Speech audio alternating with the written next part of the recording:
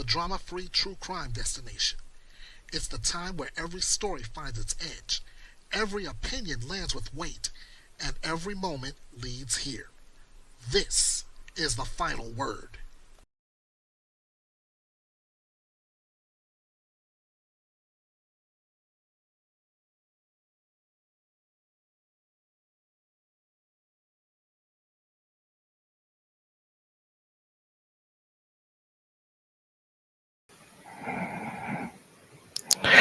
And a good late Friday evening here, everybody. Welcome to Bethea'S Byte Reloaded. Welcome to the final word. I am Ernest Bethea, the last outlaw, and tonight we are going to go back and look back at 2025 through the eyes of the defendants. Watching court TV, there have been 26 cases where the defense has put their defendant on the witness stand in their own defense. Tonight I'm covering 10 of those defendants. And basically, it's all risk versus reward, where the risk is immense and the reward is uncertain.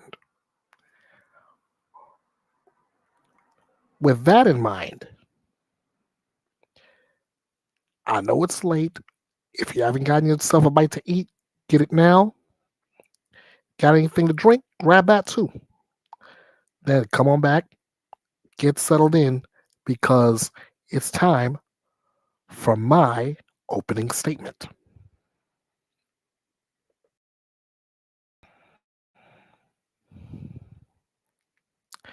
Ladies and gentlemen, in 2025, defendants across the country stepped into the witness box, gambling that their words could tip the scales of justice. As we look back at these trials, the perilous choice of a defendant taking the stand in their own defense. In every courtroom, the witness box is both a shield and a spotlight.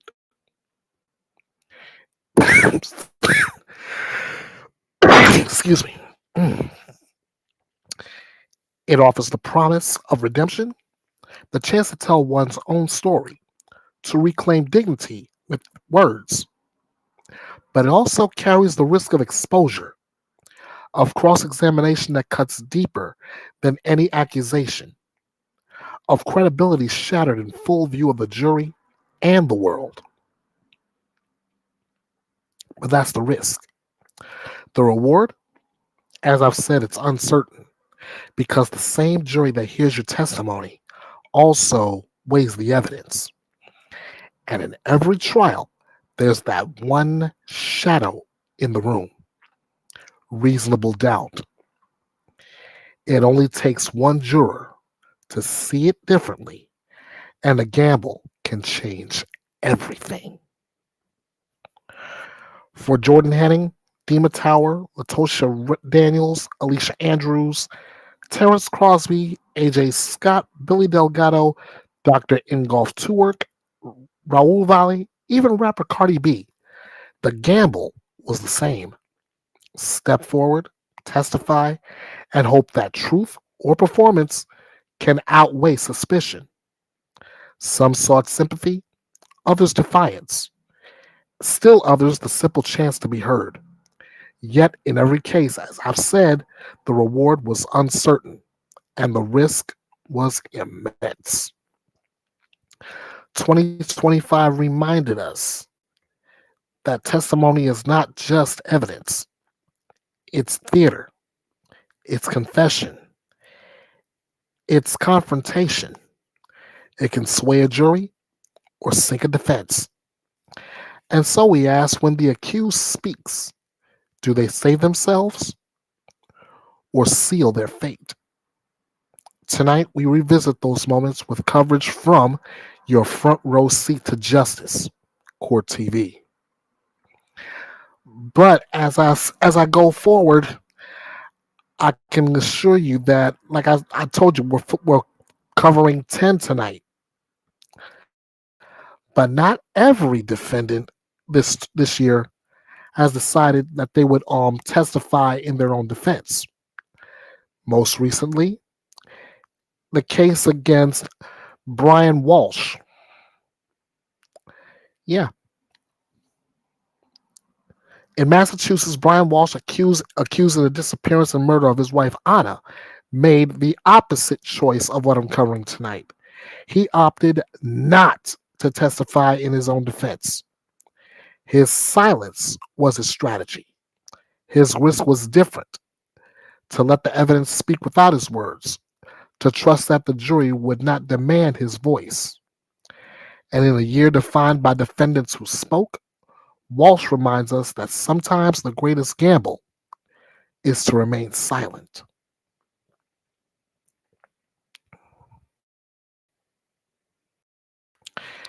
And now, without any further ado, let's begin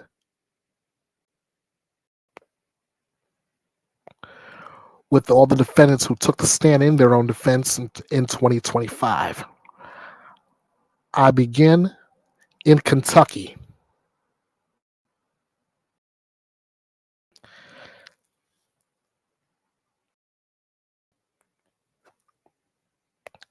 Okay, there we go. Every criminal. Oh boy, hold on.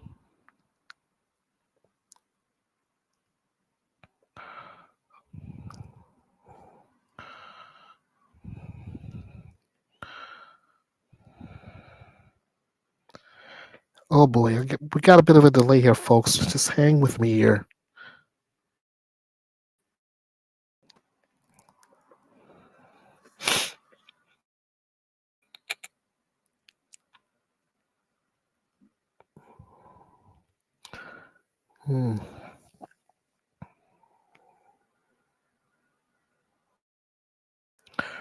All right, guess I have to do it this way.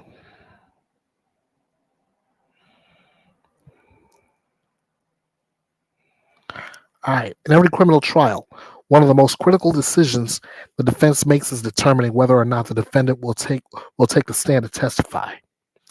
Under the laws laid out in the United States Constitution, every defendant in the United States charged criminally has the absolute right to remain silent and not incriminate themselves. On the flip side, the same defendants also have the absolute right to testify in their own defense if they choose to do so. It's a decision that that defense attorneys may consult with their clients on and offer suggestions, but ultimately, it's the defendant's choice alone whether or not they take the stand. As I mentioned, Court TV has covered dozens of trials in 2025, and 26 defendants chose to testify in their own defense, offering memorable moments. Tonight, I'm covering 10 of those trials. Beginning in Kentucky, Jordan Henning is accused of murdering his wife, Sergeant First Class Ashley Henning.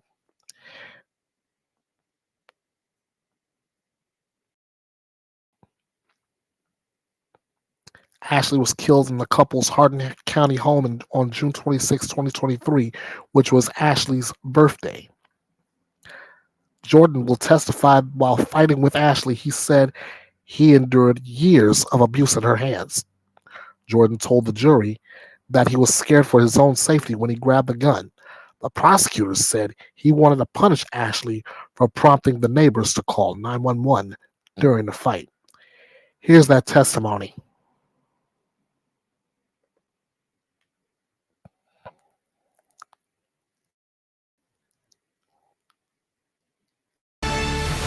Okay, here we go. The defendant has elected to take the stand. Jordan Henning, in his own words, let's listen.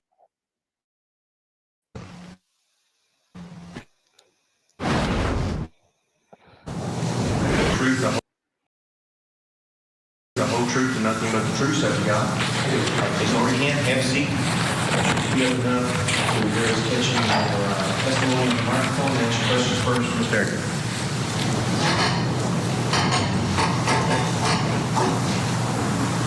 Jordan, could you state your name? My name is Jordan Henning.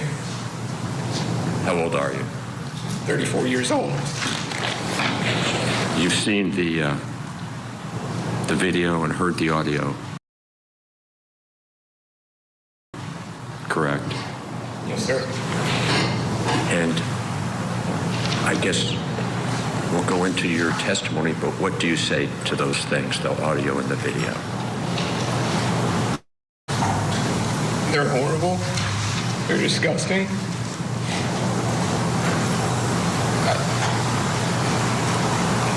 I destroyed lives that day, and the people I loved, and I can't bring that back, and I can't fix this situation, and I'm sorry, and I know that'll never be enough.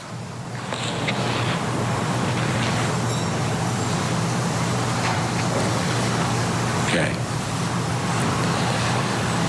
Let's start back at the beginning, okay? Where are you from? Originally, I'm from Sardinia, Ohio. Did you grow up there? I did. And who raised you? I lived with my mom and my stepfather, and then my grandparents raised me. My grandfather mainly. Your grandfather? Yes, sir. And did you spend a lot of time with your grandfather? I did almost every day and almost every weekend. What kind of person was he? He was a hard worker. He was a good man. Instilled a lot of discipline in me. Taught me everything I knew how to do in life, from working on cars and how to farm and how to fix houses and just everything. It's phenomenal. Where did you go to high school? I went to Eastern Local Brown. It was one of just a couple of high schools in the county. How did you do there? I did really good. I played soccer. I ran track. I was part of the National Honor Society. I had a really good high school experience. Did you work? I did. I worked at McDonald's. How many hours a week? I want to say it was 20 to 25. I was a minor when I worked there. After high school, did you work? I did. Once I graduated high school, I worked IT for our county hospital. From there, I went and worked at a gas station, and then as a security guard for 2 years. After that, I went and worked with kids at a life skills center, and these kids, they had mentally developed disabilities, and so we taught them life skills and things of that nature. Okay, now, when you talk about working with children and life skills and so forth, were these children mentally handicapped? Yes, sir. They were diagnosed with mental retardation from little to no assistance to full care. So we would teach them, how to eat, how to cook, how to pay bills, how to use the bank, and then I worked in their homes from time to time. And at the homes, you would teach them how to bathe, try to help them be more self-reliant so that they didn't rely so much on the state as try to give them an independent life. How long did you do that for? I worked there for right around 2 years. Did you seem to have a knack for that? Can you say that again? Did you seem to have a knack for that? I did. The kids that I worked with primarily were high risk and high behaviors, and they responded well to me. So I felt like I had a pretty good calling with working with kids. Okay, now at some point, did you decide to join the military? I did. While I was actually working at the Life Skills Center, I tried out for the Ohio State Patrol. I was denied due to lack of previous police experience or military experience.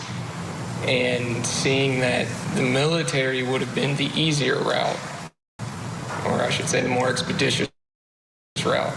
I chose to enlist and follow in my grandfather's footsteps. What was your grandfather? Had he served? He did. He served in the Korean War.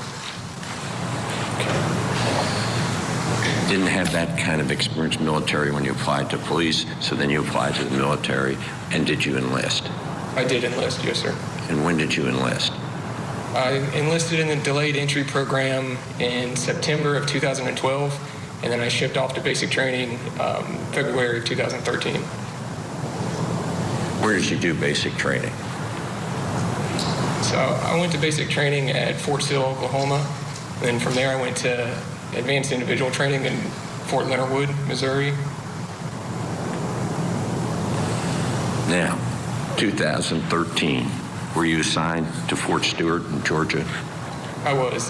Fort Stewart was my first duty station, and after completing advanced individual training, I went there in the summer. I believe it was the end of June of 2013.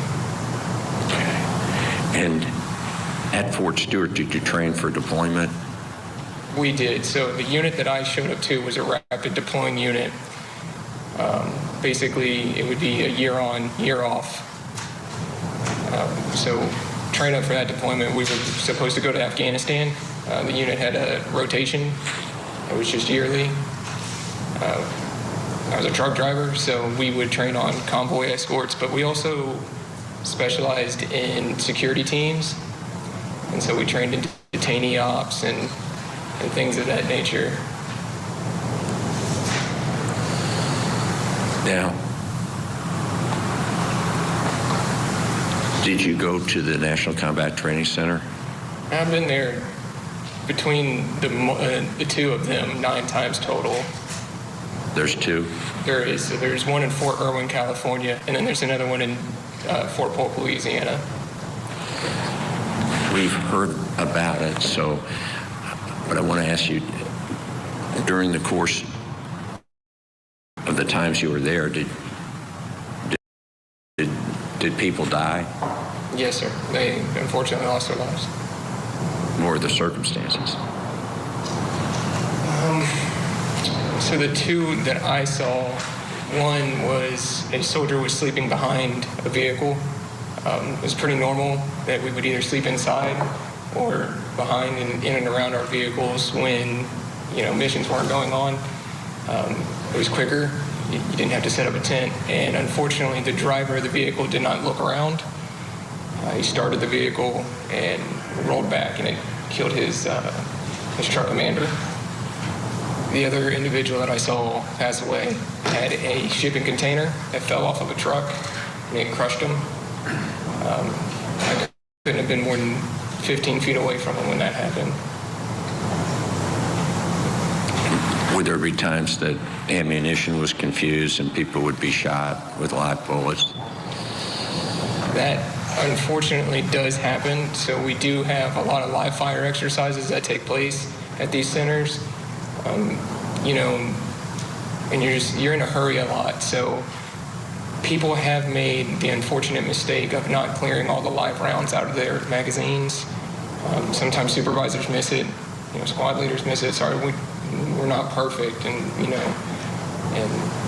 sometimes we just miss that. And then when you load into blanks on top of that, and they start getting confused, people unfortunately can get hurt. Or killed, correct? Or killed, yes, sir. All right. Now, you said you were training at Fort Stewart, and you're training for deployment. Were you deployed? We were. When were you deployed? In August of 2014, we were, as I said, slated to go to Afghanistan. 3 days before we got on the plane, we got orders that we were going to go to Kuwait and support the withdrawal from Iraq.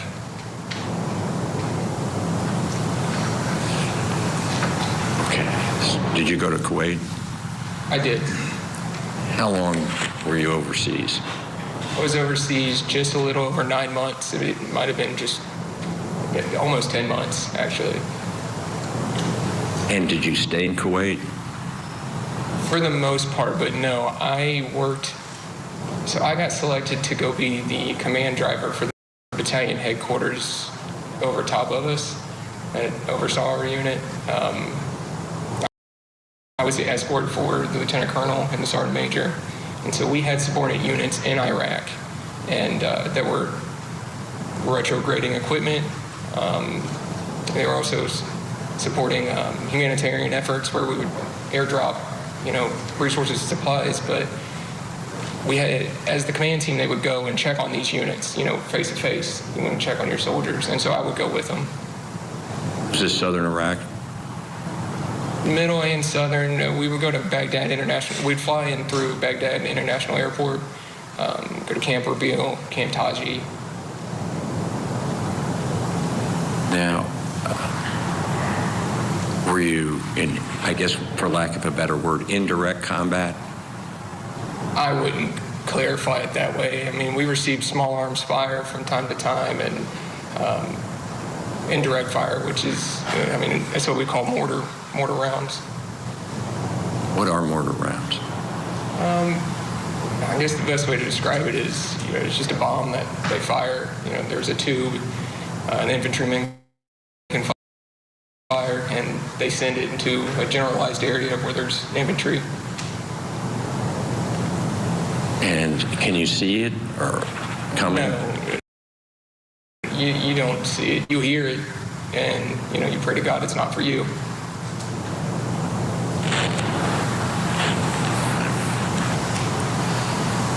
And what would small arms fire be? That's pistols being fired at you, AK-47s, or any kind of weaponry that wasn't considered like RPGs or heavy machine gun fire. All right. Now, you also mentioned you were the driver. Yes, sir. And was there, I guess, a concern or a heightened sense of danger because of IEDs? Yes, sir. IEDs were a known tactic of the insurgency that was there. Even in Kuwait, when we would drive there, Kuwait's supposed to be a friendly host nation, meaning they have their own military, their own police and stuff, and they're supposed to support U.S. operations. Even driving there, you're not in an up-armored tactical vehicle. You're in just a regular vehicle, and you're supposed to blend in.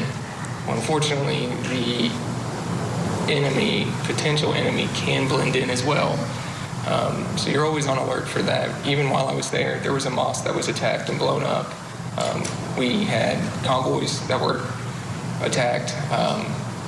And so you were just always on alert. You never took your head off a swivel.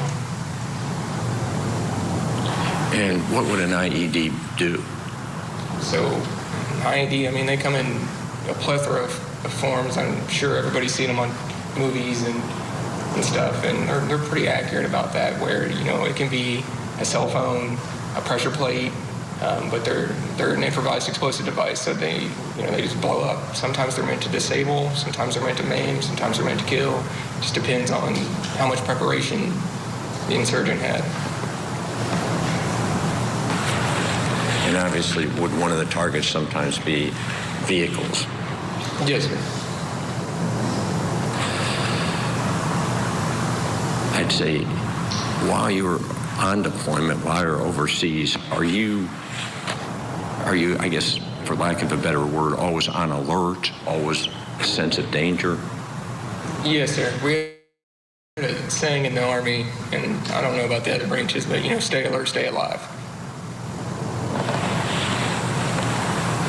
Was that taught to you? It was drilled into us consistently. Now, while you were deployed, did you receive, at that time, were you married? I was. So I had met a woman by the name of Courtney when I worked at the Center for the MRDD Kids. She and I got married before I joined the Army. So when I joined, I went through basic training and I went through AIT. She stayed home with her family, when I got stationed at Fort Stewart, she came down and joined me.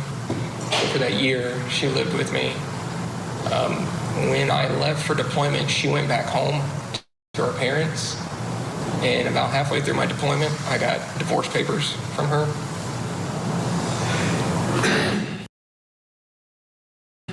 All right, Jordan Henning, this is your life. He's going through with the jury, his experience in the military, etc.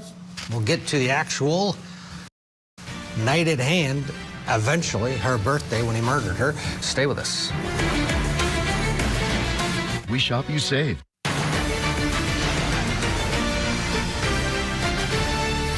Welcome back to Court TV Live. I'm Ted Rollins. Good to be with you. We're going to head back to Kentucky now, where we've been following testimony from defendant Jordan Henning in the military wife murder trial. Prosecutors charged Henning with murder after he shot and killed his wife, Ashley, after her birthday party. Let's go back into the courtroom now. It's still Jordan Henning talking about his life in the military. Right now, he's talking about his first wife, who left him while he was deployed overseas. And so, and then did you find out she'd met somebody, essentially? That was the gist of the letter that explained it, yes. Now, after your deployment's over, where do you go? What do you do? So I redeployed back to Fort Stewart, Georgia. After my deployment was over, on my block leave, while I was in Kuwait, I had found out about my daughter, Briley. I had known about her, but when I did the DNA test with her when she was a baby and everything, her mom took off, and I didn't get a chance to see her. I didn't anything like that. So after Courtney had sent me those divorce papers, it was about the same time that Briley's mom reached out to me. I said, hey, this is Briley, she's 3. We started FaceTiming a lot on Facebook, Messenger. And so when I came home from deployment, I spent my block leave with her and my other daughter, Rebecca. Well, I want to ask about Briley. Who was Briley's mom? Her name is Chastity. Okay. And had she disappeared with Briley? She did. So when Briley was born, me and Chastity didn't have a real long relationship. I think it was two weeks maybe. So when she was born, she requested child support. We had DNA test conducted. Her and her husband, I believe they were married, went to Texas, and I was still living in Ohio, so I didn't get a chance to see her. I didn't get a chance to grow up to know her or anything like that. Like, when was the first time you saw her?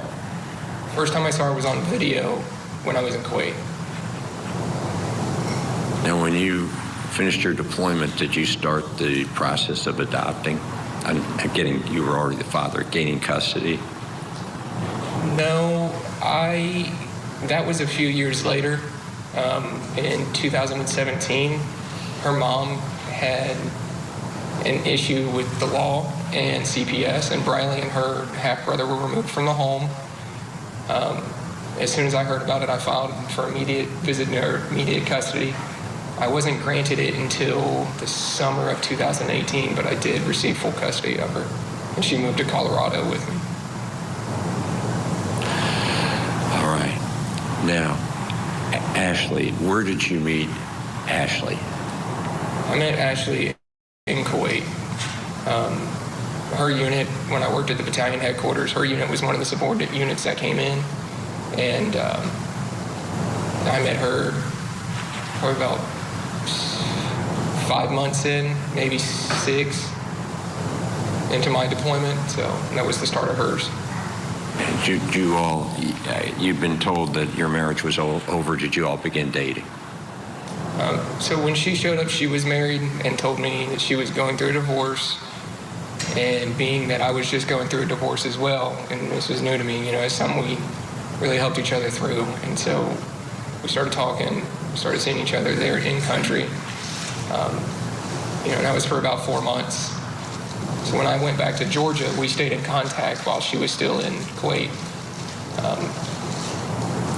In October of 2015, I re-enlisted to go to Fort Carson, where her unit was stationed out of.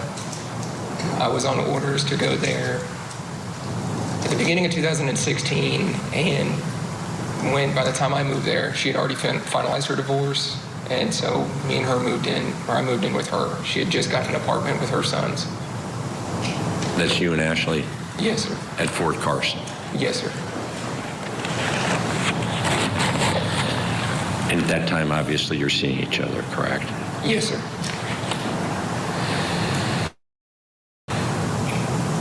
Now, when did you get married? We got married May 27, 2016. Okay. And did you believe you were in love with Ashley? Absolutely. It's the whole reason you get married. I want to ask you, at the time, was she under orders to be reassigned, transferred? She was, and I don't remember if it was in April or beginning of May, she came onto orders to go to Fort Drum, New York. To Fort where? Fort Drum, New York. And did she want to go to Fort Drum? No, nobody wants to go to Fort Drum. And when you all got married, does marriage cancel a transfer like that? Because I was so new to Fort Carson, the Army stabilizes soldiers for 3 years. And so when we got married, it did cancel her orders because of my stabilization. And Fort Drum she didn't want to go to? No. All right. Now you're married, and does there come a point in the marriage where there's some abuse? There does. What happened?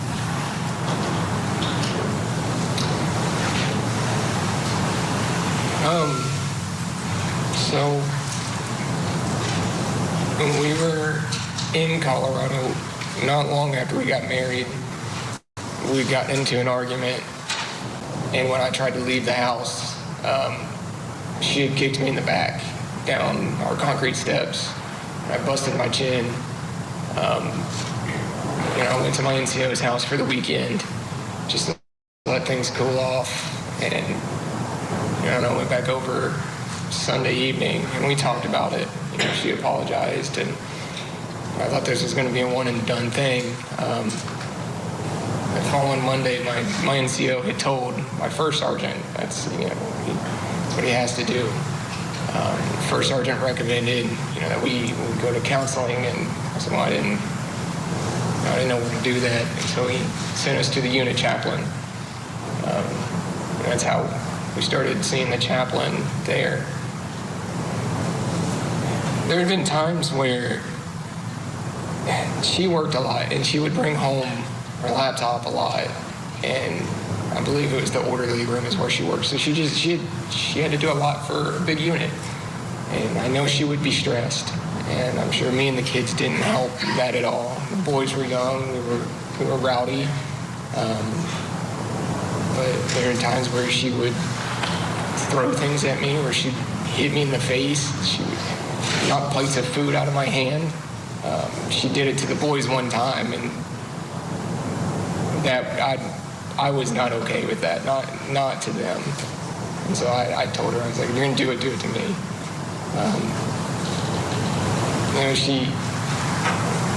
When we first got together, we had a really good sex life. And, we're young and we're trying different things. And there was a time where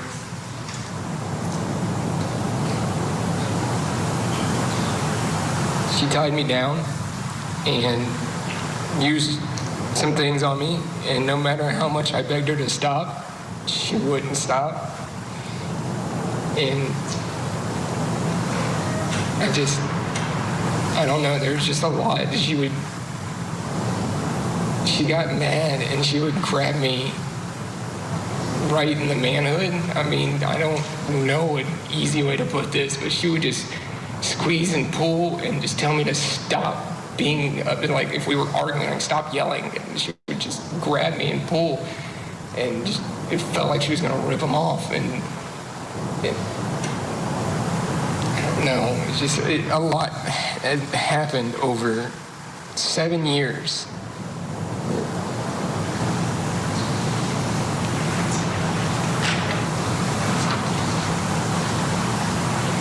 It's hard to talk about.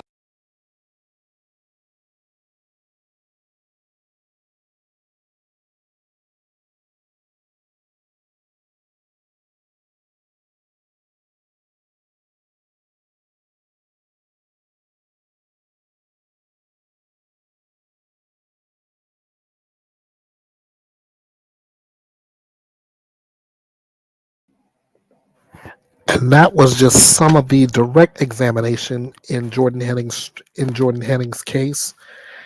The end result for him,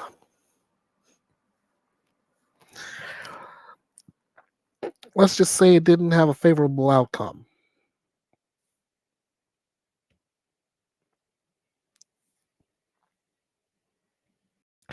Jordan Henning was, after a jury found him guilty of manslaughter in the shooting death of his wife, he was sentenced to 20 years in prison.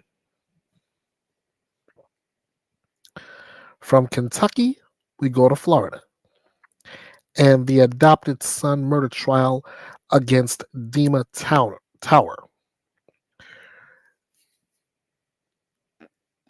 Now, here's the crazy thing. Dima Tower admitted to murdering his adoptive parents in their Florida home, describing how he attacked his sleeping father first, then chased his mother down when she tried to run to a neighbor's house for help.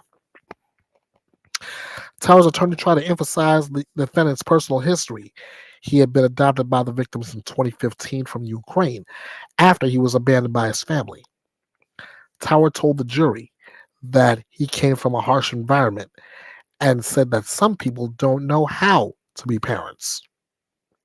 Let's go to that testimony right now.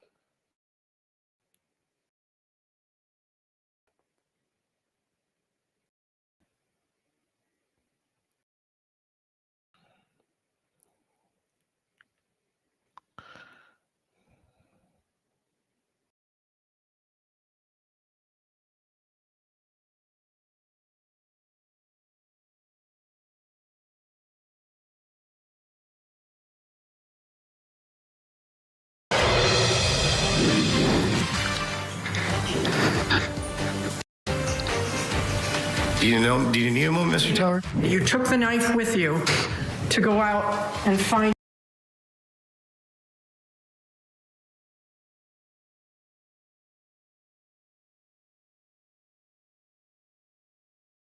As he does it. David, in the opening statements, the defense got up and said to the jury, listen, he did it. We know he did it.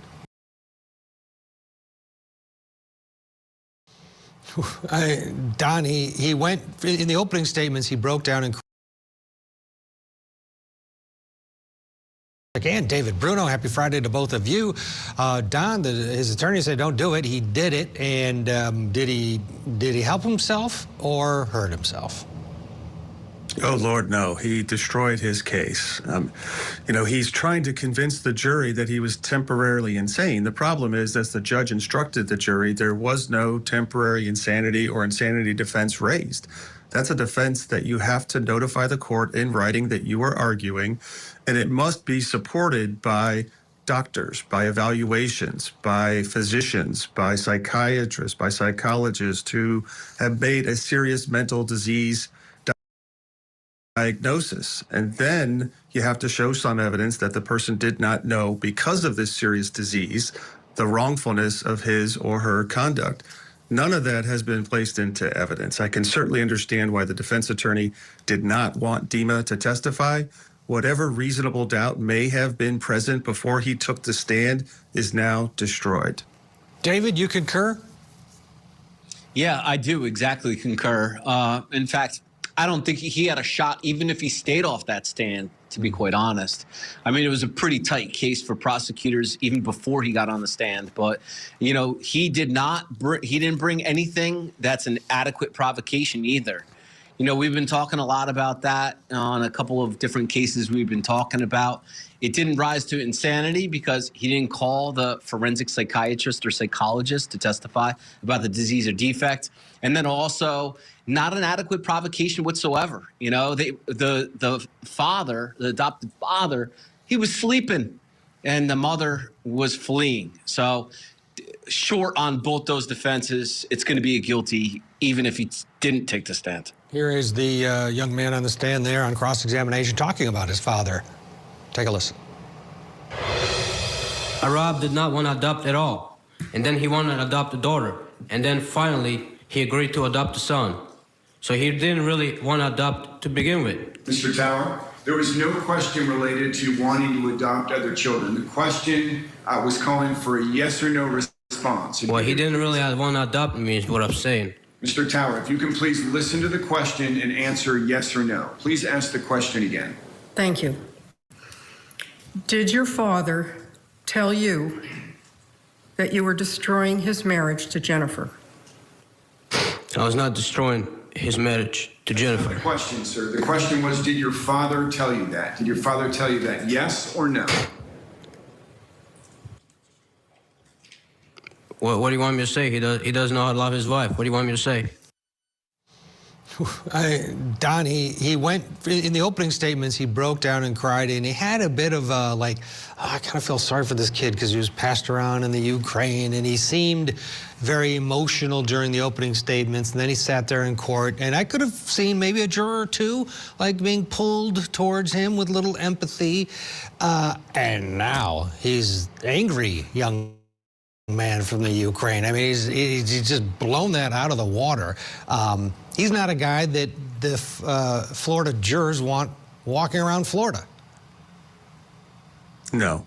And I give a lot of credit to the prosecutor. She did a masterful job of bringing that out in Mr. Tower and showing his rage, showing a little glimpse into his psyche, a little glimpse into how he will not tolerate the least bit of conflict. He's arguing with the judge. He's arguing with the prosecutor. He's being combative. And the jury absorbs all that, experiences it in real time. And again, this is the reason why the defense attorney wisely said, do not take the stand. You're not going to help yourself. You're going to destroy your case. And we're watching that in real time as he does it. David, in the opening statements, the defense got up and said to the jury, listen, he did it. We know he did it. But this was manslaughter. This was not premeditated. And this kid is, he's been bounced around. He went to an orphanage in the Ukraine. His mother died. And now in closings, does he have to change that, or is that's still the plea with a straight face to this jury in the close today, which we'll watch in just a few hours? Yeah. I mean, the defense attorney can only do what he can do. It's still, there's nothing else to argue, honestly, Ted. There's no insanity as the instruction we heard from the court. There's nothing left other than just to try to get them to understand that there was no premeditation. But again, and then final point, too, I think it's important to note that defense attorneys, they have a lot of leeway in tactical strategies during the trial and how they cross-examine and object and think. This is one thing that is the defendant's choice. And we have reports that the defense attorney didn't want him on the stand. But again, the defendant's choice to take the stand, and it was his choice alone to do this. And Don, how do you combat that if you do have a client that is hell-bent on getting up there and he's just starting to dig, and but to David's point, it's that client's choice, is it not? And how, as a defense attorney, do you try your best and sway him or her off of that idea? Well, Ted, as a father of 3 teenagers, I've got some experience in trying to teach someone not to do the thing that they desperately want to do. In all seriousness, what I do with my client is I will sit them down in my office, or if they're in a jail cell, I will go and visit them, and I will conduct a mock cross-examination. And I promise you it will be brutal. It will be difficult. I know the case better than anybody on the planet, and I can cross-examine my client in a way that shows this client, hopefully, that what you're trying to do, I understand what you're trying to do. I can help you do that, but you're not going to be the person who's going to do that.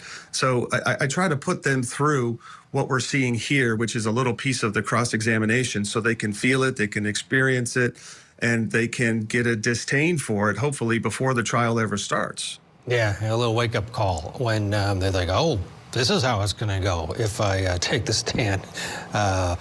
Great advice there for your client. Unfortunately, it didn't work out in this case for this young man. Let's get a break. When we come back, we're talking more about Dima Tower's emotions and body language. What was the message that he was sending to the jury?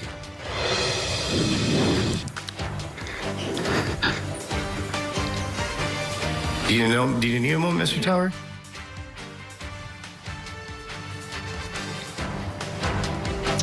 Plus, we're spotlighting the mysterious case of Melody Buzzard, the 9-year-old, still missing her mother, charged with an unrelated crime, and now she, mom, is back home.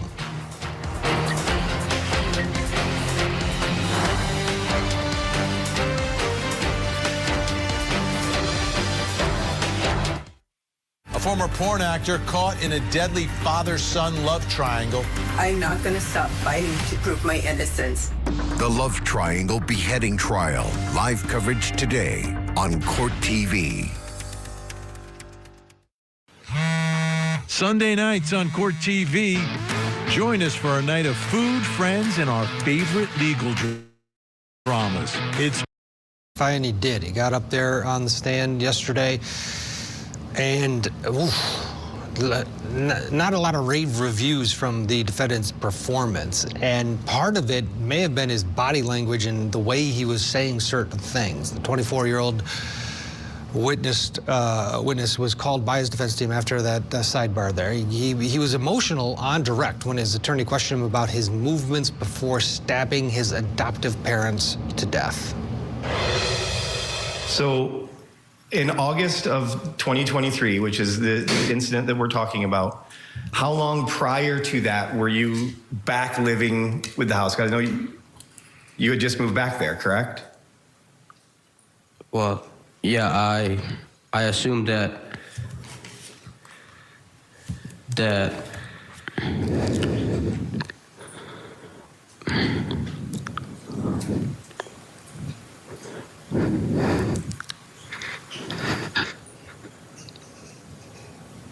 Do you need a moment, Mr. Tower?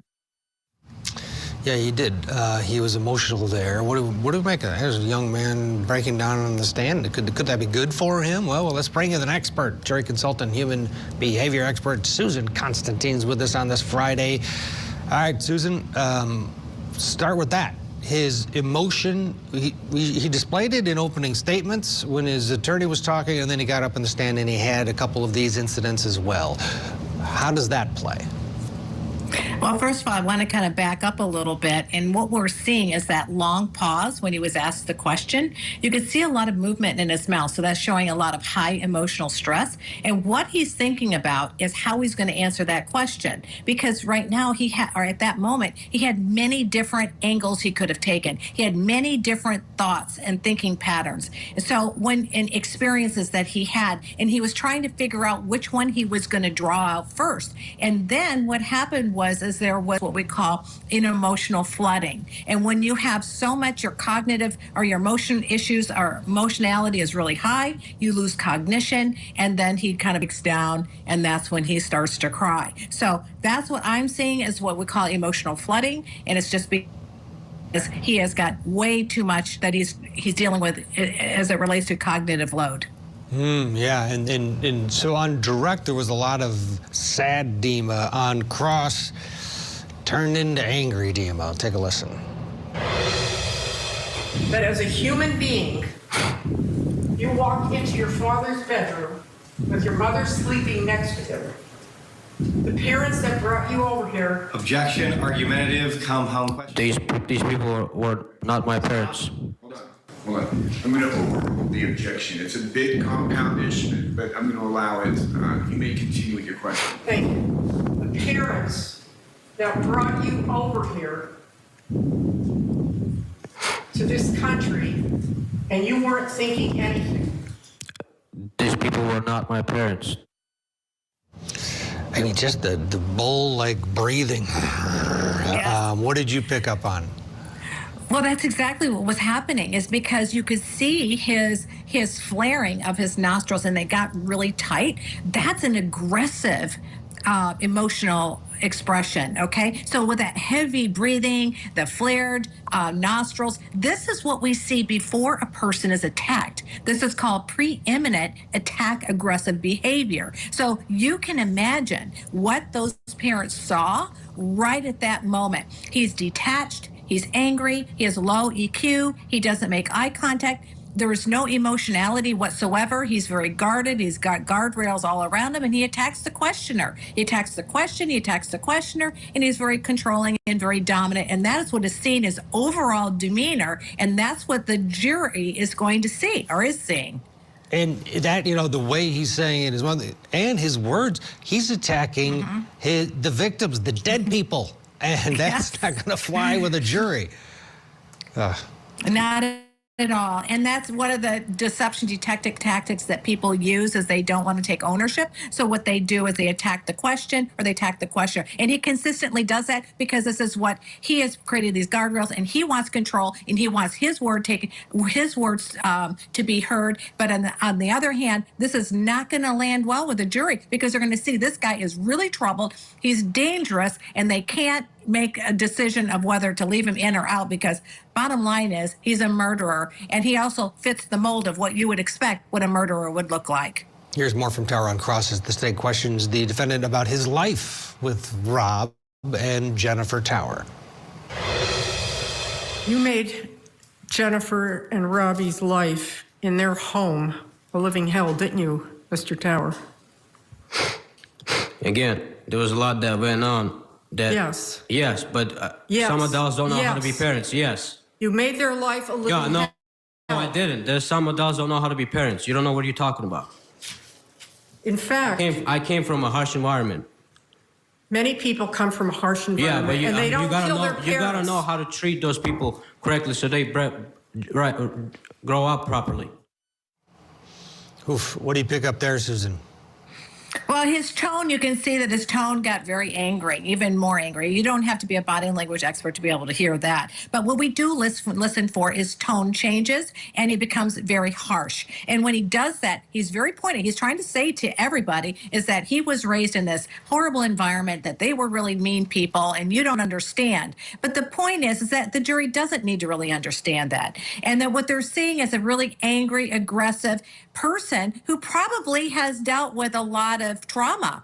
But the thing is that just that trauma is living out into this new relationship with this family, and he's created havoc in there. So, but he doesn't see that because he has low EQ. He doesn't have the emotionality of what most people do. And it's probably because he's like a dead man walking. Interesting. Yeah, he basically put himself on display. He put that murderer, that savage murderer, on display for the jury. And from a juror's standpoint, you know, we all as human beings are reacting to all stimuli. And boy, there was a lot to absorb there. For a lay person watching that, there had to be a reaction, like fear almost, seeing this dude on the stand acting like a maniac. Yeah, absolutely, because people, human beings, are naturally pick up the energy and the emotions of other people, and that tone, the facial expressions, the sniffing, right? The sniffing, the aggression, and all of that, and the tone and the control that he has. They are like living right there and seeing what that family went through. And so he's not doing himself any favors whatsoever. It's sad because I'm sure that something horrific has happened, and he's built up walls and guardrails and all of that. But I don't think that's going to be a mitigating factor. Someone like this, do they change over time? He's going to prison for possibly the end of his life. Is he going to be angry Dima the rest of his life, or as you mature and get out? What is your experience in seeing in terms of people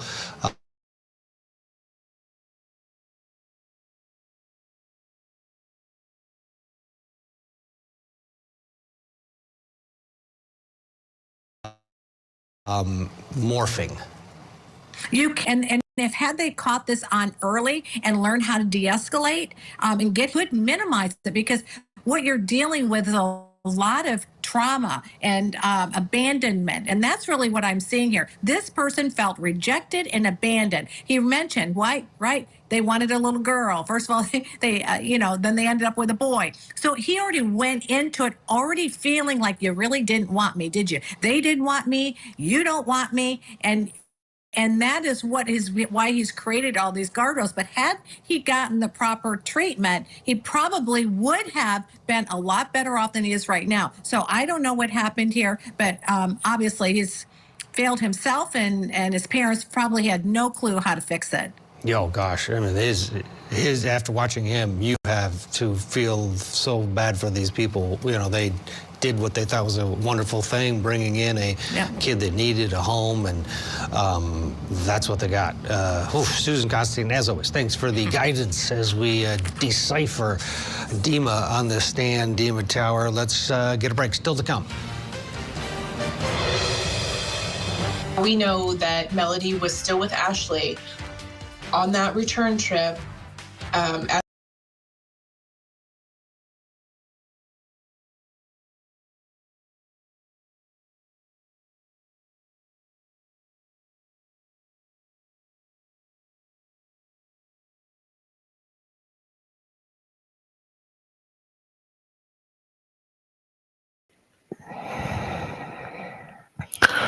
All that study of what Dima Tower said, how he said it, and his body language, and in the end, Dima Tower would end up being sentenced to 2 life terms without parole, both of them being served consecutively.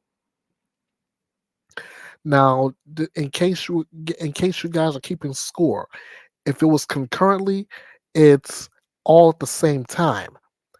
Consecutively, however, it's running back to back. So in this case, Mr. Tower isn't going anywhere. Period. Next up, we're gonna go to Tennessee for Latasha Daniels' testimony in the Broke My Heart murder trial. Daniels says she was emotionally devastated when she pulled the trigger and shot Pastor Brodus Perry and his wife. She testified that she had been in a 2-year affair with Perry that began when she saw him for help following the end of her own marriage. Daniels said the victim told her that she would be sister wives with his wife, who had no knowledge of her husband's affair. Let's get ready and let's go to that bit of testimony.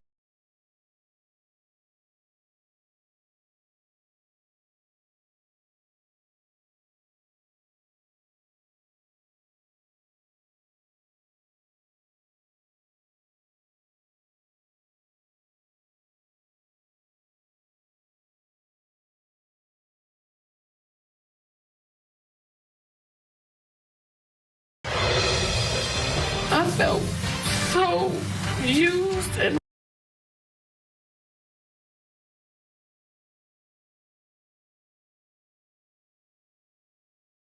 I hate what happened. I'm so very sorry.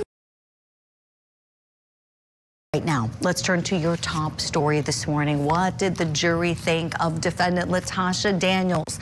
This woman's accused of murdering her pastor lover, Brodus Perry, in April of 2019 and wounding his wife, Tabitha, in the same shooting event. Daniels testified that Perry's attention made her feel valued, but his refusal to tell his wife about their affair left her heartbroken. She says she felt worthless and stupid, but never intended to hurt anybody. I hate what happened. I'm so very sorry. I never wanted to hurt anybody. I've spent most of my life helping. I never would intentionally try to hurt anybody.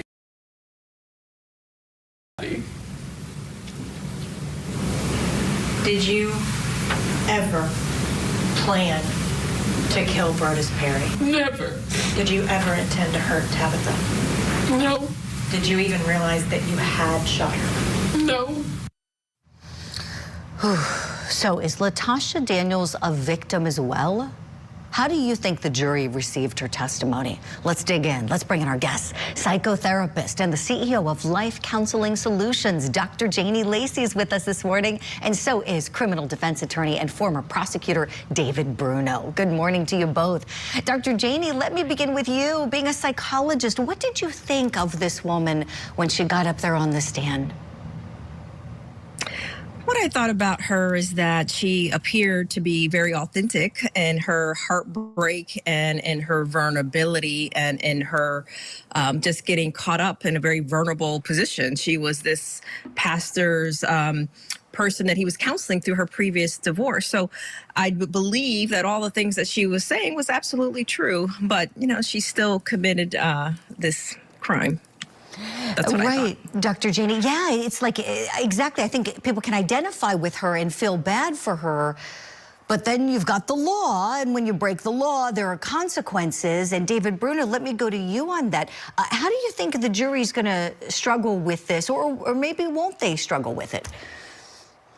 Yeah, I think the three of us are on the same page. My heart breaks for the situation. I mean, clearly she was a victim. I mean, she testified about her 2 prior marriages. She'd experienced abuse during her upbringing with her family. Her stepfather was a pastor that had abuse in the household. And she goes to the pastor for help, counseling. And that's where the kissing and the intercourse started.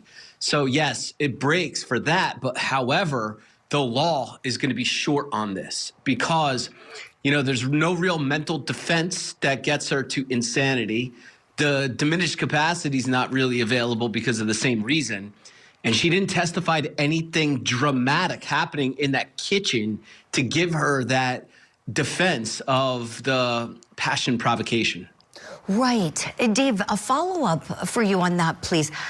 Did you think what I was thinking when you heard she was going to get up there before she said a word? Were you thinking, oh, this is going to be a heat of passion defense where she's provoked, like you just said, in an instant with, you know, the sight of him and his wife together and the husband not telling the wife about, and she just lost her marbles in that moment and her better judgment went out the window. I was waiting for that, and then that moment, it's like it went over like a lead balloon when she said, I don't remember. David, when she's saying she doesn't remember, but she's not denying that she shot them, what kind of position does that put her in legally? Yeah, problematic, right? Because the heat of passion, the textbook heat of passion is when a spouse maybe comes in and sees the cheating, right? So the question is, what is the provocation? And it has to be an adequate provocation that a reasonable person would lose control. And that is the defense in the passion provocation. But she did not give any provocation whatsoever other than her sorrow and the fact that she was sad. And she didn't testify to anything that would have triggered that adequate provocation, falling short of the passion provocation. Right. Good explainer there, David Bruno. You've been a professor this morning on the show. I appreciate it. Thank you, sir. Dr. Janie Lacey, I want to get some analysis from you, please, on one of the most heartbreaking portions of the testimony when she read that suicide note that she had written, because for anybody that missed it, she testified that she prepared to kill herself in front of the pastor to cause him pain for causing her pain. Let's listen to that moment. To my family, I'm sorry that I have let you down. I tried my best to be the person you all thought I was. I tried to be the person you could count on and be proud of. However, I have been depressed for a long time. I did well with coping until the past 2 years. My world changed February 24th, 2017. And the just keeps getting worse. Dr. Janie, what are the chances that this woman truly was, in fact, suicidal at that time, but changed her mind in the moment? You know, Julie, I believe her. It's very common when we look at these love-addicted relationships, especially when I would say classic gaslighting techniques were employed, right? So he had this manipulation where he systematically fed her false information. And if she was really believing that she was going to have this new life, that probably that then their intimate conversations that he was promising her, and then the confusion, the back and forth, which usually happens in these toxic dynamics, especially when one person holds the power in the relationship and they're feeding the other person what they want them to, almost like the fantasy of what they want them to fall into. So it's actually common when we see these in some of the couples and the relationships when people are coming out of these toxic relationships, especially if there's been a history of depression, history of anxiety. She's already coming out of a string of toxic relationships. So I do believe that was probably very possible. And then if it was true that he's communicating with her while she has this plan that she's employing, and that he's telling her that he loves her and things are going to be okay, it's very possible and realistic that she could have changed her mind. We see it all the time. We just don't see it leading to murder. Sure. Dr. Janie, I want to explore this concept with you that this pastor brought out. I personally had never heard of it. Ethical non-monogamy. And apparently it's a thing. Apparently it's talked about on TikTok. Dr. Janie, I'm sure you've heard of this in your practice. Maybe people, find situations like this one that cause conflict with three individuals here like we had here that led to a fatality. I've got a video of the pastor himself talking about this, and the jury saw this video. Let's take a listen together. Well, I am at a place now where I want to expand this ethical non-monogamy, and I'm just, your opinion matters to me because we are in this relationship. But at the same time, like I said from the outset, I want to be respectful, but I also want to let you know that, your opinion matters. But at the same time, I don't want you to put me in a box, right? Okay, Dr. Janie, this concept, ethical non-monogamy that this pastor was practicing, but not really, because we know he wasn't telling his wife about it, so I don't know where the ethics came in here. He was lying to her, betraying her. What do you think? How problematic is this? Well, I think in the terms of how the pastor is using it, he was just using a progressive term to just really identify classic cheating.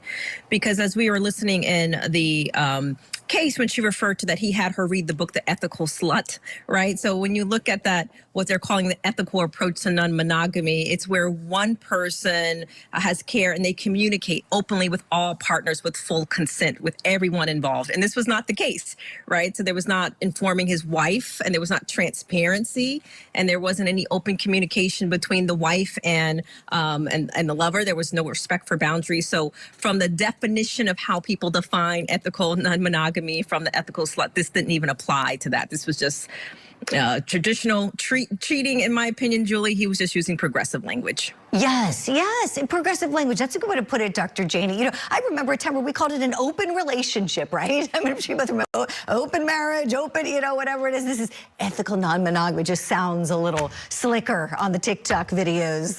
We'll leave it there for now and get ready to go into this trial later today. Excellent insight from you both. Dr. Janie Lacey, thank you so much for making time with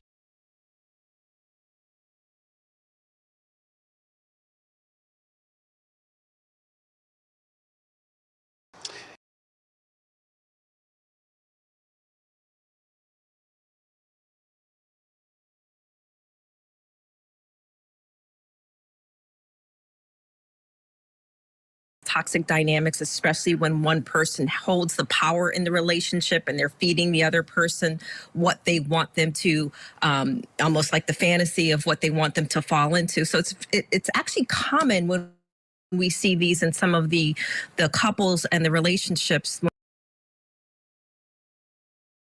problematic is this? Well, I think in the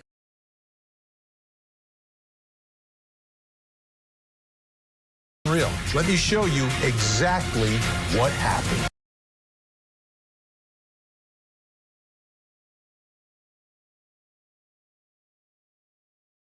Ongoing search for missing at-risk child Melody Buzzard are now sharing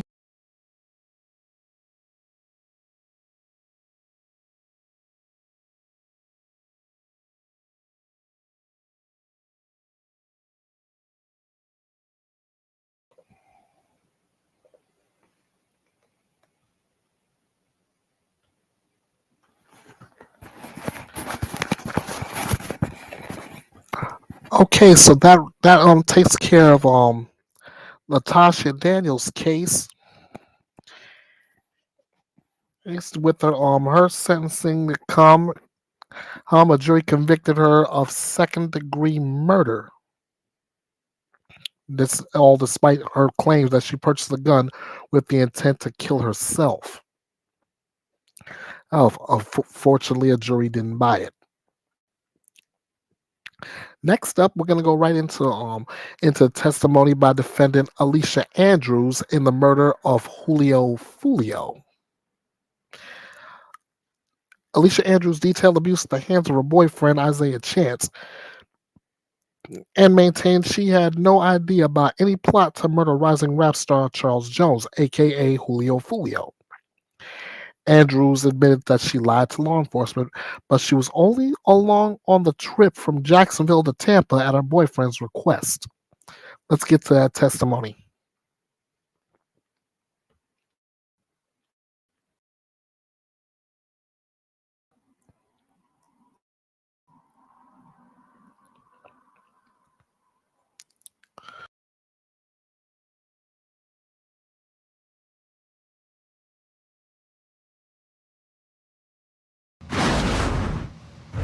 Testified about your on-again, off-again relationship with the co-defendant, in this case, Isaiah Chance. Is that correct? Yes. In fact, you told this jury about some instances where you had been hit by him. Is that correct? Yes.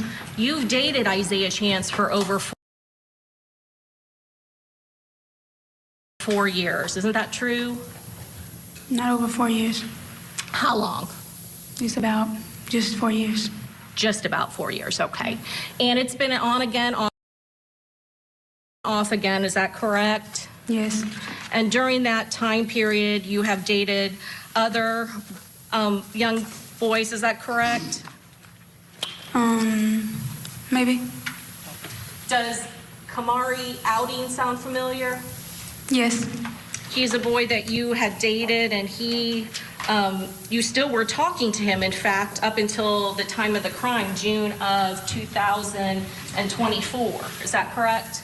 We never dated, but yeah, I was talking to him. Okay. And in fact, at some point, Isaiah Chance got upset and made phone calls to him, right? Yes. And you had conversations on your phone with Mr. Kamari Outing, where you two discussed that. Isn't that true? I believe so.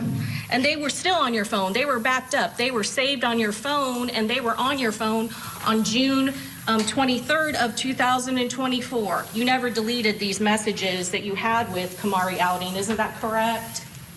I mean, I have to see the message. I don't know. What is that message? Ms. Andrews, you recognize these messages from your phone? Yes. And Kamari Outing, he was a member of 1200. Isn't that correct? No. No? I'm going to show you State's Exhibit 75C12. That's a photo of you with Kamari Outing that was still on your phone. Isn't that true, ma'am? That's not Kamari. That's not Kamari? That's my cousin. Okay, what's your cousin's name? Marcus. Marcus, okay. And in this messaging with Kamari, he's upset because Isaiah Chance has called him and basically told him that you're with him and that you're pregnant, and you're still trying to get Kamari Outing to talk to you, right? Objection, hearsay, and relevance. Have a roll. Isn't that true, ma'am? Yeah, that's my best friend. And he doesn't want to because of Isaiah Chance, correct? In fact, you're the one that keeps on insisting that he not block you and that you and him continue to talk. Is that correct? Yeah, but the message is behind that. That's my best friend. And Isaiah called him and was just going on and on about, he didn't want him to, he was giving him a reason to not text me back, to not talk to me. That's what that was about. And so despite the fact that Isaiah Chance doesn't want you to have anything to do with him, you're fine with disobeying what Isaiah Chance wants because this is your best friend, right? Yeah, and at the time I sent that, I was at home in my bed. I was not with Isaiah. But all of these messages are still saved and on your iPhone, right? I mean, I guess so. They were, not you guessed. They're on your iPhone, right? They're on my iCloud. Yes. And so your iCloud backs up your iPhone, ma'am. Isn't that true? I'm not sure how that works, but I think so. Okay. You don't recognize these messages? Something that you typed and you received on your little pink iPhone? I believe so. Okay.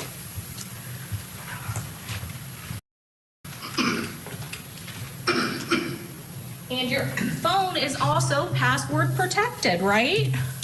Yes.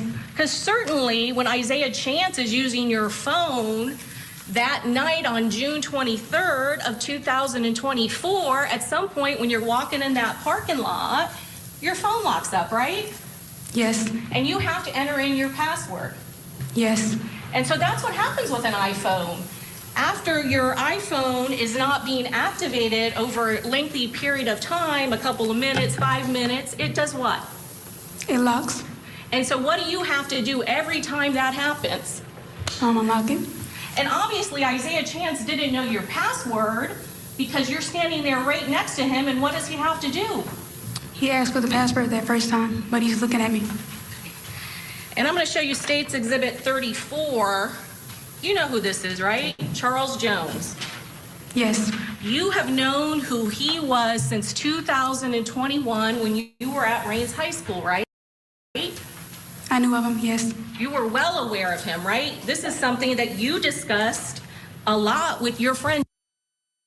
I only discussed him maybe 2 times.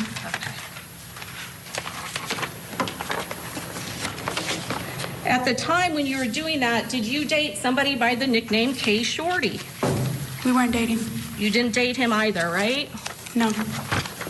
You weren't upset talking about and Fulio Charles Jones recruiting all these young men that were getting shot up in this gang war? I wouldn't say upset, I was just gossiping. And you said Isaiah Chance, you did not know he was in a gang, is that correct? I mean, I heard people say it, but when I asked him, he says he's not.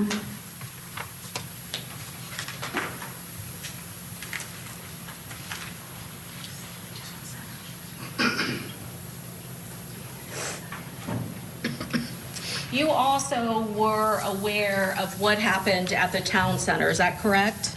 Yes, it was on the news. Tell us what happened at the town center. Some people died in a car leaving Wasabi. Okay. Young and Ace, correct? He didn't die, but he got shot. Young and Ace's group, is that correct? They were in that car. His cousin and brother, I believe. And he was the only one that survived, correct? Yes. His brother was killed? I think that was his brother, yeah. Person named 23, Royal Smith, was killed? Yes, ma'am. And Isaiah Chance, he was upset about that, wasn't he? I mean, I don't know if he's upset, but he would say, like, he's heard about it sometimes. That is something, a moment that he has shared with you intimately about what happened at the town center. Isn't that true, ma'am? I mean, I already knew what happened, but he's explaining to me like he don't like to go out there. Correct, because 23 died at the town center. Yeah, he believes it's violence out there. He don't want to go out there. And he was upset about it, right? I mean, I guess so. You had a conversation. You don't remember the conversation you had with him on your phone where you wanted to go do something at the town center? Yeah, I believe I showed him a restaurant I wanted to go to.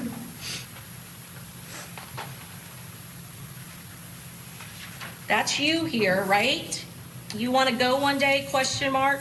I think, is that him? Oh, that's him, you're right. That's him. That's one of his old phone numbers. Yes, that's his old number. And he's like, you want to go one day? And you said, yeah, it's in the town center. Yes. And then what was your response? I sent him a TikTok. I was responding to the TikTok saying, laugh my ass off, bro. And then what was his response? He said, I hate it here. I hate it there. Why would he hate it there? I guess he's traumatized about it. Somebody he know died out there. He don't want to go out there. And his next response to you? He says, I don't like the town center. And then what did you say? I said, you hate everywhere. We don't got to sit in. And then what did he respond to you? He's telling me 23 got killed in the town center. That's why I don't like it out there. And then what was his next? He said, I don't like thinking about it for real, so when I do switch moves, like a And what was your response to this texting conversation? I said, well, we don't have to go there if it's gonna bother you. I forgot about it. It's some other places we both ain't tried yet. So this is a conversation that you have had more than once with Isaiah Chance, isn't that true? I think that's is it the one time? You said you I don't forgot know. about it, right?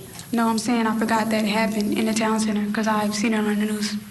You knew who 23 was, right? So he referred to 23, yes, I knew of the person. Knew that 23 is associated with Young and Ace, is that correct, ma'am? Yes, I knew that. He has confided in you about more than one death that occurred in this gang war. Isn't that true, ma'am? I don't know of more than one. Which one you referring to?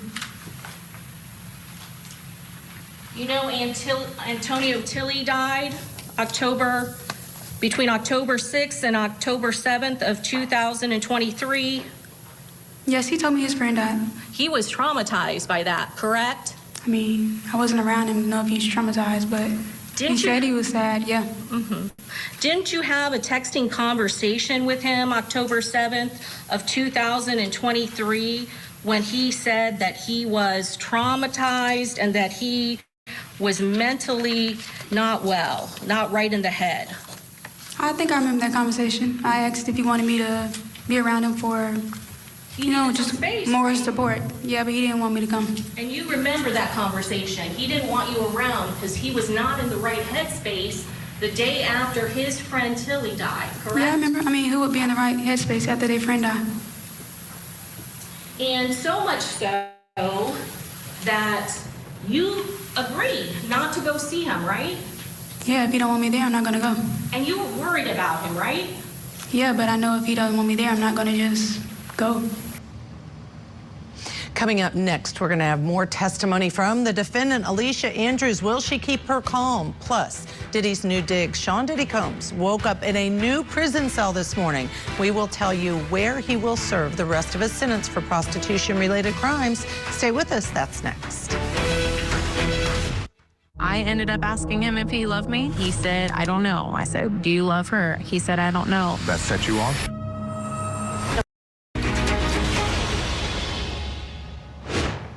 Welcome back to Court TV Live. Now let's turn back to the murder of Julio Fulio trial in just a moment. But first, we want to bring you an update on Sean Diddy Combs. The music mogul woke up at his new home for the next 2 years, New Jersey's Fort Dix prison.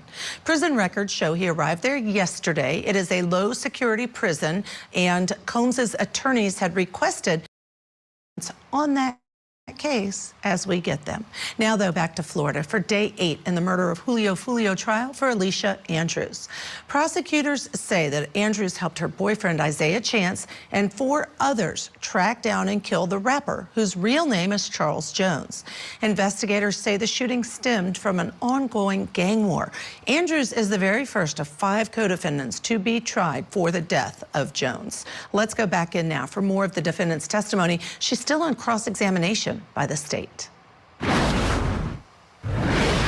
you aware that Charles Jones, his life, there was an attempt on his life that occurred on October 7th of 2023, the day after his good friend Tilly was killed?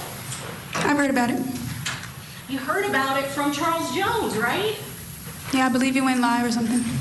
Yeah, and in fact, not only did you hear about it from Charles Jones, you had conversations on your phone about it, and you assured him you would delete it, right? Delete what? Delete. I'm sorry. You had conversations with your boyfriend, Isaiah Chance, about it, and you deleted the conversations, didn't you? About what? About what he had done. He never told me he did anything. I don't remember. Well, then let me ask you, with looking at your messages with him on October 7th of 2023, refresh your recollection?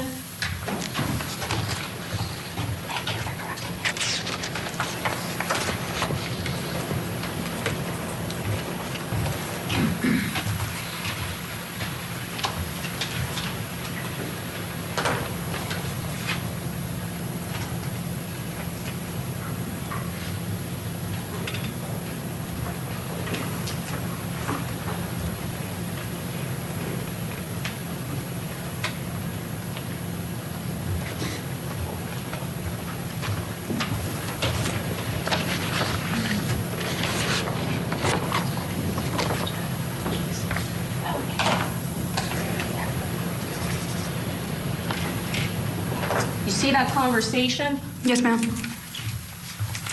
And you've been in this trial, correct? Yes.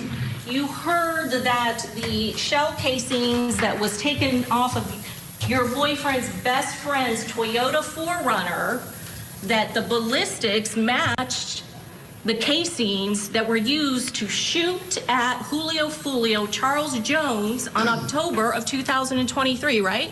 Yes. It's been tied to that ballistically, right? Yeah, I've heard it. And it occurred the day after Tilly was killed. Yes. And he was torn up, and you guys had conversations about it. You and your boyfriend Isaiah Chance had conversations about that. Isn't that true, ma'am? Yeah, he's telling me he's not himself right now. He needs space. He never told me he did anything.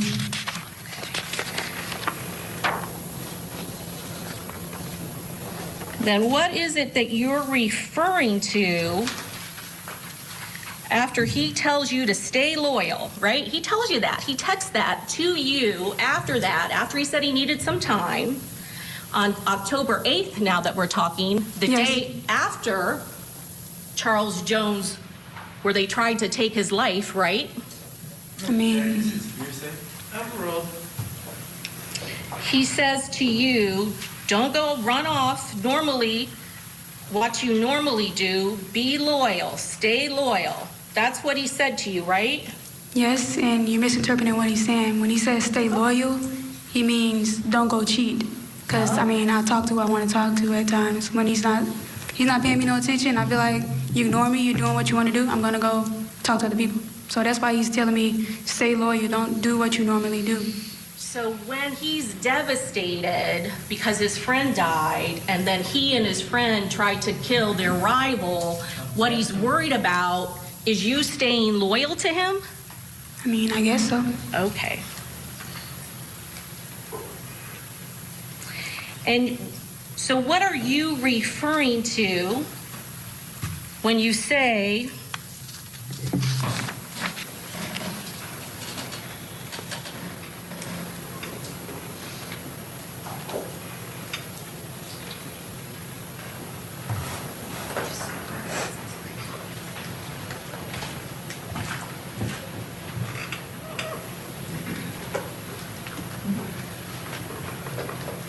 in direct response to that, you're saying, it's fine, you're all right now, it's somebody close to you, not a random person, so I mean it's normal to feel how you feel.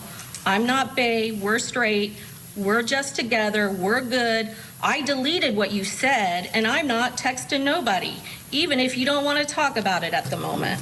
So what exactly are you referring to that you deleted? He told me to delete a message when somebody's texting me. It was a different guy. So again, he's worried about you cheating. He didn't make any sort of confessions and confide in you as to what happened on October 7th? No, he didn't. Overruled. And so when you are with law enforcement and they are interviewing you, and they bring up Charles Jones, Julio, and they specifically talk about this beef, you lie to them and act like you don't know nothing about that, right? Yeah, he asked me if I had knowledge, like I knew exactly who did what. Like, no, I don't have no direct knowledge. I know what's on the internet, but I didn't assume that's what he was asking me, so I said no. You know nothing about Julio, the big rapper, right? I said I know what's on the internet. I don't know personally if it's true, who did what. You know more than what is on the internet. Isn't that true, miss? No, I actually don't. Still with us, trial attorney Marlo Greer. I have to smile, Marlo, because she is actually holding her own and staying calm. You know more that's on the internet. Actually, no, I don't.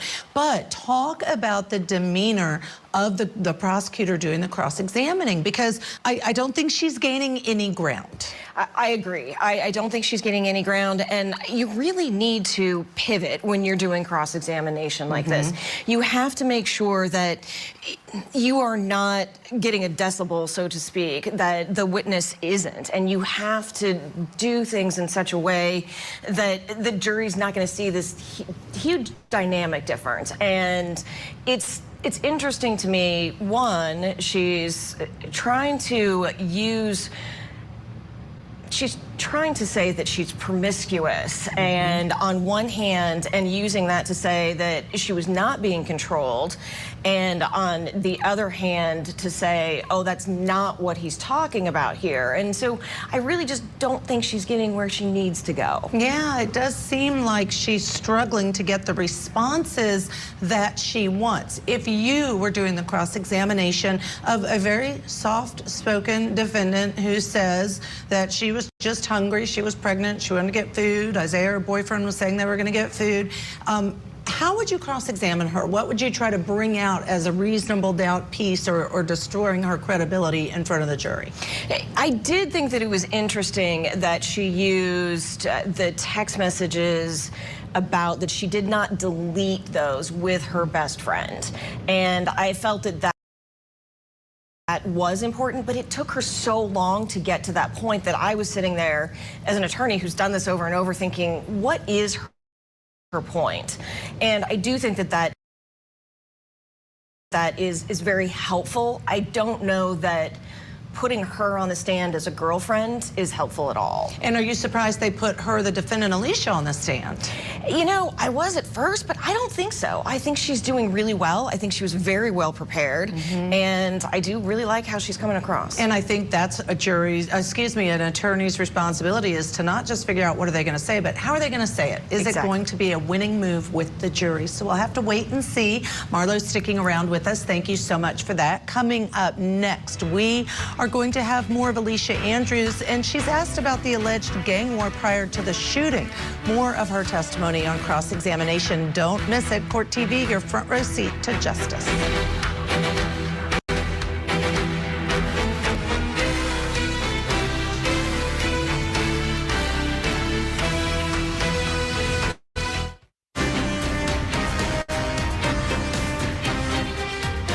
Welcome back to Court TV Live. I'm Judge Ashley Wilcott, of course, honored to be with you. It is a busy Friday here at Court TV. In Wisconsin, testimony continues for defendant Matthew Paul, accused of killing his girlfriend Stephanie Pavlons, whose remains were found in the woods. We will bring you updates on that trial throughout the day. In Virginia, though, court is dark today in the $1 million civil trial for former teacher Abigail Zorner.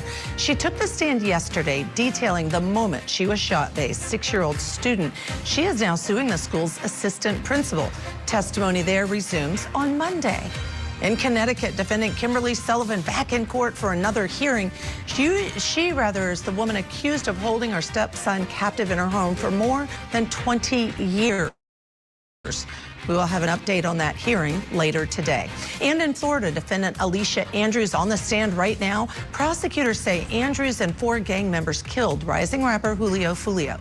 And that is where we are this hour. Let's go back inside that courtroom for more of her testimony. She has stayed calm throughout. She continues being cross-examined by the state about the alleged gang war. And so when you are with law enforcement and they are interviewing you and they bring up Charles Jones, Julio Fulio, and they specifically talk about this beef, you lie to them and act like you don't know nothing about that, right? Yeah, he asked me if I had knowledge, like if I knew exactly who did what. Like, no, I don't have no direct knowledge. I know what's on the internet, but I didn't assume that's what he was asking me, so I said no. You know nothing about Julio, the big rapper, right? I said I know what's on the internet. I don't know personally if it's true, who did what. You know more than what is on the internet. Isn't that true, miss? No, I actually don't. You have just read to the jury about different deaths. That's on the internet in our city.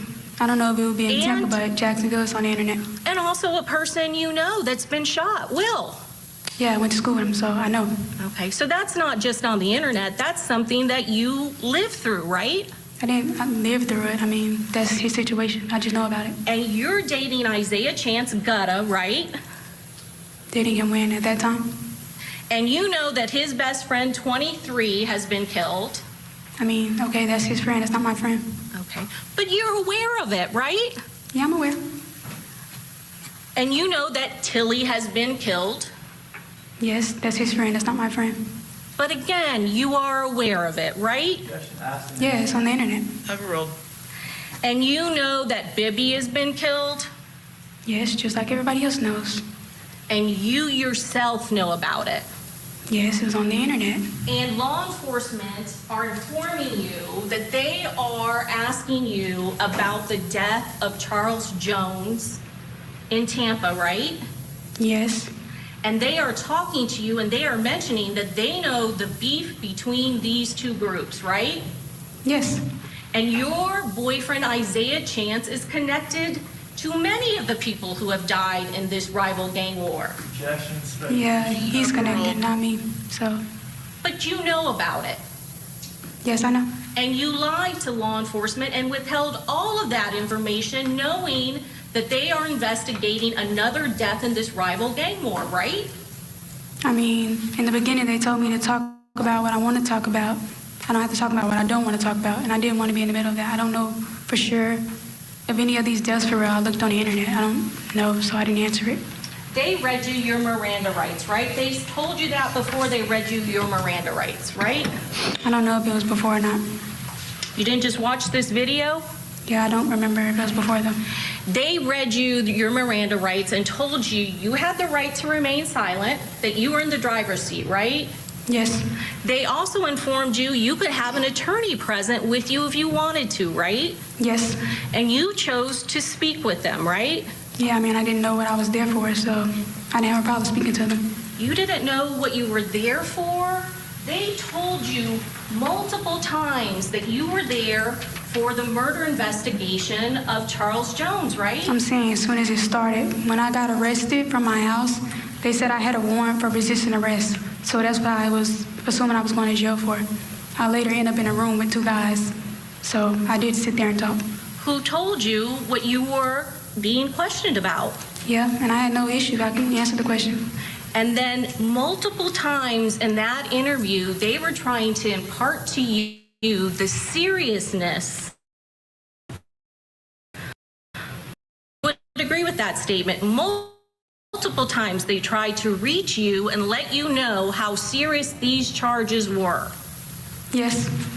And they asked you for details about who was involved, and they started showing you evidence. Yeah, they did. And in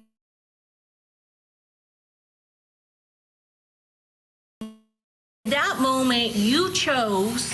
I want to say I protected him. I literally pointed him out, so that's not protecting him. You never said that he was involved with a homicide, did you? I didn't know if he's involved in it, so why would I tell them that? You never said who or gave descriptions. If you truly believed he had nothing to do with this homicide, then why wouldn't you just share information and tell them and give them descriptions, even if you didn't know their name, what they look like, and where they came from? I mean, again, I didn't know for sure, so I didn't answer that. And I'm not about to do their job for them, put my life on the line, to be in the middle of that, so I didn't answer it. I answered everything pertaining to me. Anything about them, I didn't answer. You didn't seem like you were afraid in that interview. Were you afraid in the interview or not? I was, but I handled myself well. You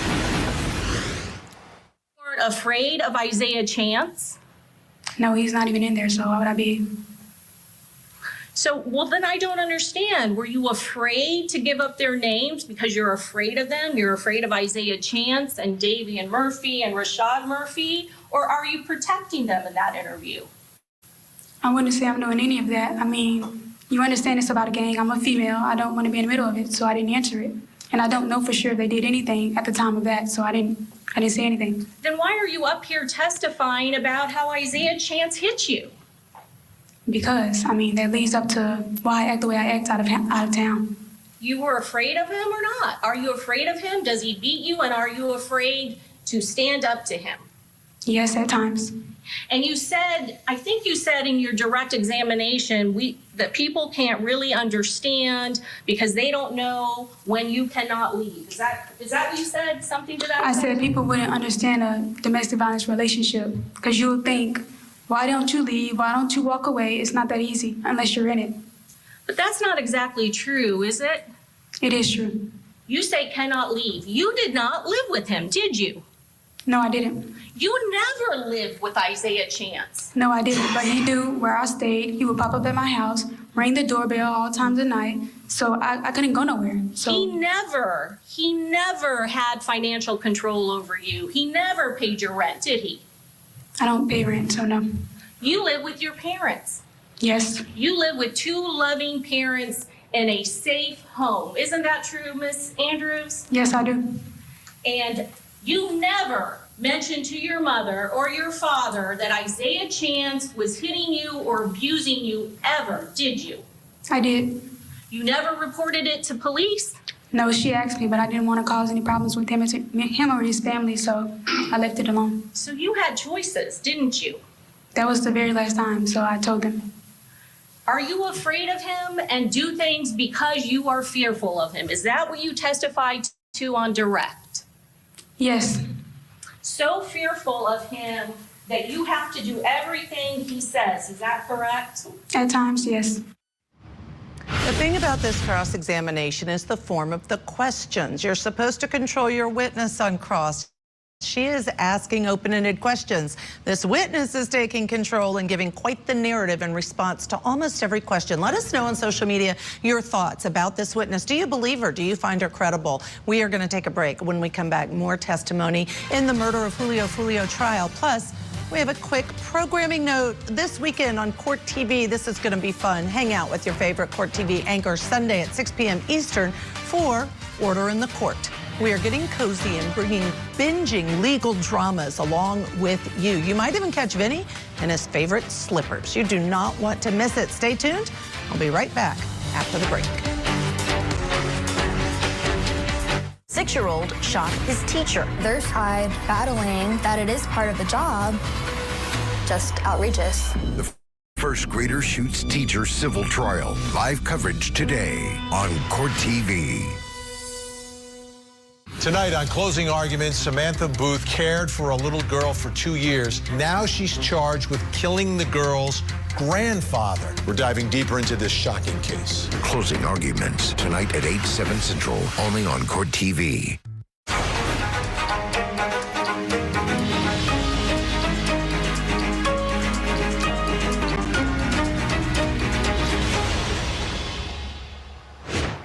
Back now to Florida, where a woman is on trial for the shooting death of a local rapper. Alicia Andrews is facing murder and conspiracy charges after prosecutors say she and 4 others fatally shot 26-year-old Charles Jones.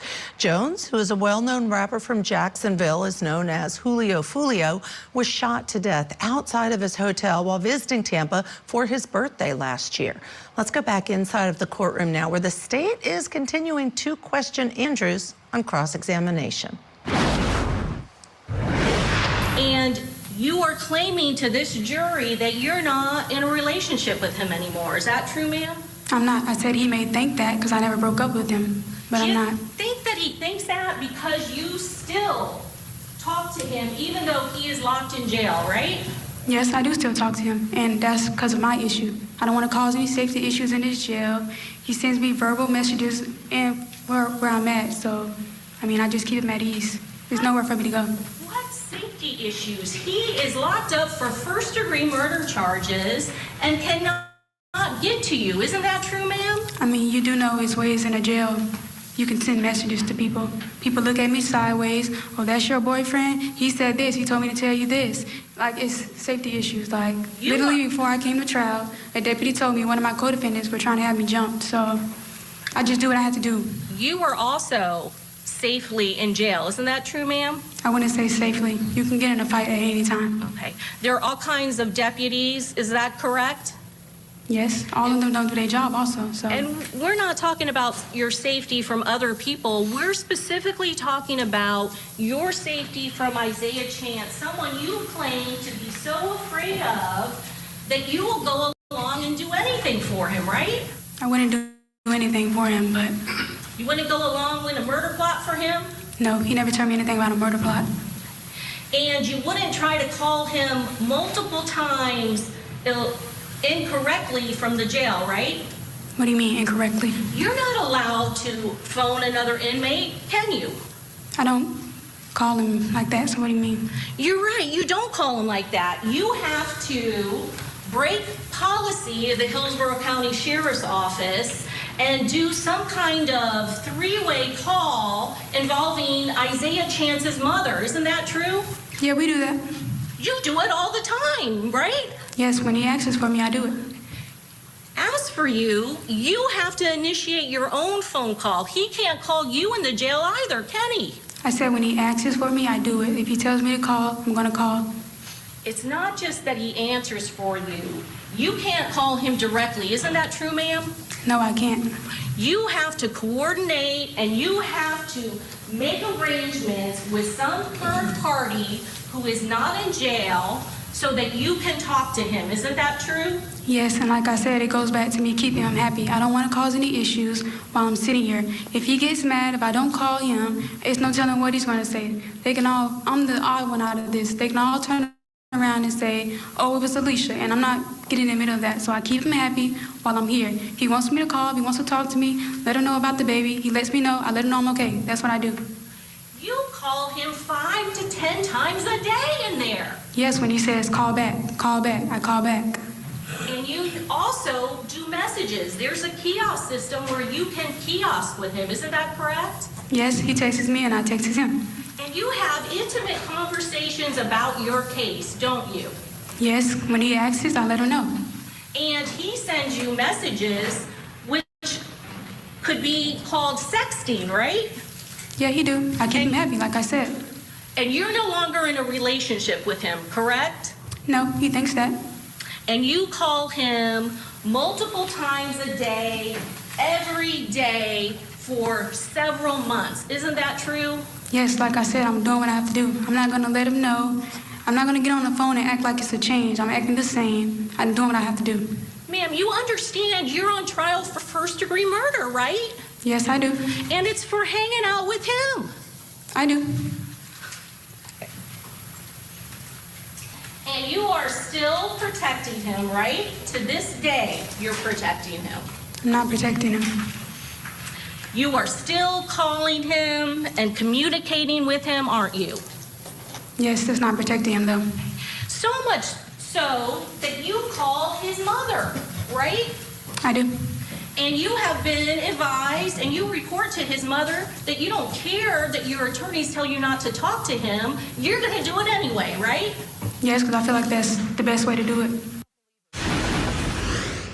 So you are so desperate to talk to him and have communication with him, you don't even care if it may be hurtful to your case. I wouldn't say desperate, because when I did disappear and listened, he texted me from another person and said, why are you not listening to me? Why are you not responding? When are you going to get it to your big red forehead?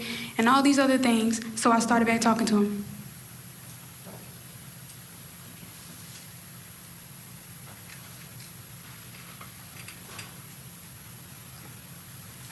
So now again, you're talking to him because you're still afraid of him, right? Even though he is locked up for first-degree murder charges and cannot go near you.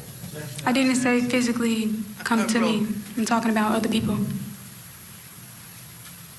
You take advice from him, don't you? I listen to it.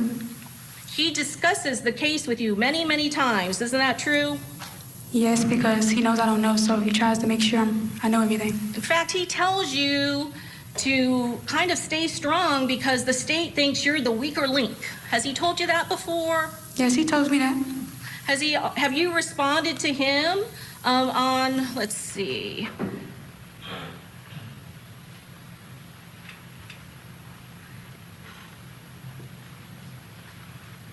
What's the date?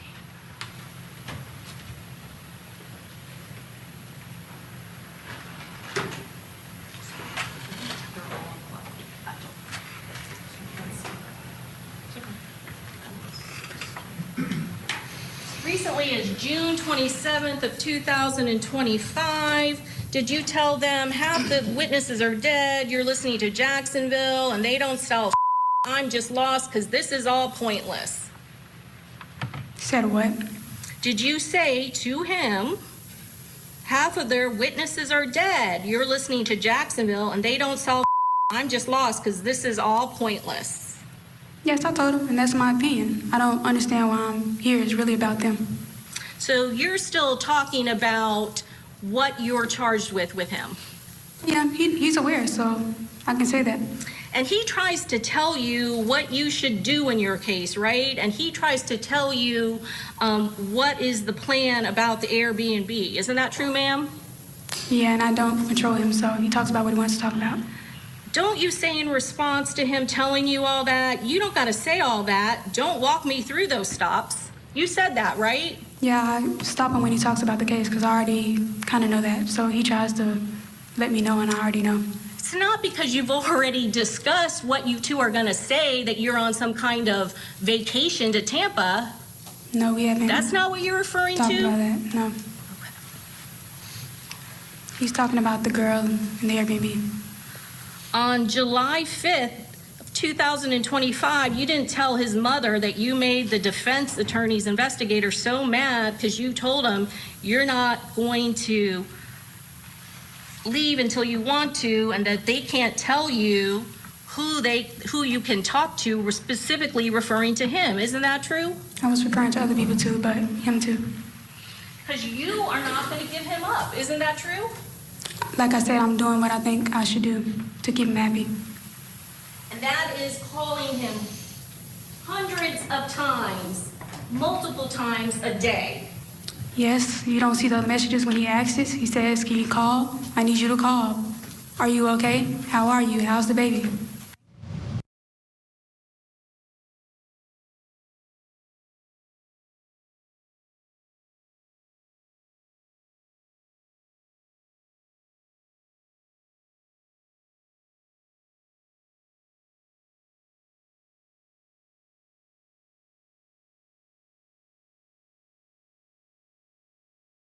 That,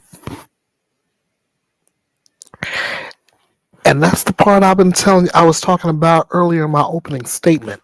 The volatile nature of being cross-examined, and like in Alicia Andrews' case, that's one of those things where you have to be cool as a cucumber, and it looks to me that's exactly how Alicia Andrews was reacting. Unfortunately, she was convicted of a lesser charge of manslaughter, and her sentencing is pending. From Florida, we're gonna take a ride up north to Massachusetts, where Terrence Crosby is on trial for rape. Terrence Crosby maintained he never touched a woman who claimed that he raped her at a Boston hotel. Crosby is a firefighter from Dublin, Ireland, who was in the city to march in the 2024 St. Patrick's Day parade. The alleged victim told the jury that she fell asleep in Crosby's then empty bed after consensual sex with Crosby's friend, with whom he was sharing a hotel room.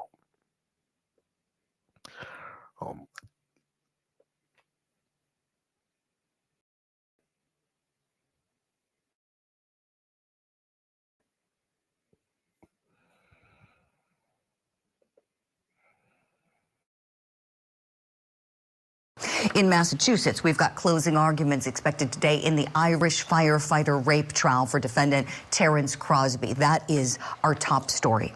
Now, the jury will soon be deciding his fate, and it could come down to the testimony versus the forensic science. So the jurors got to hear Crosby's side of the story. He testified in his own defense on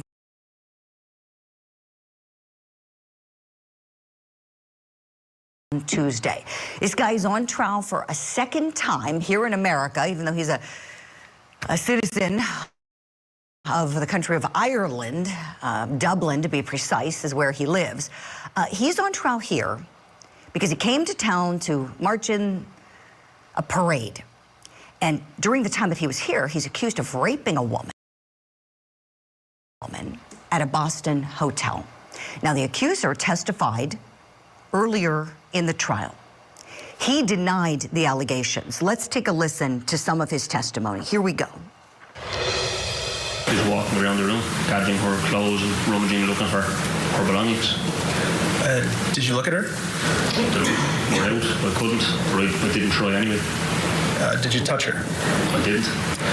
Did you have any physical contact with her? I didn't. you specifically asked them, can you specify what that means exactly in the legal terms of rape? Is she saying someone pinned her down on the bed and had sex with her? Only that.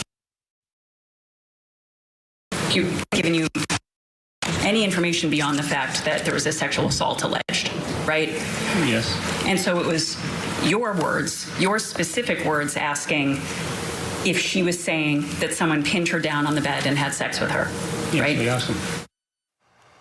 Crosby's charged with 1 count of rape, and he's facing up to 20 years in prison if he's convicted. So who will the jury believe, him or his accuser? Let's bring in our legal eagles. Joining us this morning, criminal defense and civil rights attorney Kecia Early, and civil attorney, also celebrity attorney. We saw him lead the case for Johnny Depp, Ben Chew. Good morning to you both. All right, so let's start with the defendant, and then we're going to work backwards in our conversation. We're going to get to the accuser. But since he was the most recent one to testify, I want to ask you both how you think he did. Kecia, would you start us off, please?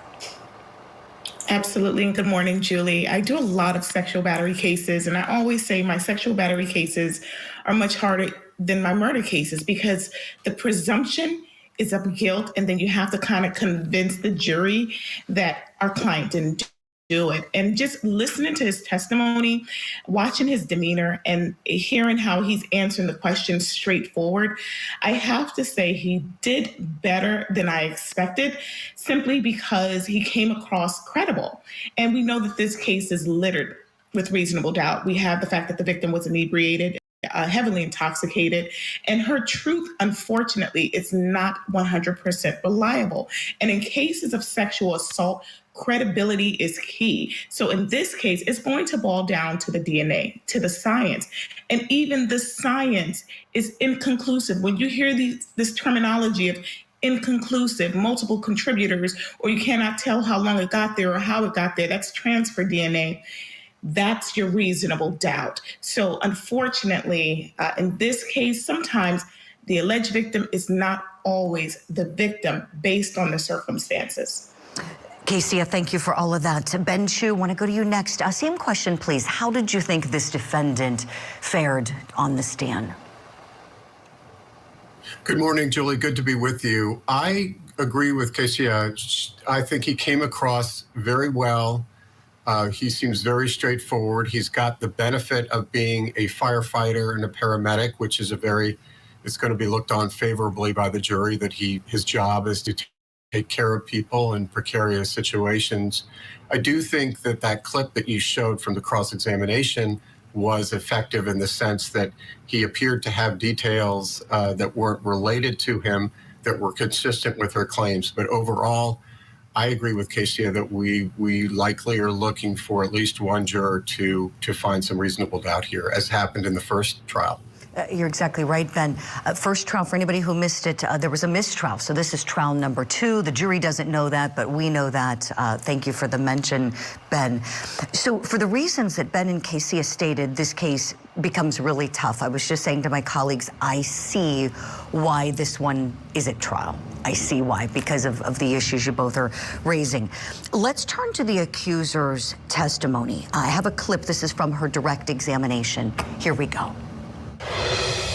I woke up to somebody on top of me, inside of me, and his penis in my vagina, on top of me, telling me, you like this, he couldn't give this to you, I'll give it to you, he's a loser. I was focusing on getting out. I was focusing on getting to safety. Okay, Kecia, thinking back to the accuser on the stand, your thoughts on how she fared up there? Well, oftentimes when we have accusers, we know that they're going to be emotional. So I usually address that in my voir dire, and I want to make sure that the jury is not swayed by emotion because it puts us at a disadvantage and it's not fair. So obviously she was very emotional, but again, she did not describe the basics, didn't know his name? And if he is completely naked, why didn't you describe any marks, whether there were tattoos or hair on his chest, just a simple. And when she was challenged on cross-examination, she just kept saying, I just want to get out of there. Well, that's not sufficient, because most of my cases were won simply because the alleged victim could not describe the basic, whether or not he had hair on his chest or was a bare chest. That's something that you can remember. And then also when she's claimed that she was running out of the hotel and then later clarified, well, I walked out because the surveillance cameras did not corroborate her initial statement. So again, I know it's always hard for a victim, a true victim, to testify, to come forward. But again, in this case, it's just littered with reasonable doubt. And I would argue that in my closing argument. And you're a defense attorney, a very good defense attorney, for all those reasons you're giving us, Kezia. Thank you for that. Ben Chu, I want your opinion on how you think the victim did, how she came across to the jury. Well, Julie, I do think that the emotion really can't be blocked out of the jurors' minds, despite whatever instruction the judge gives. But I think that a jury could conclude that something traumatic happened to her that caused this, what appears to be very real emotion, but it wasn't a rape by the defendant. So I think, again, I think you've got reasonable doubt here and a very tragic situation. Appreciate it, Ben. So I'm going to take the position, for the sake of our discussion, of this accuser. And I was thinking a lot about this when I woke up this morning and was preparing for the show. To go through, and I would encourage anyone who is entirely swayed by just the science, because I saw a lot of comments on social media saying, oh, no DNA, well, must be not guilty. And I want to kind of take a moment to go into law professor mode for a second here.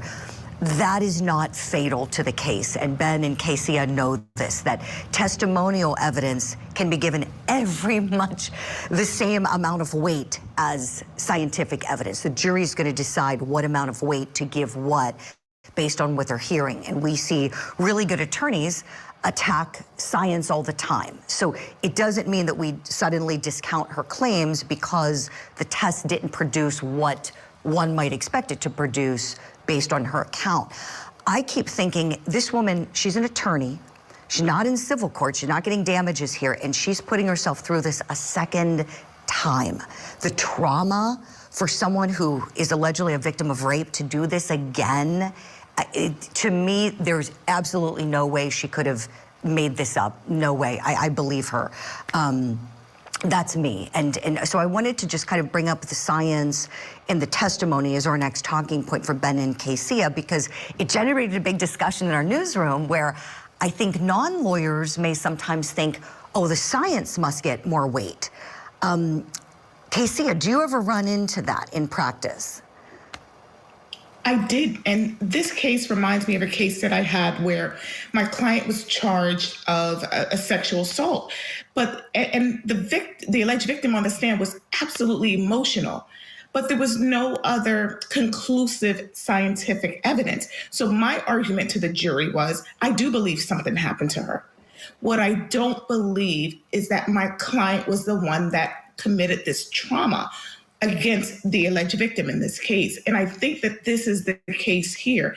I do believe something happened, and I do believe that she was violated. What I don't believe is that the person that she's accusing is the person that committed the act, similar to my case in chief. And thankfully, my client was found not guilty because we all believe something happened. The emotion was too raw. And even when she was trying to recall what occurred on the stand, it was believable. But again, we want to know that a crime was committed, but my client wasn't the one that committed the crime. So you're saying it's someone else is what you're thinking. This reminds you of a kind of the Saudi defense, as we call it, the some other dude did it defense that we say. Tell me if this changes your mind, Casey. I just learned about this this morning. So apparently, after the incident, the parade was supposed to happen the next day, the day after the incident in question. And this guy came to America to walk in that parade. When police apprehend him at the airport, Ben, I'm going to come to you on the other side of this. Police get him at the airport, and they say, "Where are you going?" You know, why are you leaving so fast? We know you were at the hotel. We know where you were staying. Why in the world did you leave so suddenly? And they get the ID because of the roommate, right? He's friends with this guy named Liam who did have the consensual sex with the accuser. And his answer is, "I saw the door open at the hotel and it frightened me. So that's why I packed up and went to take off." Ben Chu, what do you think? What do those actions say about Mr. Crosby? Julie, I'm so glad you raised that. I think that was really the most incriminating thing. That's not a plausible explanation for why he would cut short what obviously is a big trip for him, and his desire to go and march in the parade. For him to leave prematurely like this, he really had no explanation. You would have expected him to say, "One of my children was sick. My wife, requested that I come home because there was some crisis at home." But that wasn't the case. And so if I were the prosecution, I would hammer this home again and again and again, as with the details about the woman being pinned down, because that's something that he couldn't have possibly known unless he'd actually done it.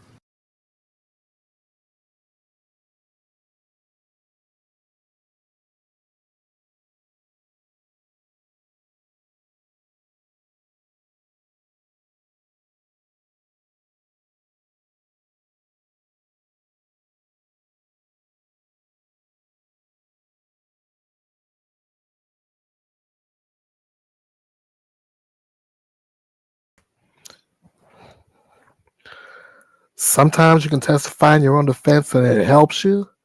Sometimes you testify in your own defense and it backfires. In Crosby's case, sure, he acknowledged he had a lot to drink the night of the incident and was pressed by prosecutors about why he changed his flight to return home before the parade had even started. He was sentenced to 7 to 9 years in prison after the jury didn't buy his story. Next, we're going back down south. We're going to Georgia to former police trooper turned mayor of Buchanan, Georgia, A.J. Scott. He stood trial on charges that he was responsible for a crash that killed 2 teenagers and injured 2 others.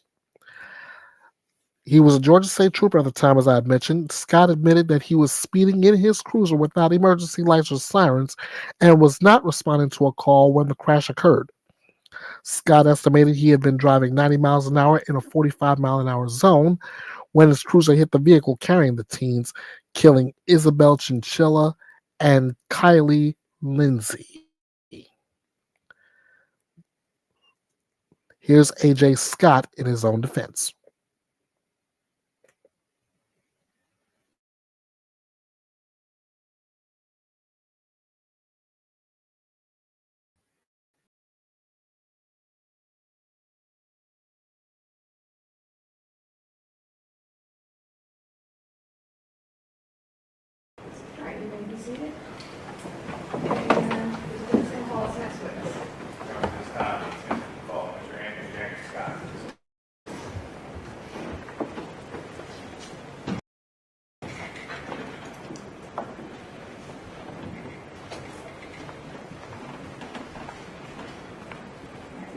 Please raise your right hand.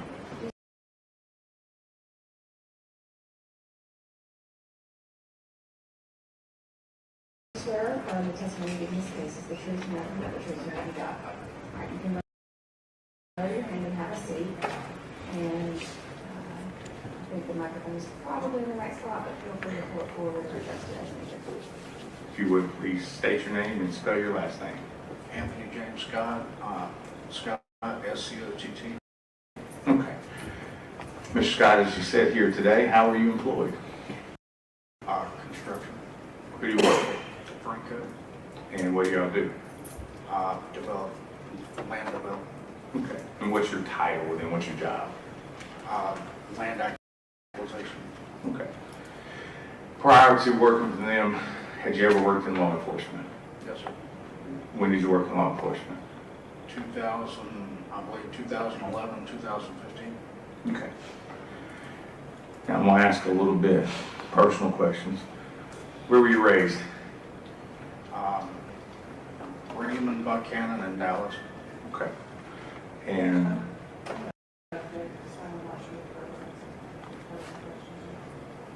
just laying a little foundation on it. We can skip over.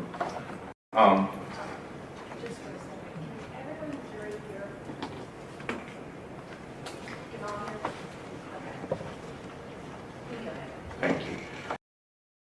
You mentioned you were in law enforcement. What kind of career did you have prior to law enforcement? I was in the Marine Corps. From what year? 2007, 2011. What did you do in the Marine Corps? Infantry. Okay. Did you see active duty? Yes, sir. Where at? Fallujah, Iraq, and March, Afghanistan.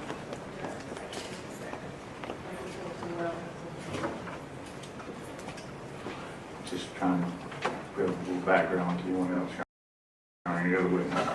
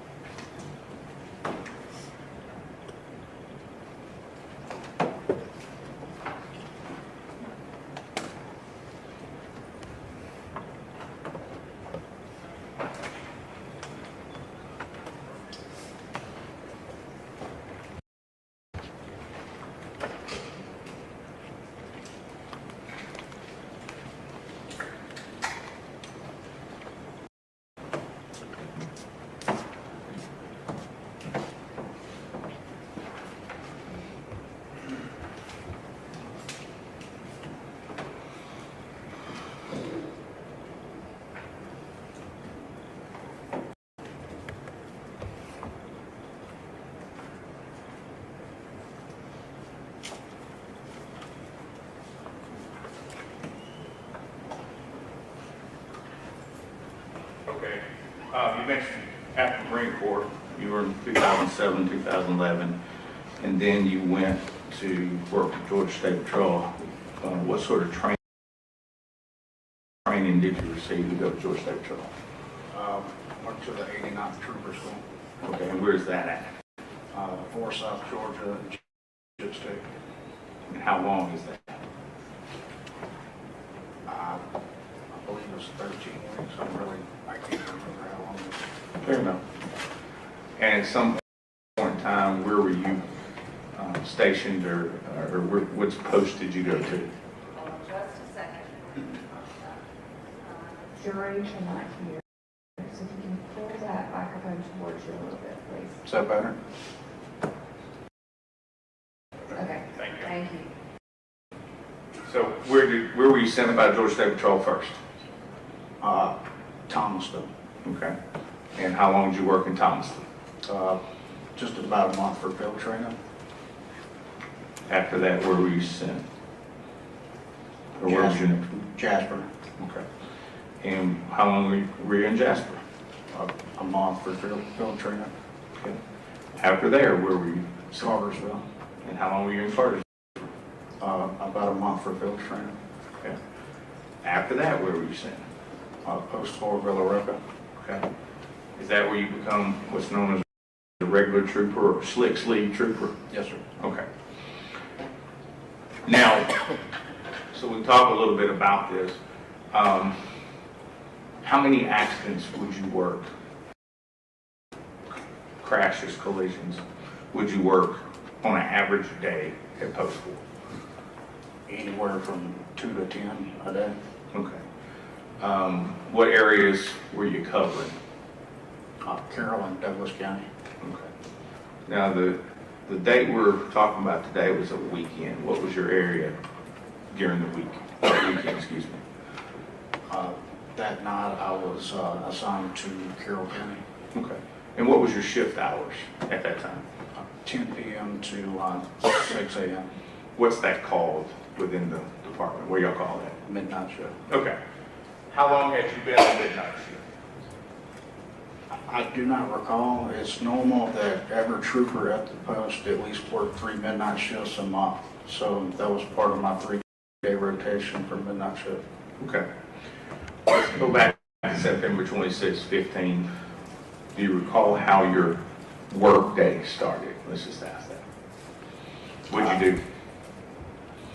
Got in my car and clocked in on duty off my computer at the house as I was leaving the house. Okay. And you'll have to give us an address, but where do you live approximately? Buckhannon. Okay. And for those who may not know, Buckhannon to the accident site's how many miles approximately? I'd say 5-6 miles. Okay. And so you started work that evening, you said 10 o'clock, is that right? Yes. All right. What do you remember you did first that night, work-wise? Just out patrolling and nothing significant. Okay. At some point in time, did you meet some guys from Bremen? Yes, sir. Why and where? Right there in Bremen under I-20 just to work traffic. Okay. And why were you meeting them there? Was there a reason? No, there was no reason. Okay. At some point in time, let's talk about your radio. Was anything going on with it? It was dead and it didn't be charged. Did you have a charger in the charger? Did you have a charger in your charger? No, sir. Okay. What did you do with your radio? Gave it to one of the Bremen officers to charge because when I brought it up, he said he had a charger in his car. Okay. And just so we're clear, so the jury understands this is the radio that all the time you see your mic on your body? Yes, sir. Okay. You also tell us about, did you have communications in the car besides the portable radio? Yeah, we had a in-car radio. Okay. At some point in time, did you leave underneath the bridge at Bremen? Yes, sir. All right. Tell us what happened. Why'd you leave? The communication center in Noonan had called letting me know that troopers were chasing I believe it was 2 vehicles northbound on 16 headed into Carroll County toward Plattsburgh. Okay. And for those who may not know, what sets between Carroll and Coweta County at that time? What's the landmark between the two of them? Carrollton? No, between Carroll County and Coweta County, Chattahoochee River is in there. Okay. And so where did you go? South on 27, left on Linda Lane, and then turned right there by the jail, headed toward Whitesburg. Okay. And tell us how far you got toward Whitesburg that evening.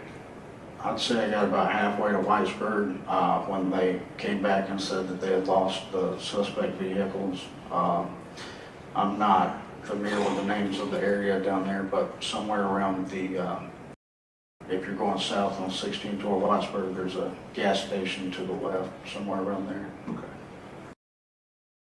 In the big community of Clem, in that area? Yes, sir. Okay. And so, what did you do when you got the radio communication that the chase was off? What happened? I decided to stay in the area and see if they ever passed in that area. At some point in time, did you do something official down there? I believe I stopped a couple of cars that might have matched the description. Turned out I didn't think it would have been the vehicles. Okay. And so what did you do after you stopped these couple of cars? After hanging out in between that store and up toward the roundabout toward the jail, I ended up heading back up to Bremen. Okay. Was there a reason why you were heading back under the bridge at Bremen? He had my radio that I had to retrieve. Okay. Let's talk about some things. Paperwork. What kind of paperwork are you expected to do, or documentation you're expected to do as a trooper? Just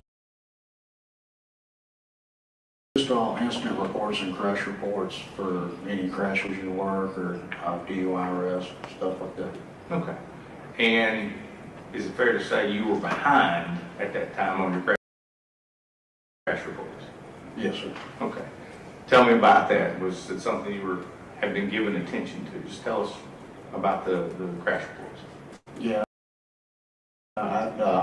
In the past, I'd fallen behind working so many crashes and stuff. I'd fallen behind on crash reports and actually been written up for not having them completed in time. Okay. So were you going to work on them that night? What were you going to do that night when you got your radio? Yes, sir. I was going to go try to finish the ones that were behind that were already on my computer, and then hopefully get them done that night. Okay. And just so the jury understands, there's a laptop or a mounted computer in your patrol car, correct? There is. Okay. And so you can work on these reports from the car? Is that right? Yes, sir. Okay. Now, so you're down around the jail, down 16 between there and Whitesburg. At some point in time, you stop 2 cars. So what happens then? I head back up to Bremen. Do you recall the route that you took?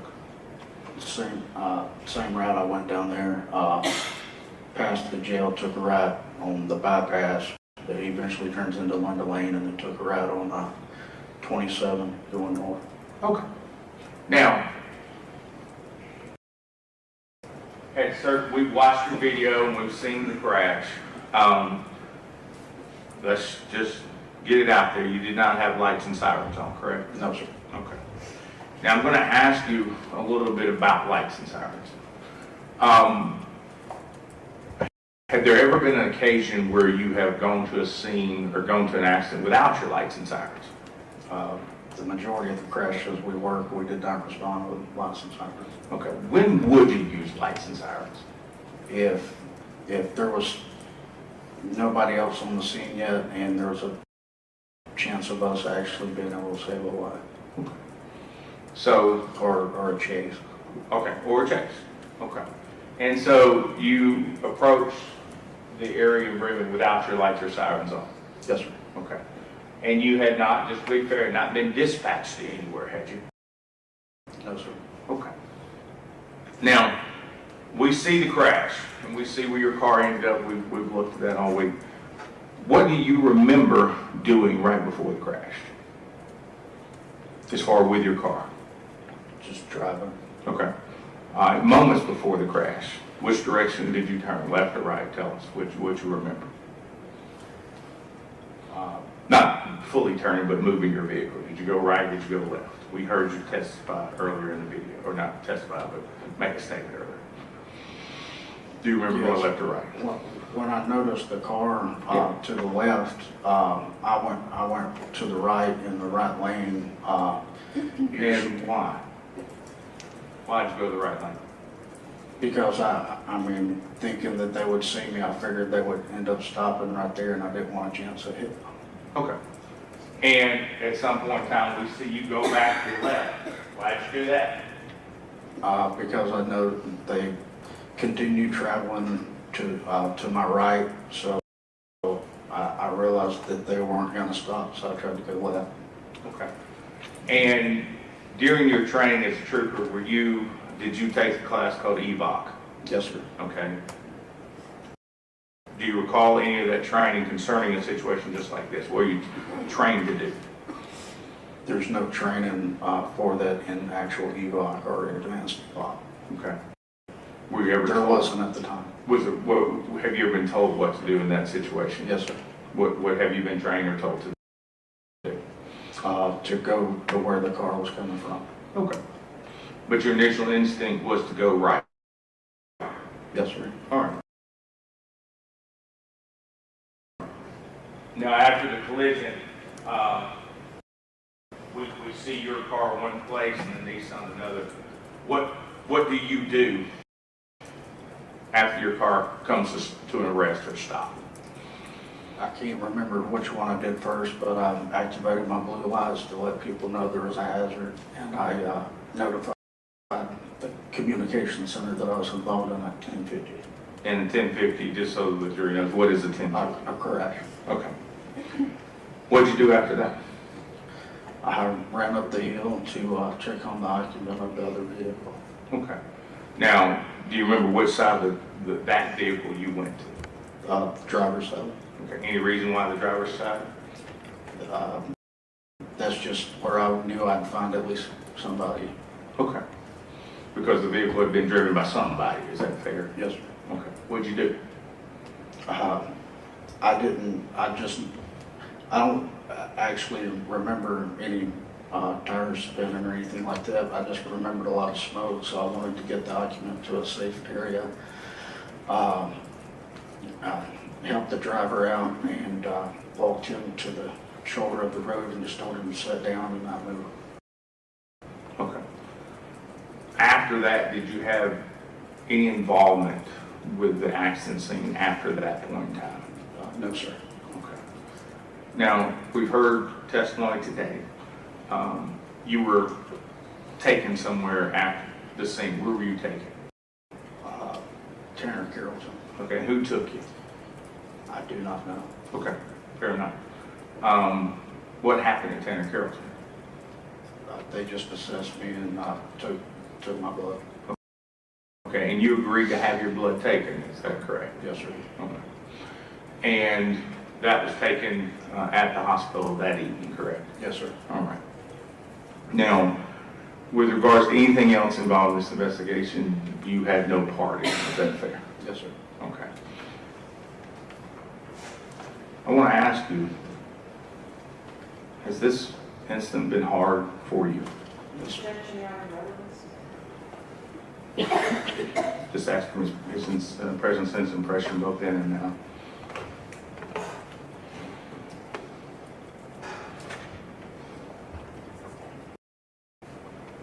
Okay. Mr. Scott, prior to this accident, September 15, you mentioned you'd worked for the State Patrol for approximately 3.5, 4 years, is that correct? Yes, sir. Okay. Had you ever had a collision in one of those State Patrol vehicles before? Yes, sir. All right, tell us about that. Besides, Young is simply basing his history with the State Patrol, and they made it clear that that's the job he had at the time.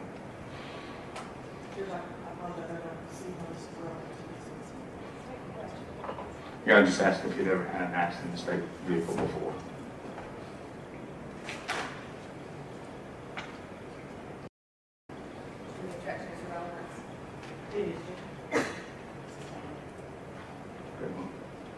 That's all I have, Mr. Scott. Stay, I have a question for you. Thank you.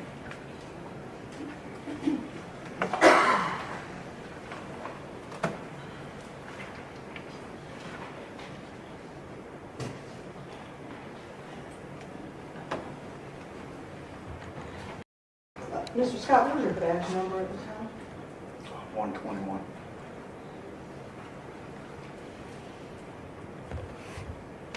And so when you left from under this bridge, you had left your radio, excuse me, your radio with the Brandon officer, correct? Yes, ma'am. But you still had a means of communication? Yes, ma'am. All right. So it wasn't a safety issue? If I was out of the vehicle, I had no way to communicate, but I still had a way to communicate inside the vehicle, yes, ma'am. Okay, but your choice to leave? Ma'am? Your choice to leave from under the bridge? Yes, ma'am. All right.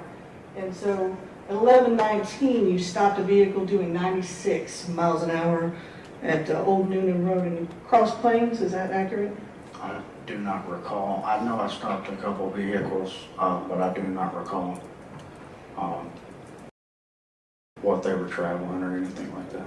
Okay, but Georgia State Patrol keeps a record of all the stops that you make. Is that fair? Yes, ma'am. Okay, so if that record showed that you indeed, quote unquote, clocked a red sedan going 96 at 23:19, which would have been 11:19 in the evening, that would be accurate? I believe so. Primary Unit 121, that would be you? Yes, ma'am. Now, in trooper school, you were taught, I assume, the rules of the road? Yes, ma'am. All right. You were taught the about speeding and the dangers of speeding Yes, ma'am. and the purpose of speed limits. Yes, ma'am. And in fact, we now have super speeder laws, correct? Yes. Right, that impose much greater fines for folks going over 75 on country roads and 85 on regular highways. I believe so. Is that fair? How many speeding tickets do you think you wrote as a trooper? I have no idea. Let's just say in a month. A month, 15 to 20. I'm sorry? 15 to 20. 15 to 20, okay. And you were a trooper for over 4 years? About 4 years, yes, ma'am. All right. And now 27, that's a pretty big road here in the county, correct? Yes, ma'am. Right, is that something that you would travel on a regular basis? If I was assigned Carroll County, that might be one of the roads I got to a crash or a call that I was responding to. Okay. So you worked Douglas and Carroll, correct? Yes, ma'am. All right, so would you say you split your time between the two? Roughly? Yeah, yes, ma'am. All right, so you spent, let's just say, 2 years in Carroll County, correct? Yes, ma'am. All right. And so I assume that you were aware that the speed limit on 27 is 55. Yes, ma'am. 55 and 65, depending on where you're at. Yes, ma'am. But in this particular space, 55. Yes, ma'am.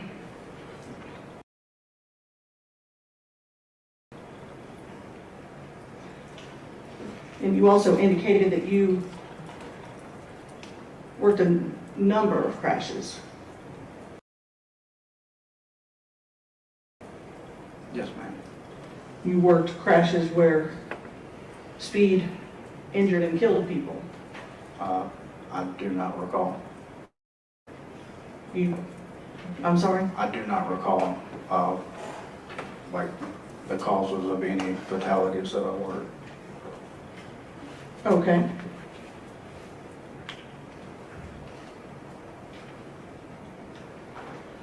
And so as a law enforcement officer, there are opportunities when you are permitted to speed. Is that accurate? Yes, ma'am. When you are on your way to a call with your lights and sirens, respond to an emergency. Yes, ma'am. Okay. Perhaps chasing someone who's fleeing. Yes, ma'am. Okay. None of those instances applied in this case, though, did they? No, ma'am. All right. Now, we did talk a little bit about EVOC. You said that they didn't train you to turn to where the vehicle is coming from. That wasn't part of your training. Do you remember your EVOC training? I do, and there were three main parts of the EVOC training: braking to stop, the speed course, and things like that. But that training came on later, and I did receive training on what you're talking about. That came on after I graduated trooper school, and they sent us back to do a simulator for that. Do you remember how long EVOC was? 3 weeks. Okay. So 3 weeks where they teach you how to operate your patrol vehicle. Yes. Right? Operate in emergency situations, defensive driving, skid control, yes, steering, braking, precision driving, yes, ma'am. all of those things.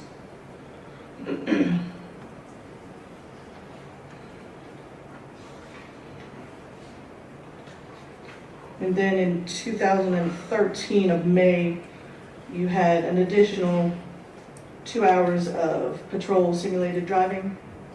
That might have been what I was just talking about, I'm not sure. Okay, and April of 2014, pursuit liability and due regard. Yes, ma'am, that has to do with running blue lights and sirens. Yes, ma'am. Okay, and what does due regard mean? Or even if you're running blue lights and sirens, come up to an intersection and there's a red light, you still have a due regard to yield to the cars that have the right of way. Sure, so due regard to other drivers on the road. Yes. Okay, and then in June of 2014, another patrol simulated driving course. If it's what it says, yes. Okay. And then again, 2015, your pursuit, liability, and due regard, once again. Okay. So another 12 hours of training about the operation of your vehicle. Yes, ma'am. Now I want you to talk to me for just a minute. Tell me about your push bumper. What's that for? What it was used for? Yes.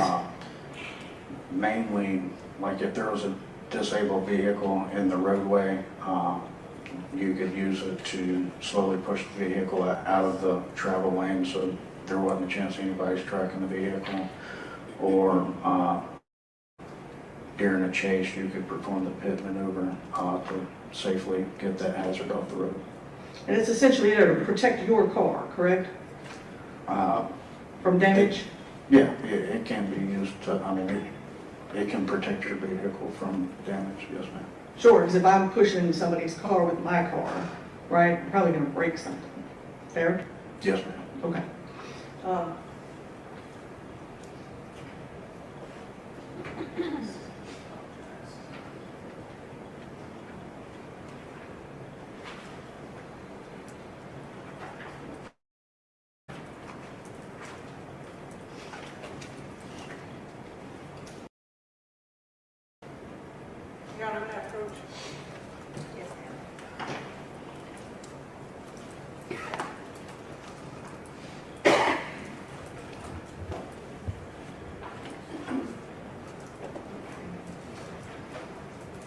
I'm going to show you it's been marked as state 67, 68, 69.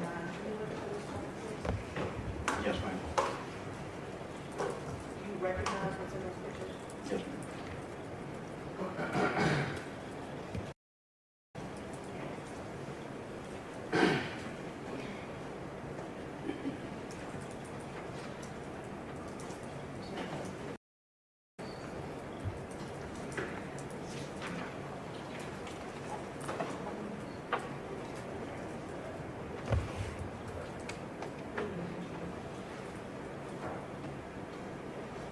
Now, can you tell me what these signs are on each side of this road?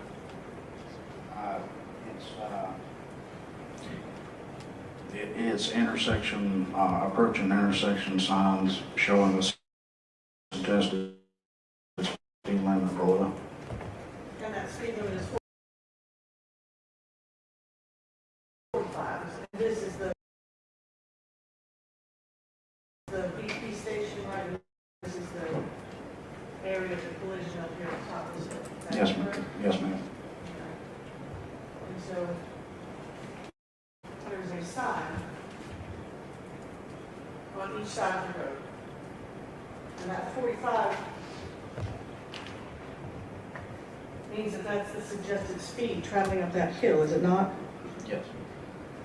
Did you see those signs as you drove by them? No ma'am.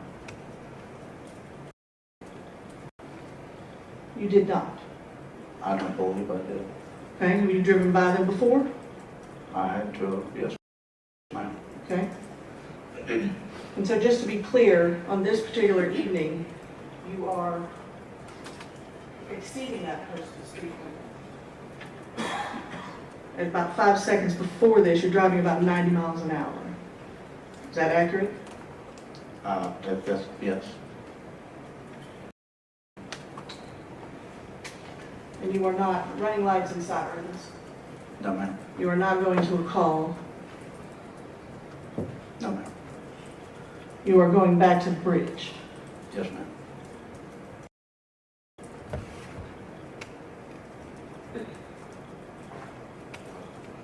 Thank you.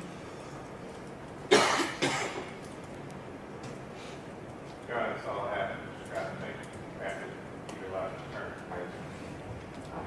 Yes, Mr. Scott, I'm going to get back to the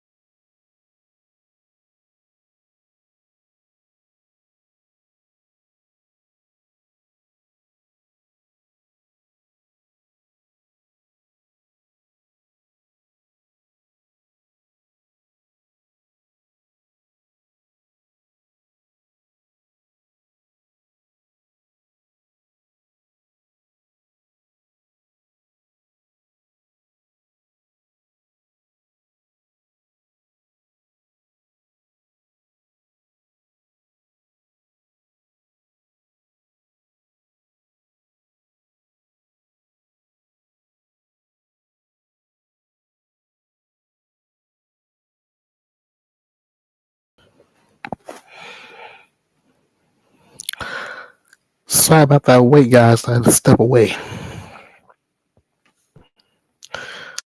So we got the testimony from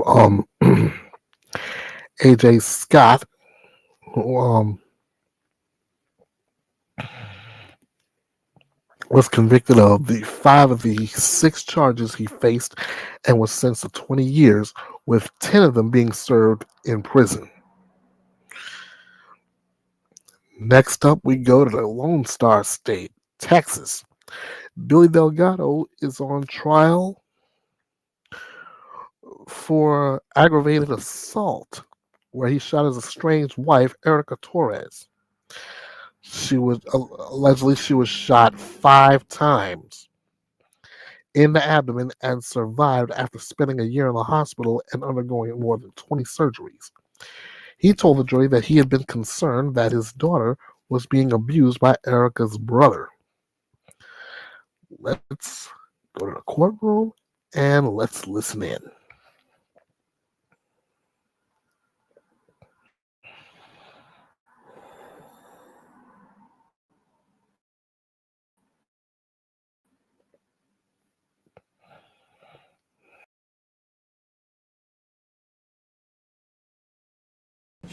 All right, Mr. Delgado, you want to come up to the witness stand? You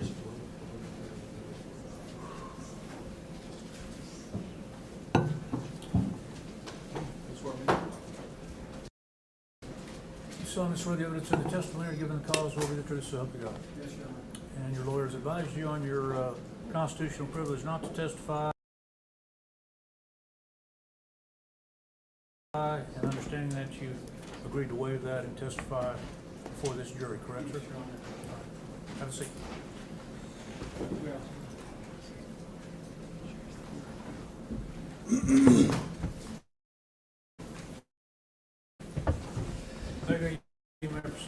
Yes, Your Honor. Thank you. Sir, can you please state your name for the record? Billy Delgado. Mr. Delgado, how old are you?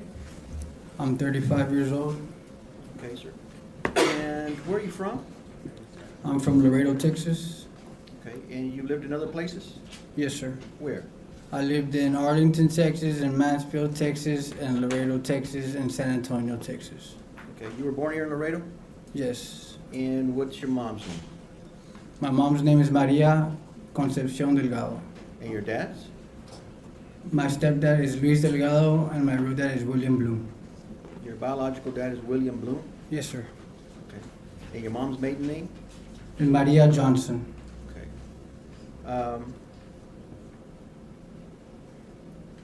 You went to... I went to United High School. United High School, okay. Where else after that? I went to a South Texas Vocational Institute. I became a combination welder. And when was that, sir? In 2016, I started school. In 2017, I finished and graduated in trade school as a combo welder. And you were how old at that time? I was about 27 years old, sir. Okay. And before you became a welder, were you working here? Yes, I was working in a staffing agency as a forklift driver. You have another child from another relationship, right? Yes, I do. And what's the name of that child? My son is 11 years old, and his name is Israel Delgado, and he lives in Fort Worth with his mother. Okay. And you said you had lived in that Dallas area, the Fort Worth area. Is that where you met the mom? Yes, sir. Okay. And how long were you with her? I was with her for about 5 years. Okay. And then you separated? Yes, sir. Okay. Do you still see your son? Yes, I see him on the summers. I get him for a whole month, and I see him when he doesn't have school for the most part. You have a good relationship with both the mom and the son? Yes, I do.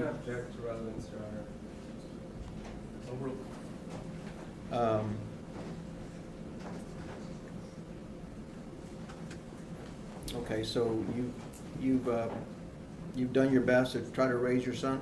Yes, I have, sir. Okay. And after you left the Dallas area, you came back to Laredo? I moved to San Antonio, and I started going to trade school, sir. Okay. And then you moved back to Laredo? When I finished trade school, I moved to Mansfield, Texas to start working in the industry as a welder. All right. And where does Erica Torres come into play? I was living in Arlington, Texas, and Miss Torres had DM'd me, and we linked up, and she went to go live with me in Arlington, Texas. Oh, okay. I always thought you guys met, reunited here. But, so she went up to Arlington after she messaged you? Yes, sir. Okay. And how long did you live in Arlington with? I would say about a year at the most, if that. Okay. And then you moved? Yes, we moved to San Antonio. Did you experience any problems with her in Arlington? Yes, we did. We had our arguments here and there, but she threw a weight at me and missed one day, and that's when we decided to split up. But then we talked about it, and then we ended up moving together back down to San Antonio. Okay. So there was only one incident there where she got physical? In Dallas, yes. Okay. And then you moved back to? We lived with my family for a little bit, and then we came to Laredo for the most part during COVID. Okay. I believe those testimonies, she said that you guys were in San Antonio, right? Yes, we were in San Antonio. How long? Less than a year. Less than a year? Yes, sir. Okay. Did you live in your own apartment? Yes, we had a condo in Alamo Heights. Okay. And did you have any incidents there? Yes, that's where I pressed charges for the assault on the first time she hit me, sir. Oh, well, you were still in San Antonio? Well, we were still in San Antonio. And I guess she went to court, took care of that case, right? She went to court, took care of it, and we were still living together at the time, yes, sir. And what did she do in that incident? How did she hit you? We were arguing because we had a two-story condo, and both my daughters were playing upstairs. I consider my stepdaughter my daughter. Both my daughters were playing upstairs. They were playing beauty school, and they came down, and the older one had cut the youngest one hair, and Miss Torres snapped and dragged the older one by her hair up 2 flights of stairs. And when I told her, like, maybe you could have handled that different, she said for me not to tell her how to raise her daughter. And that's how the fight started? And that's how the fight started, and she started coming towards me, and I was like, Erica, stop, and that's when she hit me a couple of times, and that's when the neighbors called the cops. Okay. You didn't call the cops? I didn't call the cops, no, sir. Okay. I know that we brought it up, you were sitting here next to me during the voir dire. That was one of the questions, and I'm going to ask you, is that, somebody already threw a weight at your head, and somebody already assaulted you. I mean, why'd you stay with her after those 2 times? I mean, for the most part, as a man, you're raised to to deal with those kind of things, okay, and just be a man about it. So I decided to be a man about it and be there for my family, what I had at the time. Okay. So after you said about, what was it, a year in San Antonio? Yes. You moved back to Laredo? Yes. And that was during COVID? Yes, sir. Okay, there was not much going on during that time, right? No, sir. I think she said you weren't working at all, you didn't have a job? No, I was getting unemployment. Okay, so you were receiving some type of funds? Yes, sir. All right. Did any incidents happen after that? We had gotten in an argument one time at the house, and I was trying to get out of the house, and when I was trying to get away from her, a cologne bottle had fallen on the floor, and she stepped on it, cut her foot, so that gave me a chance to open the door, and I was able to get in my vehicle and skirt off, well, before she got to open the passenger door and continue the abuse. Okay. And any other times that you recollect? The time in the vehicle. The time in the vehicle? Yes, and after the time in the vehicle, one more time. That was it. That you remember? Yes, sir. Okay. There was other incidents when the police were called, right? Yes, sir. And those aren't the times that you're mentioning right now? No. Okay, so there were other times? Yes, there were other times that the cops in San Antonio, before that, they had proof because I was bleeding from the side of the head, so they had to arrest her. because they took, I gave them permission to take photos. Okay, I'm not sure, Mr. Delgado, you said you were bleeding, right? Yes, sir. So I have some photos, but are these the photos that I have from that incident?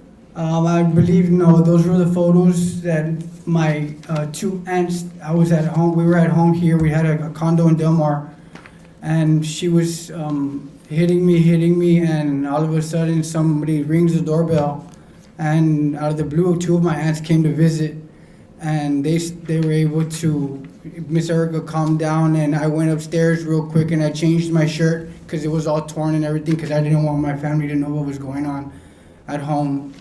And so at that point, my aunts came in, they said hi to the babies and everything.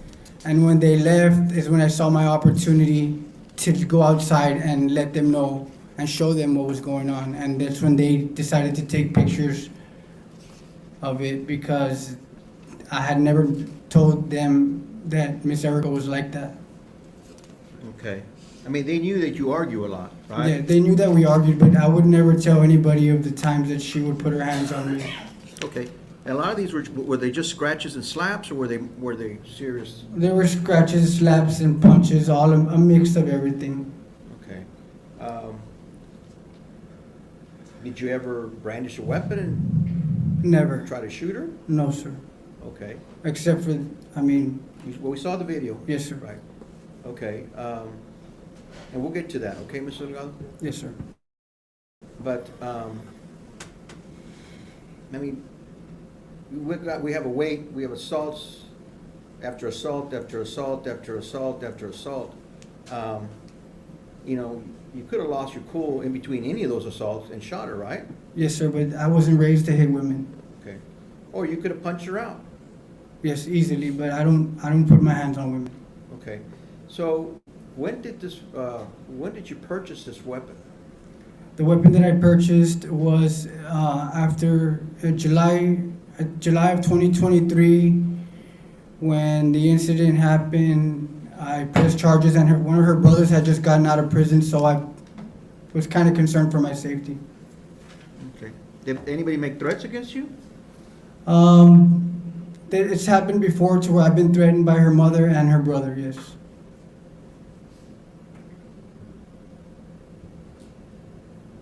Okay. So you felt the need to purchase a weapon? Yes, sir. And when was that? That was in not too, maybe I would, if I can recall, it'd be August of 2023. All right, it's around that time, you're not certain? Around the time of after I pressed charges, yes, sir. Okay. Were you ever assaulted after that day? Yes, sir. Okay. Well, you have a weapon, you're being assaulted. I mean, you could have gone crazy and shot her, right? You didn't do that? I didn't, no, sir. All right. So you've already purchased a weapon. You felt the need to have purchased it because of the threats, but you're not using the weapon, right? No, sir. Okay.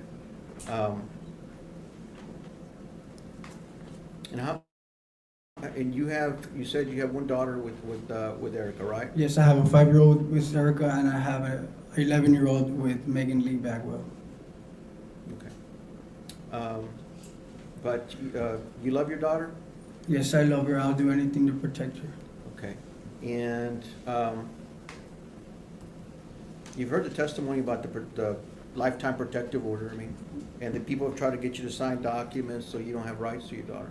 Yes, sir. When they put the lifetime protective order, I didn't even have anybody to represent me in the courtroom. Okay. Do you want to see your daughter again? Yes, sir. You love her? Yes, I adore her with everything. Do you want to be able to take care of her and raise her? I would love that.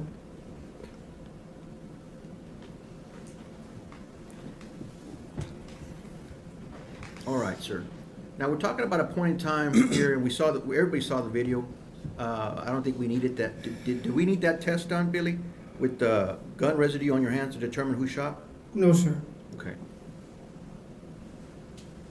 Okay. So the whole issue here, Mr. Delgado, is whether, why did you shoot Erica Torres? Okay. So let me ask you a few questions regarding that. Okay. Yes, sir. Well, let me back a little bit. Your stepdaughter, Yes. were there any allegations concerning abuse with her? Yes, there was. And what about Can I her? object to relevance, Your Honor? This is about the stepdaughter. It goes to our defense judge. Well, I think it was already discussed to some extent, so I'm going to overrule the objection. Go ahead. Okay. She has a stepdaughter, right? I mean, Yes. she has a daughter, your stepdaughter. Yes. Okay. Was there ever an incident of abuse? Yes. And what happened according to you? We were living in San Antonio, and Mrs. Torres' family came to visit, and the next day my stepdaughter had what it looked like somebody had hit her in the lip, and she had like a bruise on her neck, and it happened to be Hickey, sir. Okay. And how did you determine what happened? Or? Well, we asked, Miss Torres, of course, because I'm not her father, so I'm not allowed to handle those kind of situations. Miss Torres called her father, and they handled that between them. Object to hearsay, Judge. Okay, you were present when this happened? I was present when this happened, yes. Okay, so they handled the situation. Don't repeat what anybody else said, but you're welcome to tell us what you saw or didn't. Okay, so don't repeat what somebody said, just what you saw, okay? Yes, sir. So they handled the situation how? From what I know, they put her youngest sister in counseling, from what I know. Okay, so Erica's younger sister was the perpetrator in that case? Yes, sir. Okay. Now we move forward. You already have that in your mind, right? Yes, sir. There's already been an incident where there was hickeys and by the younger sister, according to you. Yes, sir. That's already logged in your brain. Okay, then we move forward now. And take us back to your apartment to the day of the shooting. Well, the night before, my daughter was taking a shower, and I had asked my roommate Sharon to just watch her real quick while I went outside to smoke a cigarette. And when I came back inside, I went into the bathroom, and I really didn't say anything. I just wanted to peek on her because my daughter was really quiet, and usually she's jumping around in the shower, splashing and stuff. So I kind of peeked in the shower, and she was what looked like she was playing with the vaginal area of a Barbie. Okay, and that concern you? Yes. I kind of I reacted in a sense to where I kind of, what are you doing? Yelled, got loud a little bit. And the Barbie went flying out of her hand, so I calmed down and I let her finish taking her a bath, and I took her to the room, changed her, put a cartoon on for she can, calm down because she was crying. And after that is when I started asking her, where did she learn to touch a Barbie in those areas? And the response? Her response was she kind of just tried to change the subject. She tried to just, my daughter's very smart little girl. She just kind of changed the subject, and so I started asking her, I started with my family. I started asking her who has been touching. She had to have learned from touching the Barbie. Where did she learn that from? I started naming family members of mine because my daughter's always bouncing around with my family and Ms. Torres' family. And I started with my family, started going down the list of people, asking her, was it this person who touched you? She started saying, no, Daddy, it wasn't that person. And I went down the list. She said, no. And then I went over to Ms. Torres' family. I started going down the list of people. And when I got to Mr. Louis Torres' name is when she kind of started crying and held me and told me that that it was him that touches her titi. Okay. And who is Louis Torres? Erica's brother. Okay. Is he the one that's been in prison? Yes. Do you know what for? No. Okay. So their family knows what it means to have a family member in prison? Yes, sir. What it feels like? Yes, sir. Okay, in your mind, so you already have the previous abuse stepdaughter, and now you have this of your daughter. Yes, sir. Okay, so take us, what happened the rest of the night? Well, I was thinking how I can approach Miss Torres because every time I approach Miss Torres, she tells me that I'm acting like some sort of investigator or something in her terms. Because 2 weeks prior to that happening, she had came to drop off my daughter, and my daughter had a big knot on her head, and she said that it happened at school. And when I told her that I was going to go to school and get the incident report, she freaked out and said, "Oh, you're always acting like an investigator. Why do you have to do that?" And I never got the paperwork from the school. So I figured if she's been abusing me this whole time, that she was abusing my daughter as well.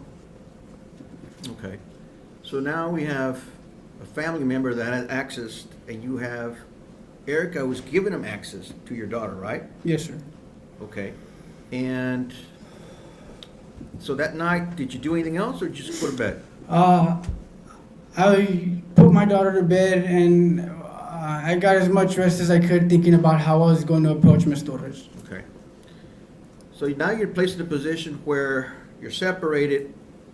She's got friends in high places, right? Yes, sir. Okay, she already told you that you're not going to be able to do anything to her because she has a friend here at this courthouse. No, she said, it doesn't matter what I do or how I do it, that she's never going to lose because of her aunt, Becky Palomo, is a judge, and she can get away basically with anything, in other words. That's what Erica told you. Yes. Whether she can do it or not is up to somebody else, not her. Yes, right? sir. Okay, but that's what she told you. Yes, sir. All right. So you have all these thoughts in your head. There's no way out because you're not going to get help here, according to you, right? Yes, I've pressed charges multiple times. I did the report in the vehicle. She got seriously bodily injury, 2 counts of child endangerment, and nothing ever happened to her. Okay. Anything else? As in what? Okay. So you have all these. All these things are going around in your head, right? All the previous abuse and stuff like that. You're not able to get a whole lot of sleep that night, right? Yes, sir. So what happens in the morning? So the following day, we wake up. I made my daughter pancakes as well for my roommate. I made breakfast, and I was thinking about how I was going to approach it. So I decided I would call Miss Torres, and so when I called her and I told her I needed to talk to her, something was going on with my daughter, she says, "Oh, there's always something going around with my daughter. That's why I never give it to you, because you're always investigating her," and hung up the phone. Or she said, "I'm on my way," and she hung up the phone. Did she threaten you by, you're never going to see your daughter again? Yes, and somewhere in there where she says, "This is why I never let you have the baby," and I figured that she's never going to let me see the baby again, especially if I tell her that her brother was fondling with my daughter. So at this point, your whole world is crashing in. I mean, you got an abuse on your daughter. You have no way to help her. Yes, sir. She's already threatened to take your daughter away. You're not going to be able to see her. What was the objection? I didn't hear it. Leading. Okay. So what do you have in your mind going into this? Well, after I told her that and she hung up the phone, I guess she wasn't too far, and I snapped. It's when I completely lost. I figure I lost my temper. I blacked out, and I unloaded my weapon on Miss Torres. Okay. But you have, I mean, you're trying to defend your daughter from being sexually assaulted, right? Yes, sir. Okay. Is that what you're doing? Yes, sir. Okay. I didn't know what was gonna happen to her if I let her go with her mother, because her mother's an abusive woman, and what if she would have done something to my daughter? Okay. For telling me that what happens at her home. All right. And this weapon, it wasn't an illegal weapon, right? No, sir. I don't have a prior record. I have a DWI in 2011. That's about it. That's why I was able to own a weapon. Okay. You don't have a felony. You've never been convicted of a felony in this state or any other state? I've only been convicted. Have you been convicted of a felony in this state or any other state? No, sir. I've only been convicted once in 2011 for a DWI. Okay. And how old were you? I was 22. 22, if I'm not mistaken. Okay. And, okay, so you're able to carry a weapon, you're able to have a weapon, is that Yes, correct? sir. All right. And you weren't committing any illegal act when this shooting took place, right? No, sir. And you already told us that you were protecting your daughter from a sexual assault, right? Yes, sir. That's what you thought you were doing. I didn't know what would happen. What else? I mean, Miss Torres after I pressed charges in 2023, kept me away from her. Even on her birthday, I wasn't able to speak to her that year or see her.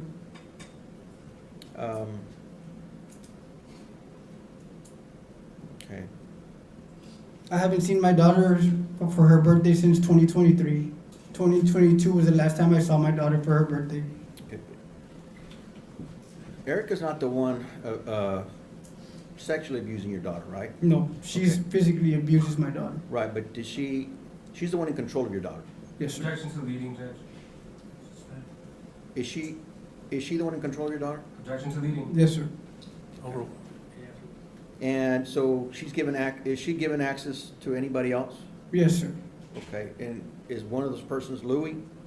Yes, sir. They used to live together, if I'm not mistaken. Okay. Louis Torres, right? Yes, sir. All right.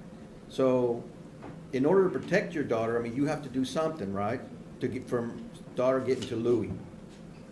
The last thing I would have ever thought is nobody deserves to be shot. Nobody deserves to be shot. Right. Trust me, I regret it every day. I wish it would never happen. But it happened. Go ahead. But it happened, sir. And I felt like I was left with no choice. Was that your way in protecting your daughter? Yes. Okay. I mean, you've been through a lot, so you thought this was reasonable, an unreasonable attempt to defend your daughter? I didn't think it was reasonable to shoot anybody, but that's what happened. Well, that's the only option you had at the time, right? Yes, sir. Okay, so at that time it was reasonable. Was that correct? Yes, sir. Okay.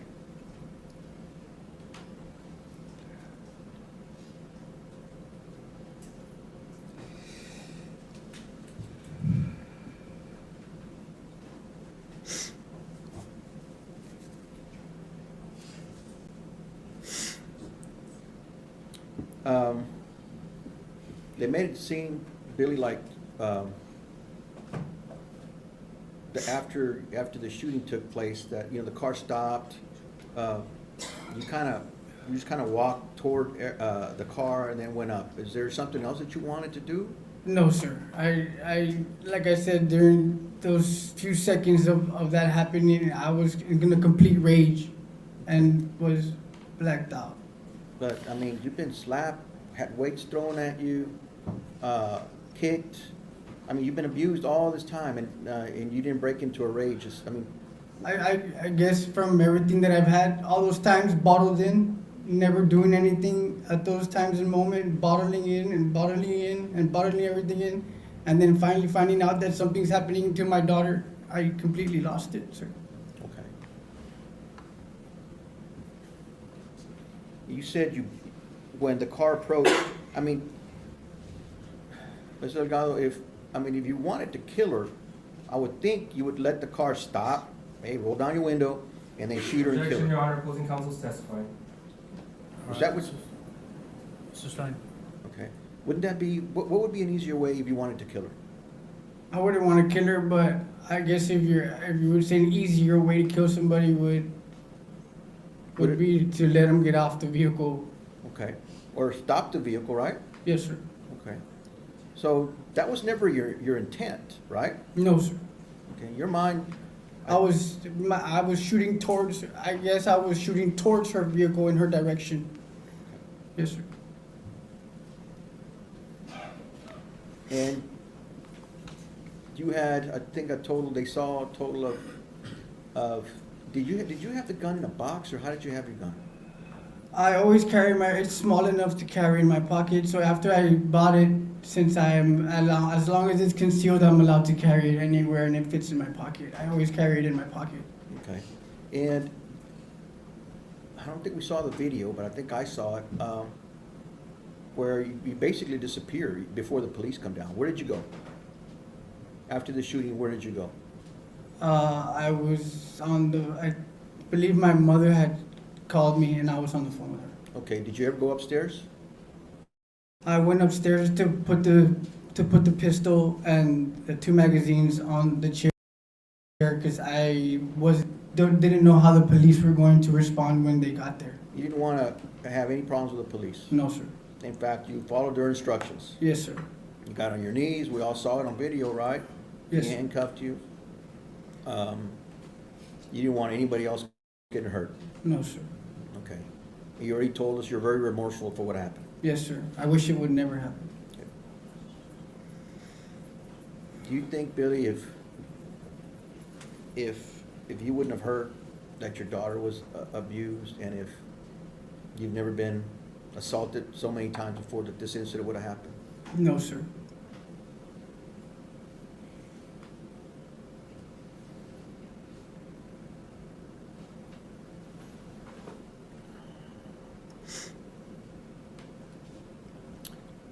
Your Honor, can I have just 1 second, please? A couple of seconds here.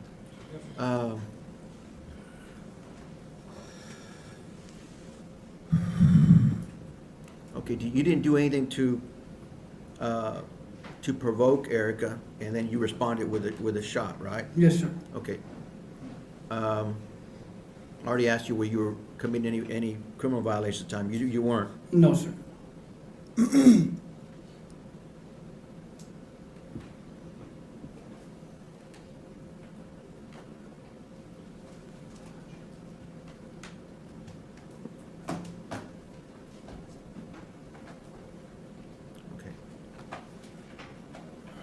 Judge, that's all I have.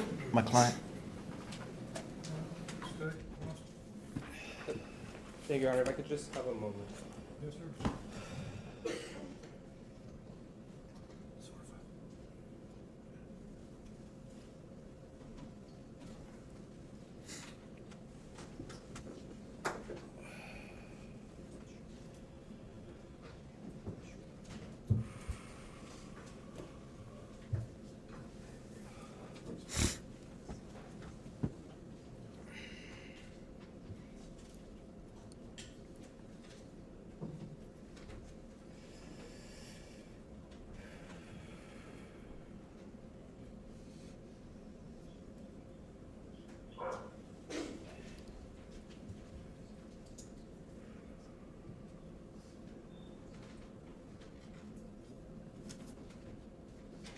Good afternoon, Mr. Delgado. Good afternoon.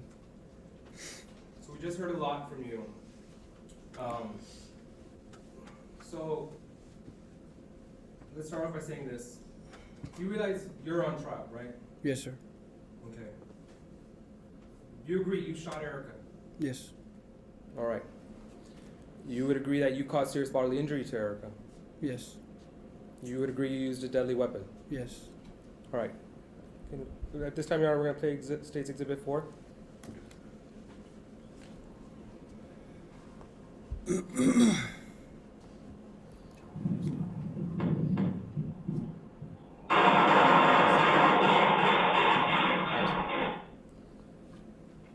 Mr. Delgado, you ambushed Erica that day, right?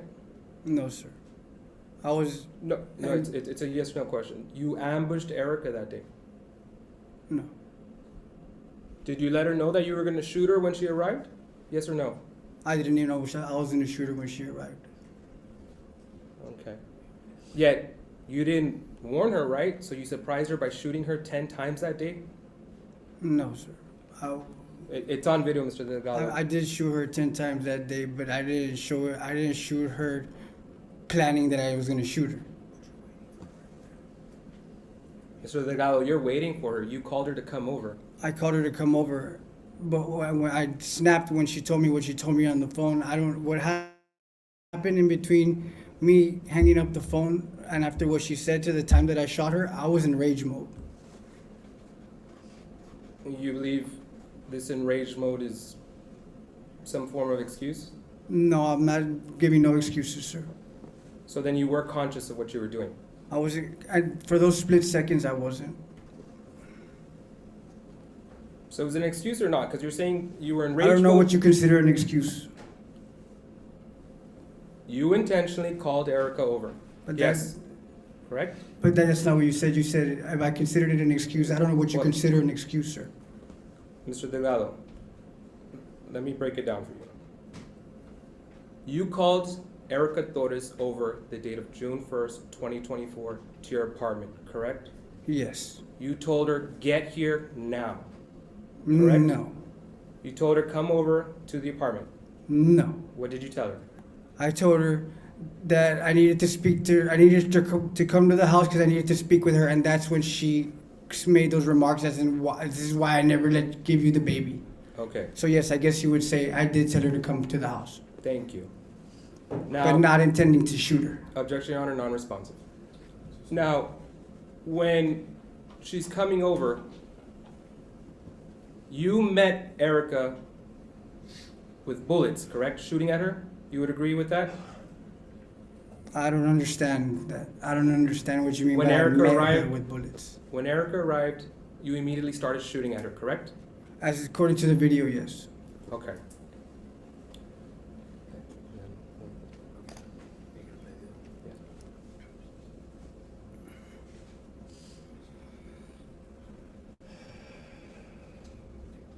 At this time, we're going to publish State's Exhibit 5.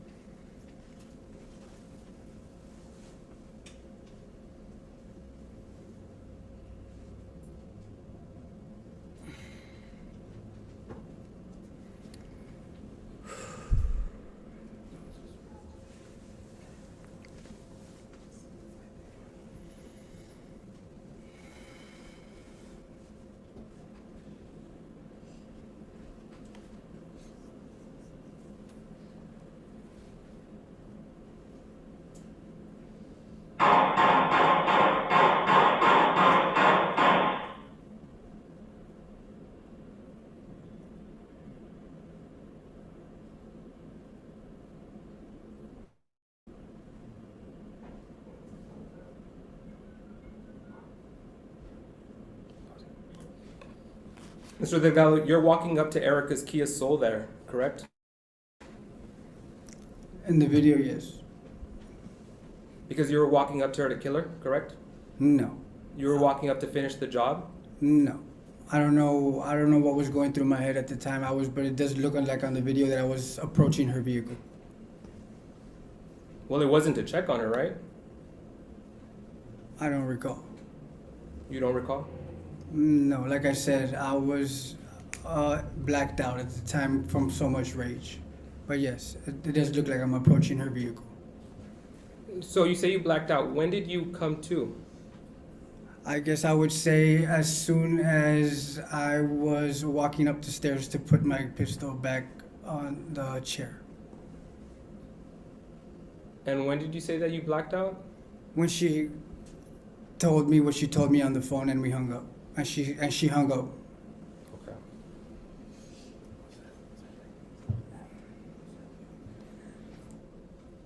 And was this before you were, because you heard Ms. Estrada testify, so you blacked out after you were at peace making pancakes that morning? Happily making pancakes? No, my daughter was inside playing with Miss Estrada in her room, the sorry game, and that's when I told her I was gonna go outside, and I went outside and made a phone call. She doesn't even know about the phone call. I was outside when that phone call was made. Okay, but you testified earlier that the night before your daughter told you about this, right? Yes. And you testified that you went through a list, right? That you started with your family? Yes. And then you went to Erica's family? Yes. You realized that you, well, how many people did you rattle off? How many names did you rattle off to your daughter asking her? I don't recall. I just went through everybody. Everybody? On my side, everybody. On her side, about 3 or 4 people. And you said that your daughter at some point just finally cried and said, yes, Dad, this happened. No, not at some point. When I brought up his name, she was coherent and listening to the names that were coming out of my mouth and telling me yes or no. Okay. Mr. Delgado, you saw Investigator Vaquera testify earlier here today, correct? Yes, but I don't recall who Mr. Vaquera looks like. Okay. Well, do you know that children are supposed to be interviewed by a trained specialist? Yes or no? No. You don't? I don't know how that process works. Okay. Well, children are interviewed because they are highly susceptible to being influenced when someone asks them constant questions. And you were asking your daughter constant questions. You would agree with that, correct? I only asked her one question, sir. You just said you listed off a bunch of names until she finally said That's yes. not asking her questions. I asked her one question and then I started giving her names. I'm going to object to non-responsive, Your Honor. You gave her a bunch of names, correct?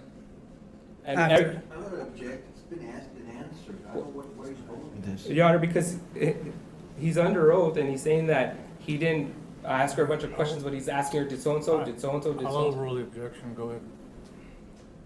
You realize each time that you ask her a person's name, that is a question, correct? Oh, I guess if that's what you're saying, yes. I asked her one question and I started stating names. Okay. But yes, if I'm asking her, was it this person, I guess you would consider that a question. And yet you somehow landed on Uncle Louie, right? Yes. After I listed a bunch of people, yes. Okay. Now, after this video was taken, you got arrested, right? Yes, you know this. They told you that. Yes, we're just doing this for the questioning. Thank you, Mr. Delgado. Now, when you got arrested, you went to LPD, correct? They took me to the police station. To the police station. All right, and prior to that, you had already confessed, yes, I shot her, I did what I did, I'll take my consequences, correct? I do not. I recall telling the police officer that I unloaded my clip. I don't recall telling him that I'm willing to deal with the consequences.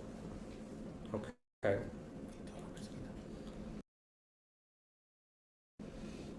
You don't remember telling Officer Amezquita, I'll deal with the consequences? No, sir. You don't remember telling your neighbor while you're in the back of the cop car? I remember yelling out to my neighbor that my daughter was violated, yes. Okay. I don't recall ever saying that I'm willing to deal with the consequences. No. I'm going to ask you, you said you were taken to LPD? Yes. All right, you remember going to LPD? I remember getting there, yes. Okay, you weren't in the supposed blacked out stage still? No, sir. Okay, so then you remember your interaction with Mark Vela? I do. Okay. You remember telling him how Erica has a rap sheet and you don't have a rap sheet, so you don't deserve this? Do you remember that? I don't think I ever said I don't deserve this, but I do recall what you me saying that I don't have a rap sheet and she has a rap sheet, yes. Okay. You remember bragging about Blasa Bloom? I wasn't bragging about it, I was just stating. What were you stating? Her name. That she's my relative. Okay, no, you didn't just say that she was your relative. You said, go look at the pictures, right? What pictures? You told, when the officer said, who's Blasa Bloom? You said, go outside. She's my grandma, first police captain of Laredo. I never said, I don't recall saying go look at the pictures. It's in evidence. But if it is in there, I guess, yes, I said a lot of things that day. In fact, you use that. You tried to use that as leverage, correct, with Erica? No, sir. You would always tell her, I know LPD? Never. You never told her that? Never. So you wouldn't use the fact that your grandmother was an LPD and that you knew the police? Never. My grandma has not been a part of my life for a really long time, sir. Then why would you say that Blasa Bloom's your grandma? I just stated it just to state it, sir. Did you state it so that they would take off the cuffs and let you go that day? I would never think they would do something like that, sir. That would be ridiculous to even think that. Well, I guess you were thinking ridiculous that day. I don't see how, but if you say so. Now, you said that you stayed in this relationship because you're a real man, right? A real Along those lines. You said a real man deals with this? I said a real man deals with what he has to deal with, and yes. So a real man shoots his wife while she doesn't suspect it. Is that what a real man does? Because that's what you did there. No, sir. So you're not a real man. I would say I degraded myself that day. You said you weren't raised to hit women, right? Never. Were you raised to shoot women? Neither. You said you love your daughter? I adore her with everything. I'll do anything for her to protect her. Did you think that when you went upstairs that day that Emmy was going to be proud of you for killing her mommy? I don't know what you mean by that. I'm asking you. Did you if you love your daughter, did you think that you were going to go back upstairs to your apartment that day and that Emmy was going to be proud of you for killing her mommy? I didn't think I was going to go upstairs and explain to my daughter anything. Did you believe that Emmy was going to be happy that you shot her mom? No.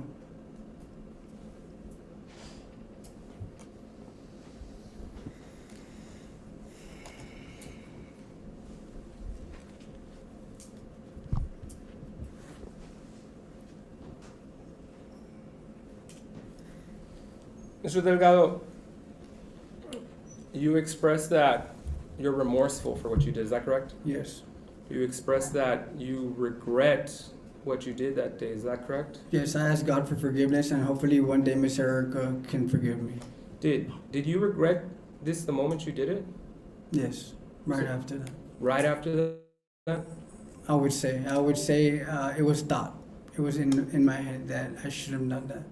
So you regretted it from the moment you shot her? Even though you were smirking there at LPD, laughing about it, acting like if you just threw out the trash? No, that was how I felt towards the cop because he was getting smart with me, so I got smart with him. Okay. Mr. Delgado, you've been in Webb County multiple times, correct? Webb County Jail? Not multiple. This is my first time. 2 times, correct? For this incident, yes. Okay, you were arrested initially after this incident? The day of, yes. Yes, and then you turned yourself in, correct? The second time? The second time I turned, I bonded out with no restrictions, and then. Object to this line of questioning. I'm going to establish the foundation right now, Your Honor. Yeah. All right.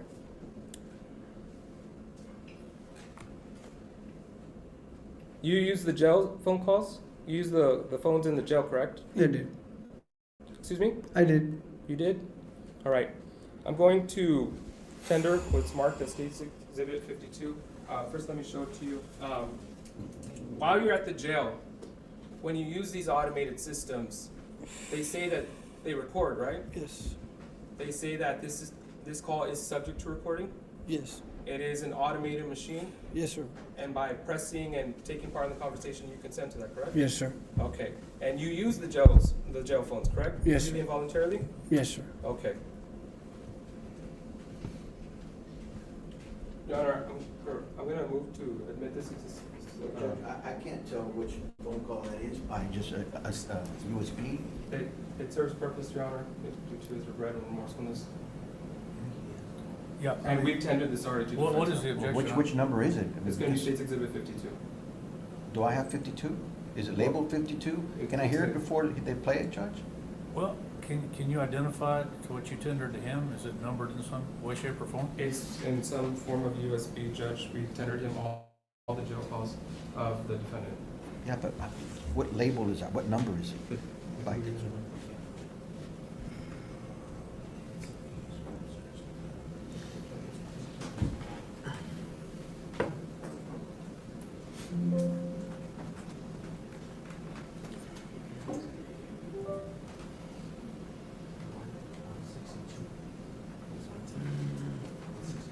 which is a DVD 1, 2, 3, 4, 5, 6, 7, 8, or 9? It should be 8.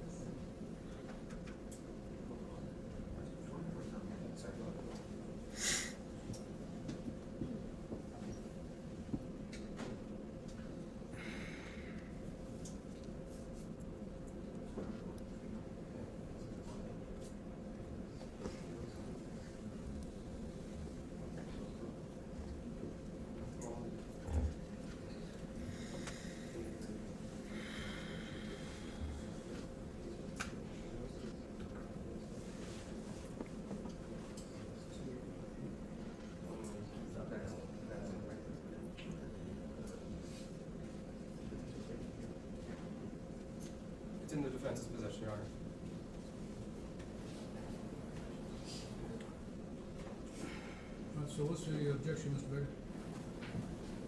I have none, Judge. I just wanted to make sure that I had it. All right. Because You may proceed, it's admitted. Permission to publish State's Exhibit 52, Your Honor. Yes.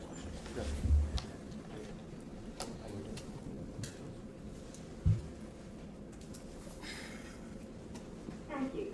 Please remain on the line. Hold for acceptance.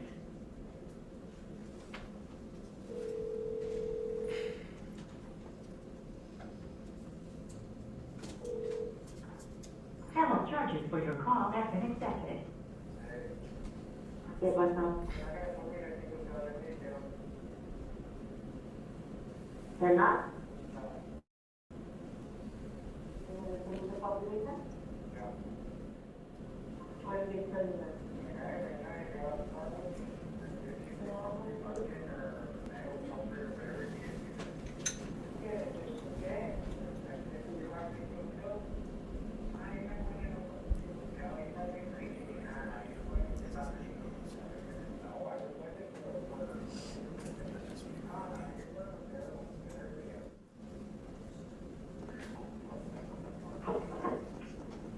Your Honor, I'm going to object. You can't hear what's being said. It gets higher, Your Honor. Do they have a transcription of it? Your Honor, I could ask him if he's able to identify the voice in the call. Well, but it's not only that, Judge. The objection is that you're going to hear. They're higher in the volume there. Okay. So is there a way to get the volume up? Right. Yes. It's good, and it's going to get higher, Your Honor. All right, let's see what happens. I'll overrule the objection.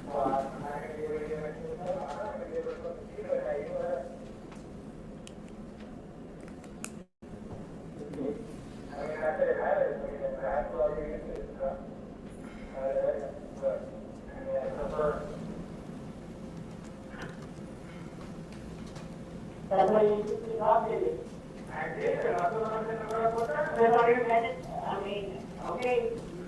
So you take medication?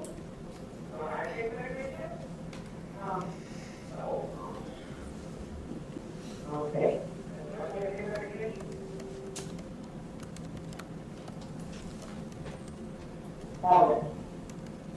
I got it.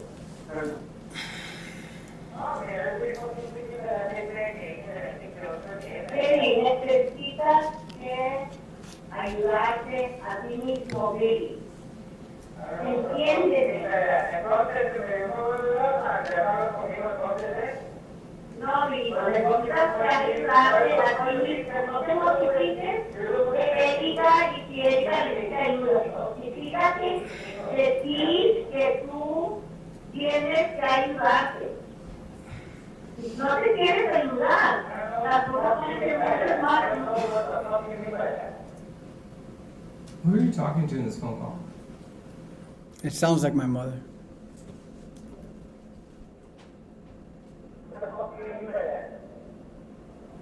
Well, I mean, looking in your right mind would do what you did, son. So how can you get the issue?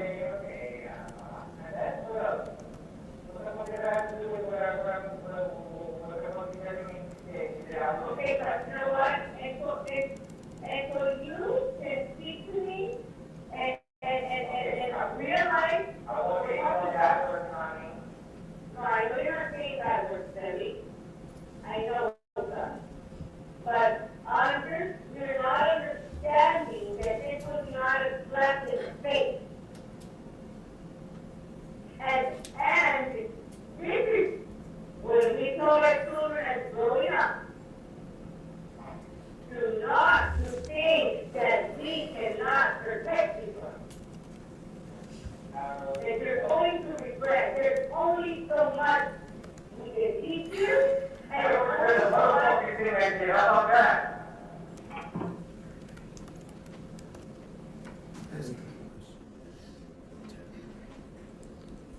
So Delgado, you said you regret what you did that day immediately? I said that today. No, I asked you earlier. I said, did you regret it immediately after you did it? And you said, yes, I did. Correct? Yes, I thought I did, yes. Okay, this phone call is dated from June 6th, after the date took place on June 1st. And Say it again, please. I heard it. That that day I did say I did not regret it. I was upset. We cannot protect you. If there's only to regret, there's only so much we can teach you, and I believe you said you don't regret a motherfucking thing you did. How about that, correct? Yes, sir. I did say that that day. I was still upset. Objection to non-responsive. Now, John, he's got to let him answer the question. I don't object to any interruption.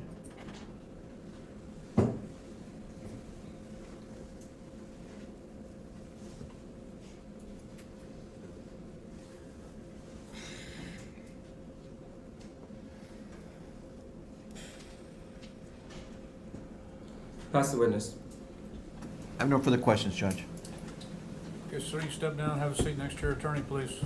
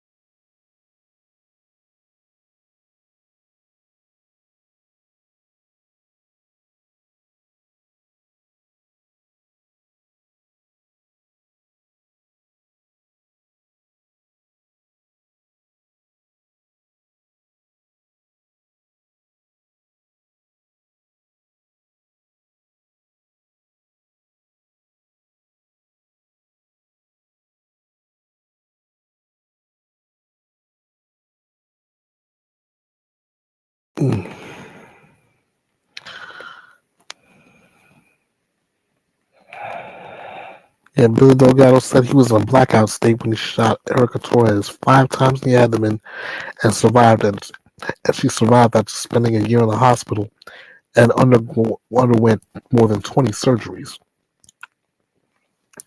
Delgado told the jury in his testimony that he had been concerned that his daughter was being abused by Erica's father. While Delgado expressed remorse from the stand, prosecutors played phone calls from jail where he said he didn't regret any part of what he did. Delgado was sentenced to 50 years in prison after the jury found him guilty of aggravated assault. We go back to Massachusetts and Dr. Ingolf Tuerk. He confessed to killing his wife Katie on the witness stand, saying he snapped and grabbed her neck. He panicked, but he made the decision to drive the victim's body to a pond and put her in the water. Tuerk would also testify that he tried to kill himself, and he had no memory of being taken to a hospital. He described his wife's death as a traumatic event and said he was shameful and full of guilt. Let's check that out.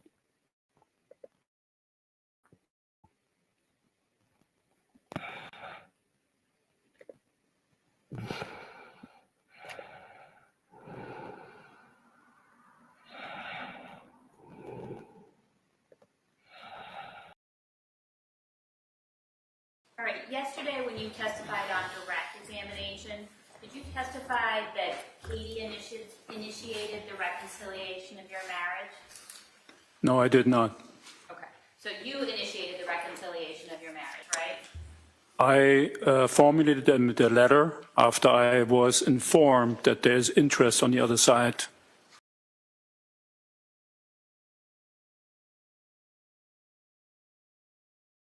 To come back home. You were informed by whom? I believe by Kurt Pfannenstiel. All right, and did you say yesterday that there was a text message? No, I said it was a phone call.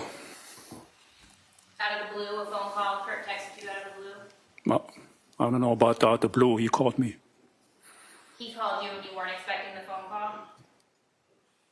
He was my friend, so I'm not sure if I'd expected or not. He called me at some point in time and mentioned that she's missing the family. She's missing you. And that's what made you write the letter? that was one part. There was certainly another part in there involved. When did Kurt call you? I believe on the same day or the day before. I'm not 100% sure. Same day or the day before what? When I wrote that instruction to Attorney Hoffman to reach out to the other side. All right, but you're aware that Kurt sent you text messages in March that you didn't answer, correct? I do not recall that. Okay. You recall Kurt sending you a text message on March 19th, Harry, where are you? I hope you're doing well. Again, I do not remember specifically the message. I know that we were in touch from time to time. Okay. Kurt would check on you while you were at your various locations after you left 29 Valley Road. Occasionally, he will check on me, yes. Okay.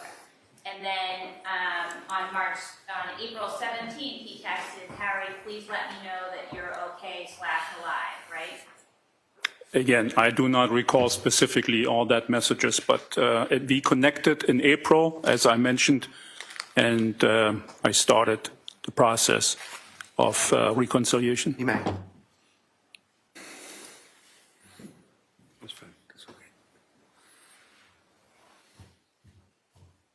right, so handing you your communications with Kurt, I'd ask you just to look at page 15, or you can look at all the pages if you want.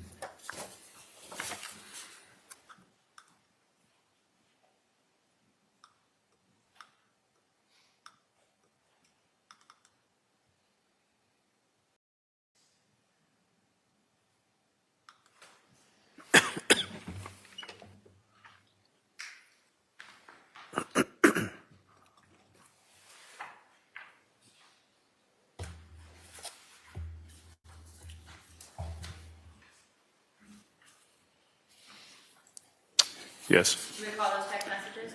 I do. So I just take those back. So you texted Kurt on the 18th. I texted Kurt on the 18th at 8:14 a.m., correct? Can I show that back? And that was in response to his text message to you on the 17th. Yes, And on the 18th, you expressed to Kurt that you were having a hard time finding places to stay and the situation was stressful, right? yeah, I said I'm barely alive. I'm extremely concerned and worry about a safe place to stay because I had to leave the camper in 2 weeks. All right. But you had already had your attorney send a letter to Katie, right? At that point in time. I'm not sure what exact time frame that was or day. The letter that Attorney Hoffman sent to Katie's lawyer was on April 17th, right? If you would show me that letter, please, I would recall better. Again, I don't recall exact dates. It was somewhere in the middle of April.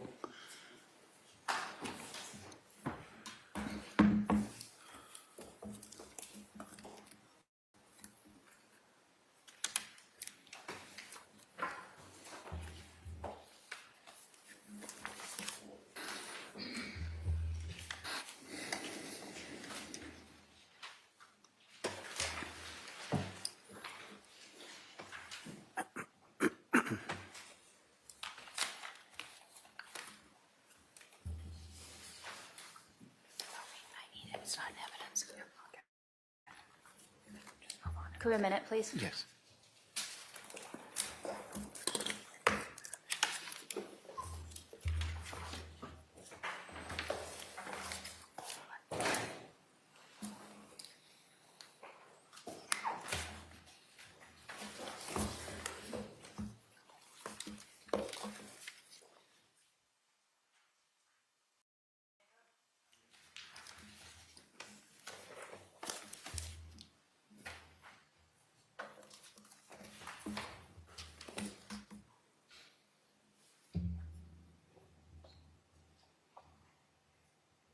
Yes. You see the date on that? Yes, Friday, April 17th, 2020.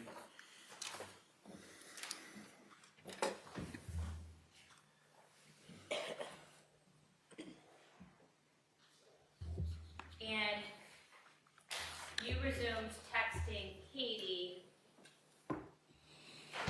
at the end of April. Is that fair to say? She started texting me. And then we started texting back and forth. But she initiated. She initiated it. Yes, ma'am.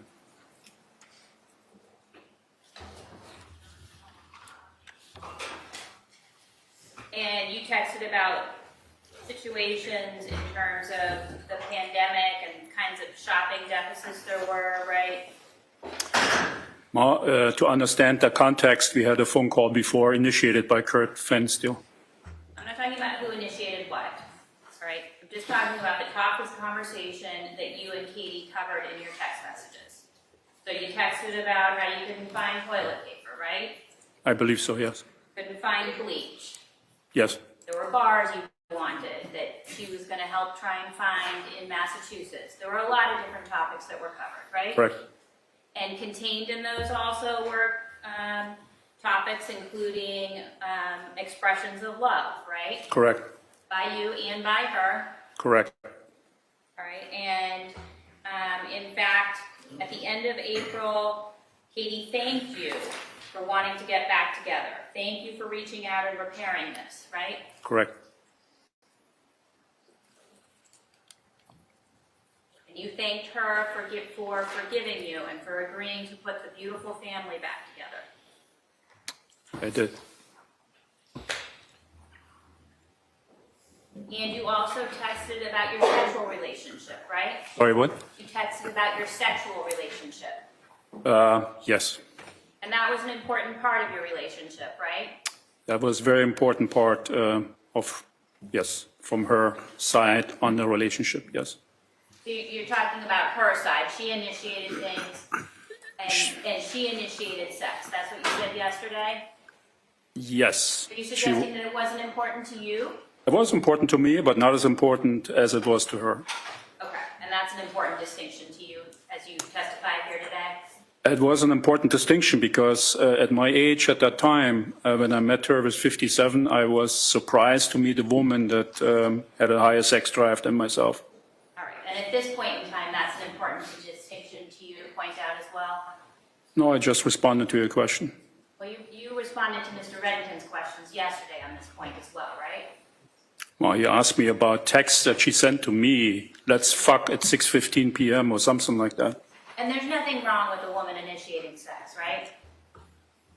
Not in general, no. All right, and there's nothing wrong with a woman initiating sex with her husband either, right? Not necessarily, but the frequency was sometimes a little cumbersome. Difficult for you. Yes, I was a little older. Okay. And you're saying that the blood or the red-brown stains from the bed, that those are blood from Katie's period, That is correct. and that they remained on the bed for a period of 10 days? No, not 10 days. All right. You're saying that that's from when you had sex on the 20th? No, I said that was from when we had sex on the 10th or on the 11th of May. 10th or the 11th? Yes, Okay, so 4 or 5 days. correct. And certainly you had a washing machine and a dryer in your house, right? Yes. And, could we have exhibit 238, please?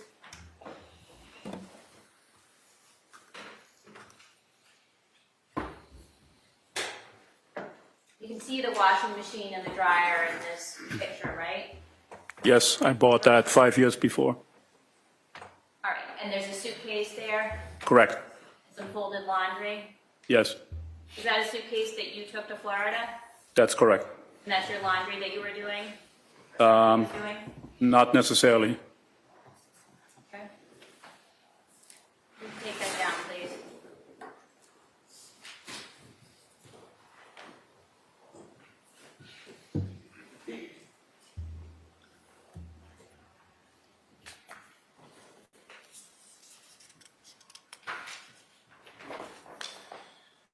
All right, let's talk for a little while about what happened in the bedroom. When you grabbed Katie's neck with one hand, you were on the floor, right? That's what you're saying? At the time that she struck me, I was kneeling on the floor and begging her to stop. So I'm asking about the point in time when you put your hand on her neck. Were you still on the ground at that point in time? I was coming up from my kneeing, grabbed her with one hand and used the other hand to protect or to check on my bleeding. Yes, I came up from my kneeling position, reacted to the threat of being struck. So you were standing at that point in time? I would say I was half standing toward the standing, probably. I don't really recall all that. I was pretty drunk. All right, we'll talk about how drunk you were later, but I'm just trying to understand what you remember now about your position. Well, I You were could. half standing, half kneeling. Katie was on the bed. How was she positioned? She was sitting on the bed edge, as far as I remember. And what was happening with her hands? She had, as far as I remember, a phone in one hand and a glass on the other hand. And she continued to hold the phone and the glass? At what time? As you were strangling her, she continued to hold those items? No, she struck me with the glass. Well, she struck you with the glass first, and then you reacted to that, right? Correct. So that had already happened. Sorry, what? That had already happened. So the glass wasn't in her head and in her hand anymore, right? That's what I was trying to say, but you said she had her glass in her hand. That wasn't the case at that time anymore. So as you were strangling her, what was happening with her hands? I don't know if I strangled her. I said I think I choked her. Are you distinguishing between choking and strangling? All I'm saying is that I really don't know what I exactly did because I was drunk and I was in a fight and flight reflex. So I really don't recall much extra that I really grabbed and tried to protect myself or defend myself. Do you remember putting your hand, at least one hand, around her neck, right? I said, I think I grabbed her. I'm asking what you're saying right now. Not what you said in the past. I'm asking right now. Blacked out from the struck. I was assaulted at this point in time, and I reacted, and I believe I grabbed her. When you blacked out, are you saying you passed out? No, blacking out means that I didn't really recall what I was doing. I reacted to a threat. So I snapped. So the glass hit your head. You snapped. You had a fight or flight reaction. Correct. And you just reacted. I'm sorry, you said something else that I just forgotten. You blacked out. I snapped. You snapped. What else are you attributing to the glass hitting your head? Fight and flight reaction. I was afraid. And you said yesterday you were afraid of having to leave 29 Valley, right? I was afraid of Katie too. Time. Sorry. Yesterday you said you weren't afraid. You said you were afraid of 29 Valley, of having to leave 29 Valley. I was afraid of Katie too, but not in the physical sense that you try to explain. But it's not about being bigger or stronger sometimes. It's about who has the power. And she had all the power after I signed everything over I had to her. And I was very afraid of her with her intentions and her reactions. I was very afraid of Katie. That was a shift in your relationship, right? There was a massive shift in the relationship yes. All right. So at the point that she hit the glass in your head, she didn't have the glass in her hand anymore, right? I don't think so. So she had a phone in one hand. At the time when she struck me, I don't remember or I don't recall what happened with the phone later or the glass, because it was all one blurred reaction to being hit. Did you get on top of her? As far as I remember, when I came out of my blackout, she passed out very quickly. There was no fighting, really, as far as I recall. But when I came back out of what the hell happened, we were both on the floor because we kind of slid off the bed and fell on the floor. Were you on top of her? I don't recall that.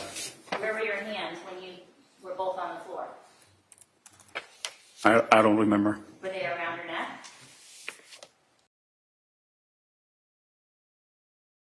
Not sure.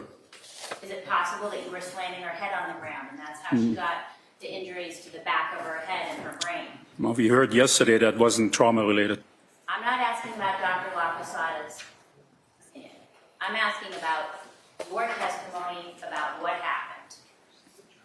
And you have some gaps in your memory.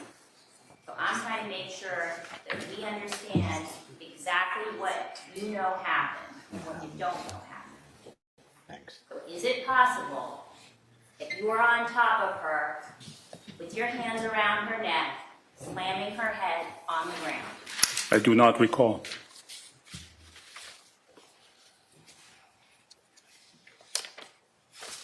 Is it possible that she put her hands on your hands in an effort to remove them from her neck? There were no defensive wounds on Katie and no defensive wounds on me, so no. I'm asking what you know about what happened. Not that I recall. There was no struggle, no fight as far as I remember. I reacted to the hit. I felt threatened. I defended myself. And once I kind of recalled that I kind of came somewhat back, but I was still very intoxicated, we were both on the floor. And she was unresponsive. Ms. Gilman, can we please have exhibit number 57?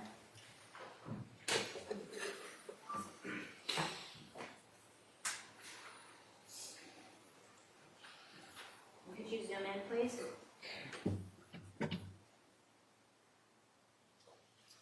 Dr. Turk, I'm gonna put exhibit 57 in front of you. Please.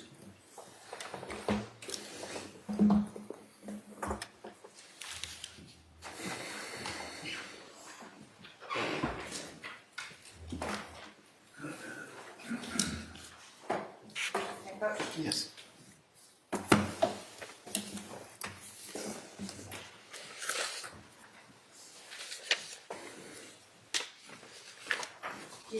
See this mark right here on your hand? On your finger? On the middle finger, you mean? Yep. I see that mark, yes. Isn't it possible that that's from Katie's fingernails? No. Because there were no skin cells under her nails in the I'm asking forensics. about your memory, sir, not about the forensic evidence. It's not possible. Could you turn to 59, please? 59. I have it. Please. And you see these injuries right above your thumb? Yes. Isn't that possible? That's from Katie's fingernails? They were from the bushes I walked through, not from Katie.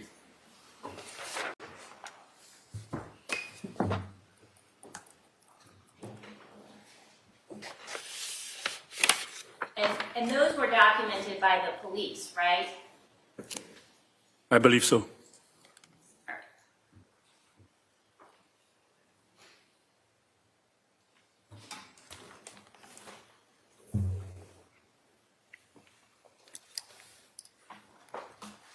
And that cut on your head, the police took efforts to document that, right? Correct.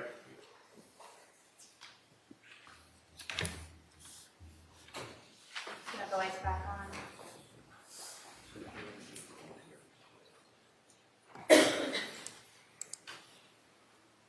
All right, let's talk about what you did after you killed Katie. You carried her out of the house, right? More direct after? No. I didn't say direct. Just said after you killed Katie, you carried her out of the house. After a while, I carried her out of the house. Correct. Past the children in the bedrooms, right? I carried her on my hands in the hallway, downstairs, into the garage.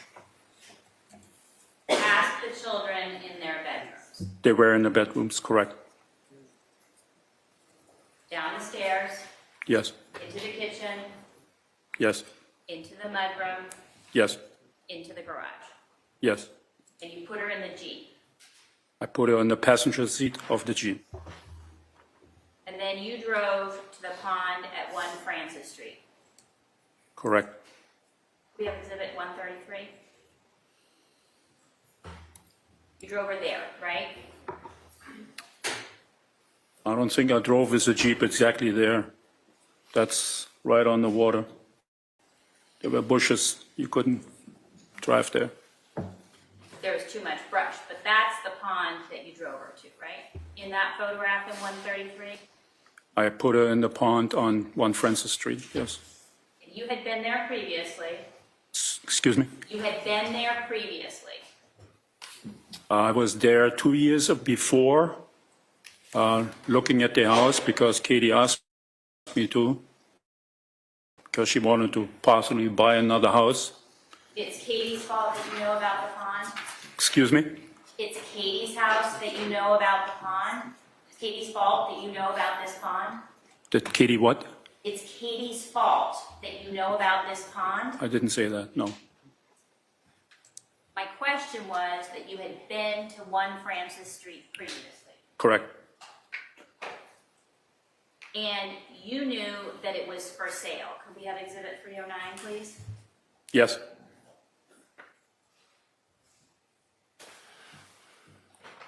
So you knew it was unoccupied. Yes. You pulled all the way up. Sorry? You pulled all the way up next to the house. I do not remember exactly how far I drove into that property. I don't know. You told the police in the interview that you pulled all the way up, right? I was struggling with memory when I gave that interview. All right, should we get the transcript?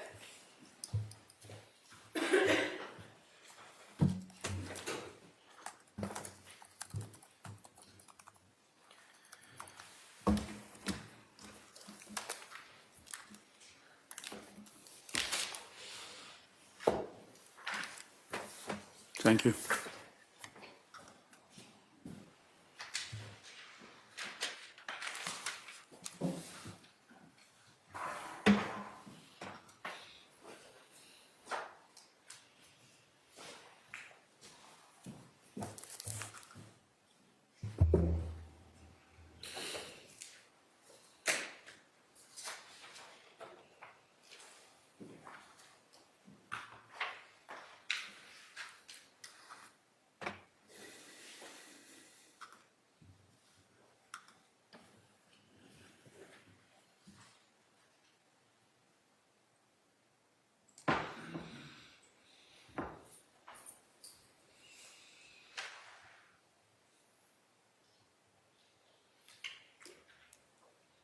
Can I see the minute, please, Your Honor? Me.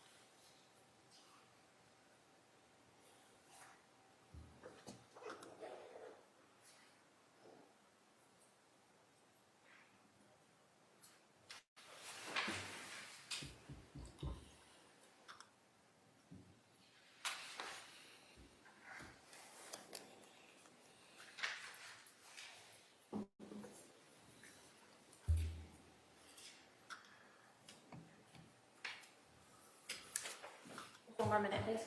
Yes. All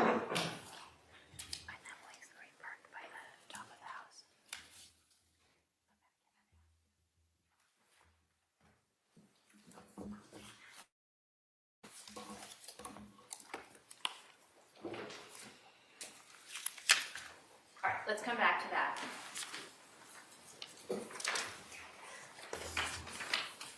Certainly you'd agree that you didn't want to be seen putting Katie's body into the pond, right? That wasn't a concern of mine, I believe. That wasn't a concern of yours? I didn't think about all that, no. You thought about where to put her, right? I was thinking about not having her being found in the house by her children, yes. And you decided that the pond was the place to put her. It took me a while. I was in panic. I couldn't really remember much of anything that happened, and I tried to figure out, where to go. All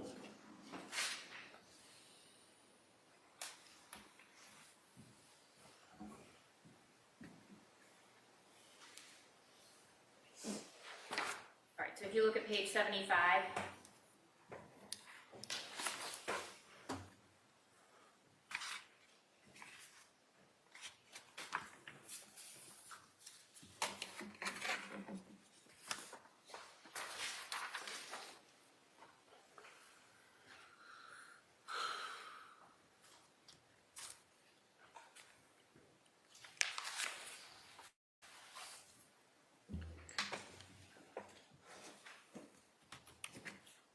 that's where you're talking about the garage, right? Yes. Did you park up by the garage or did you park down closer to the pond? Here, I'm saying right there, And then that's the garage. I don't know what I mean with that, Okay, because I was confused. you were confused. Okay, but you were able to give accurate directions to the pond, to the police, right? I had no recollection of the street names at that time, again, showing that I was confused. I just told them right, left, because I couldn't remember the street names. But you knew the names of the street ordinarily? I did, used to, but not at that time. I was completely out and confused. You were completely confused when you were speaking to the police?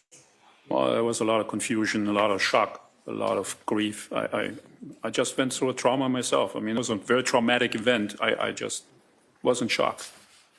The event was traumatic to you. Yeah, I didn't like to cause death of another human being. I spent all my life to save lives. So I was pretty much in shock myself of what happened. Yes, I was extremely sorry and guilty and shameful about what happened. Yes, I struggled with that throughout the whole interview. That's why you see all this, I don't know, I'm sorry, I don't know.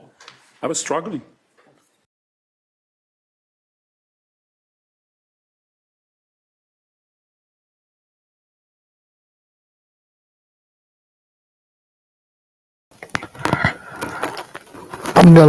I'm gonna pause it right there with Dr. Ingolf Tuwork's testimony on basically the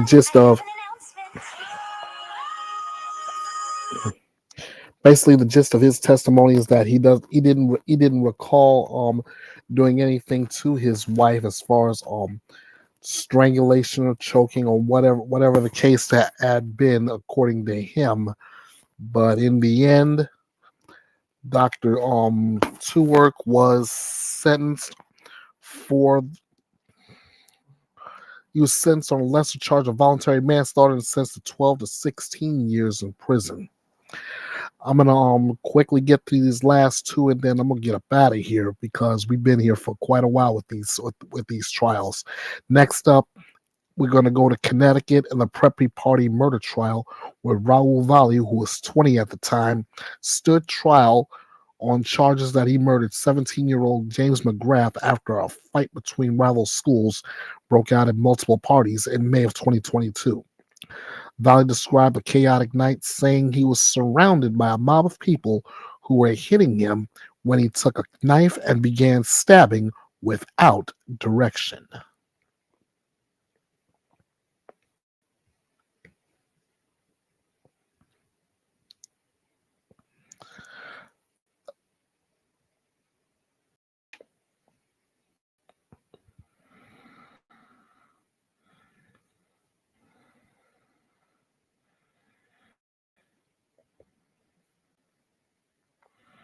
I'm going to remind you again, you've got to keep your voice up. You are soft-spoken. We are competing with the fans, but everybody's got to hear you, okay? Yes. Okay. So yesterday when we were here and we left off, I believe you had taken us to the front lawn of 43 Laurel Glen Drive. Do you recall that? Yes. And you were describing for us the scene there on that front lawn as you and Mr. De Silva walked up to a group of individuals that had come out of the house. Do you recall that? Yes. Okay. And I believe that you had told us just shortly before we dispersed for the day that you thought there were about 10 people facing you and about 10 people facing Mr. De Silva. Do you recall that? Yes, but I'd say it was around 50 kids altogether. 50 kids altogether? Yes. Were you counting them? How can you be sure that there were 50 kids? I wasn't able to see behind them because there were so many people. It felt to you like there were 50 kids? Yes. But you weren't counting 50 kids? No. Do you recall how many kids, do you recall yesterday you had described for us that there were essentially two groups that started to form, one that was dealing more with Mr. De Silva and one that was dealing more with you? Yes. And how far away were you from Mr. De Silva at that point? Once the two groups started forming, it was hard to say how far Tyler was from me. I want to say 5, 6 feet. Okay. And you had described that he was trying to have some sort of a conversation with somebody that he was dealing with. Do you recall that? Yes. Were you trying to have a conversation with anybody? What were you doing at that point? Yes. I was trying to have a conversation with Ryan Hines. Ryan Hines was one of the people that was facing you? Yes. How many other people do you remember that you were dealing with in the group that was facing you? After they separated into two groups, I want to say there was around 25 to 20 people just on me. And where were they positioned? At first, they were just in front. And then once they made the two separate groups, they were on both sides and in front of me. Your Honor, may I approach the witness? Yes. Thank you. I'm going to put back up there for us State's Exhibit 52 behind you on the easel. Hand you pointer, drop it.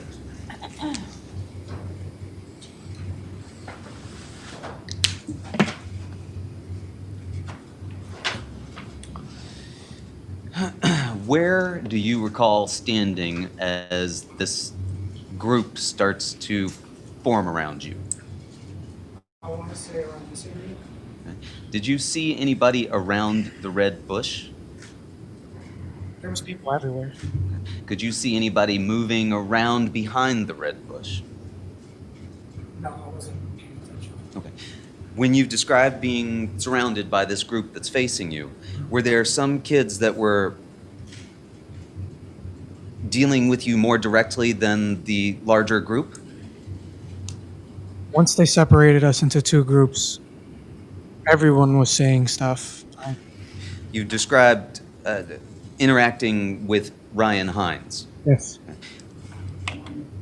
Was he separate from the larger group in some way that you were dealing directly with him? Tell us how that worked.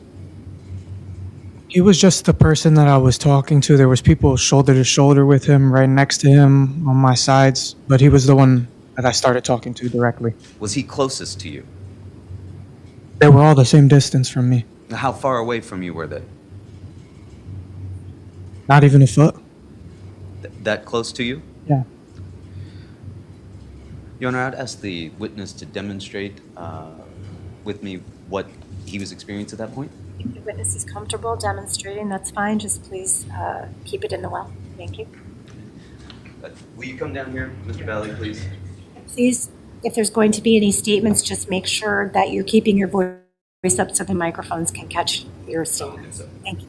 If I'm you, where is Ryan Hines? Right here. And is Ryan Hines as the same size as you? Yeah, at the time, I was very small kid. I grew a lot since then. He was bigger. And you're Ryan Hines. What is he doing? First, we're just talking. At some point, does he do something else? Yes. What? After he starts yelling,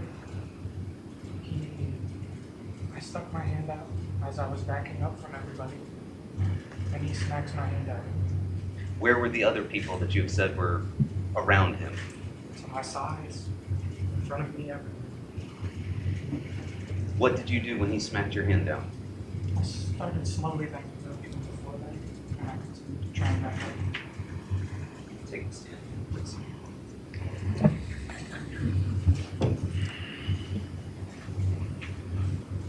As you began to try to back up, what happened at that point?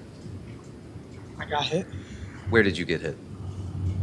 It was the side of my head, I want to say, but I couldn't really tell where. And when you say it was the side of your head, could you tell which side? I only found out after. And how were you feeling at that point? Everything just went black. When you say everything went black, what's the next thing that you remember? My face was in the ground. Could you see where Tyler De Silva was? What could you see? just the ground, and people were just stomping and kicking and punching everywhere. Did you have the knife in your hand at that point? No, Where was the knife? it was in my pocket. Could you see any way to escape? No. Did you try to get up? Yeah. Could you get up? No. Why not? There was just so many people hitting me and just everywhere. What could you hear? They were yelling and it was so weird. They were just yelling like, I can't even describe it. Did you hear anyone say, "Yes, sir"? I heard a whole bunch of things I can't.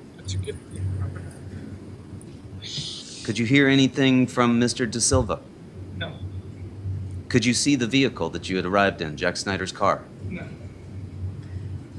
Could you see any way to make an escape from your position? Where were the other people that were kicking you, as you've described it? All around me, on top of me, behind me. Could you see who was on top of you? No. Could you tell what the person or persons that were on top of you were doing? Hitting me. Where were they hitting you? My head, the back of my head. Kicking like the front of my face, my ribs, everywhere. Did you get the sense that they were going to let you up and let you go? Yeah. What did you do at that point? I went to cover my head in like a fetal position. Did that seem to have any effect?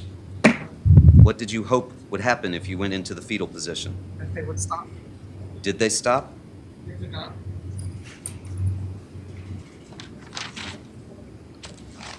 Put us there on that lawn with you in the fetal position.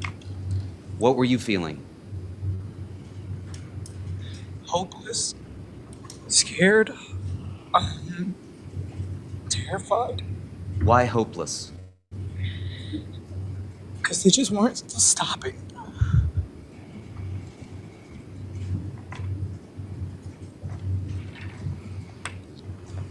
How were you feeling physically? Hurt. What hurt? Everything. Did you lose consciousness? After the first hit, yeah. What happened next? As I was in the fetal position, covering the sides of my head and the top of my head with my forehead into the dirt, I was almost like hunched over, and I reached in my pocket and grabbed the knife.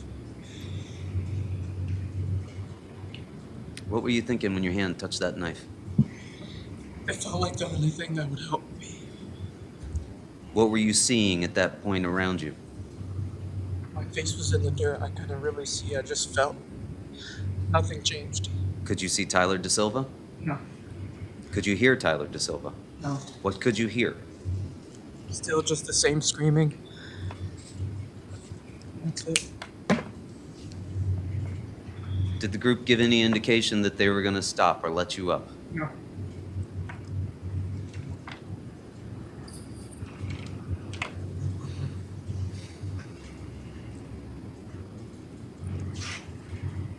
What happened next?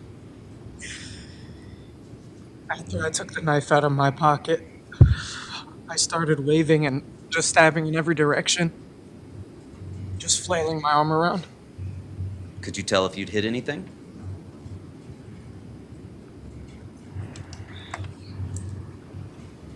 Did that seem to have any effect on the attack? No. It made me more scared. Why did it make you more scared? Because it didn't change what they were doing, and it didn't stop them from doing anything. Were they still kicking you? Yeah. Was someone still on top of you? Yeah, there were so many people on top of me.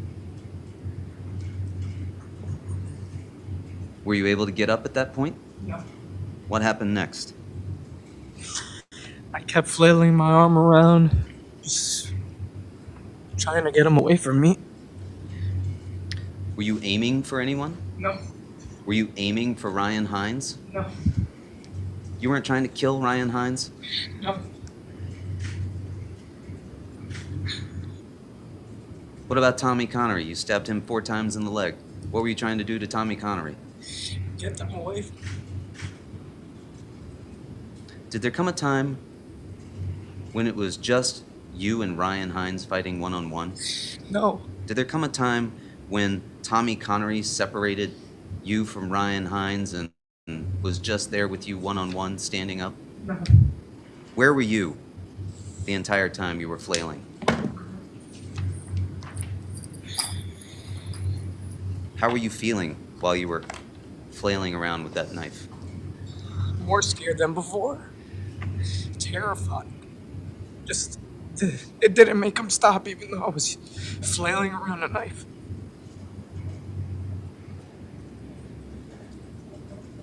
Could you tell how many people were around you at that point? No. What happened next? It's in flashes, but I just remember getting shoved into the car.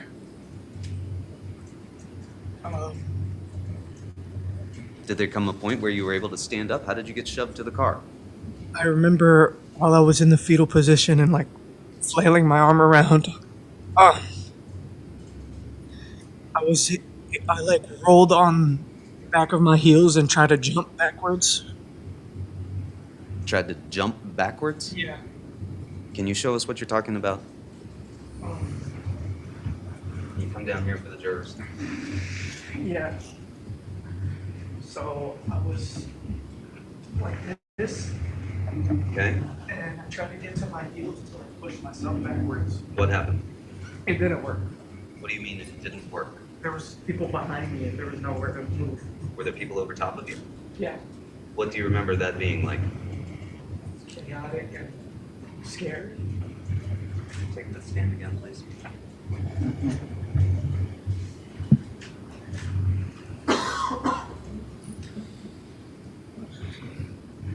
So there came a time when you were able to stand up. Do you recall that? No, I just remember somehow I got thrown into the car. You got thrown into the car? Yeah. Okay.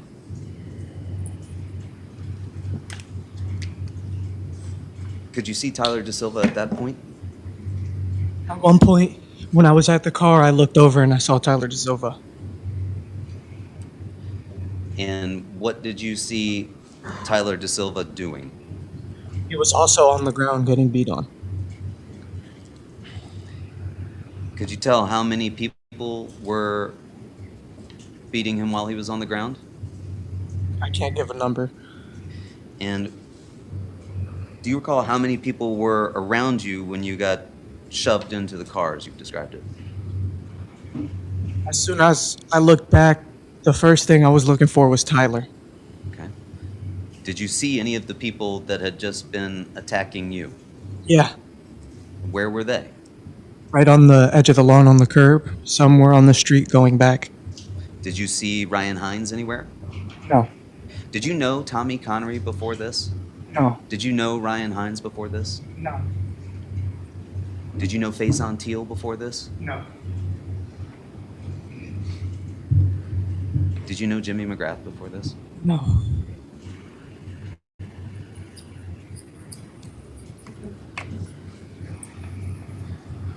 You say you remember getting shoved to the car.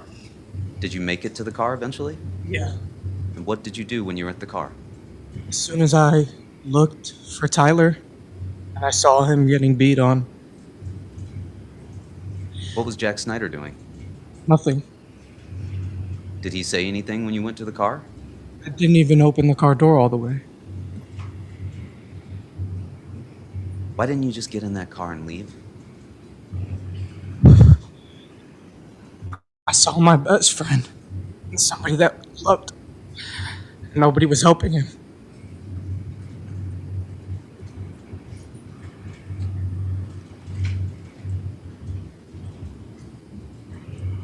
How did you feel? It was still terrible. But I couldn't just let him be there alone. I felt like I had to save him.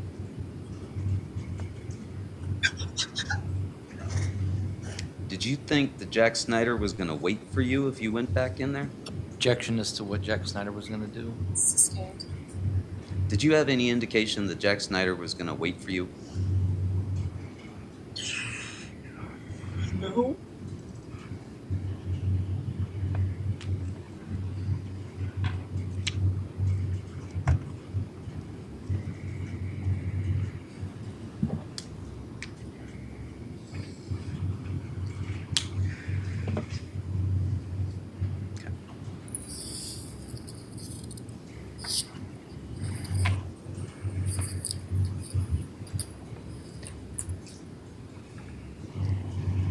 You didn't open that door at that point and take out that knife and then go back and stab those 4 kids. No.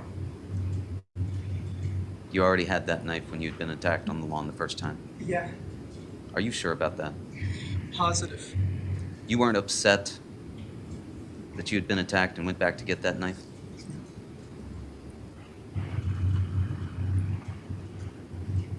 Had you known about that knife being in the car prior to that evening? No.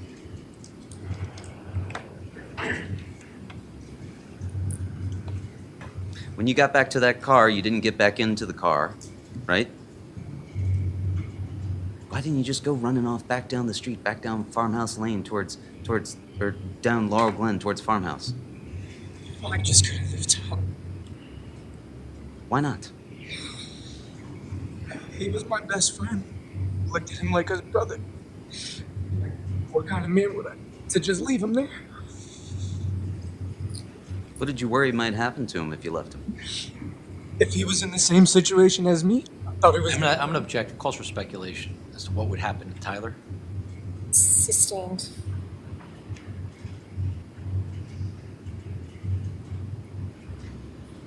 What were you worried about if you left and ran down to the end of Laurel Glen and Farmhouse Lane? That Tyler wouldn't have made it out of there.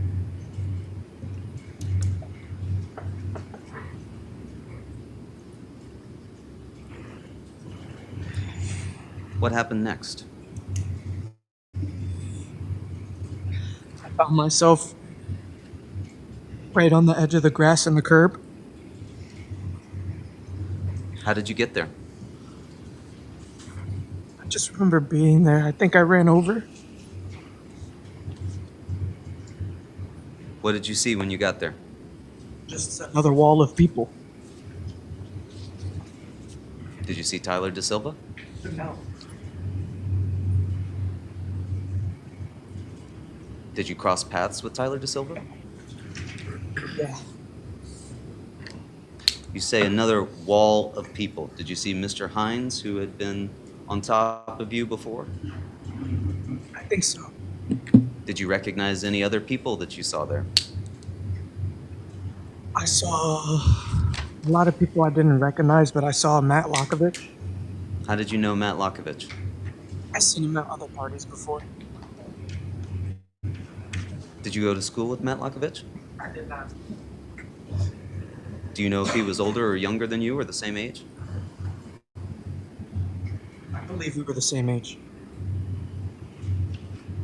Are you and Matt Lockovich the same size? No. He was way bigger than me. How did you feel at that moment? Felt like the same thing was gonna happen again. Why didn't you just turn around and run back to the car?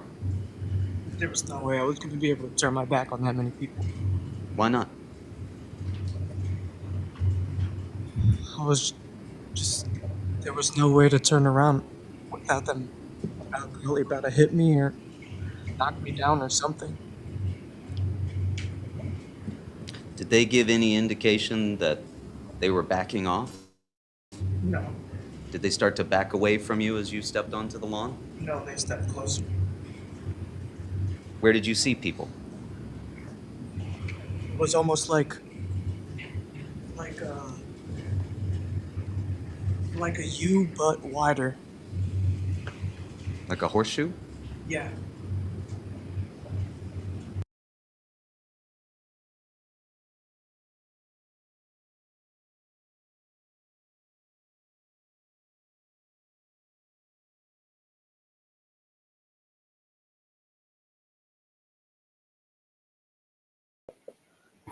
And we stop Raul Valley's emotional testimony in his own defense that everything just went black when he pulled a knife and he started stabbing with no direction.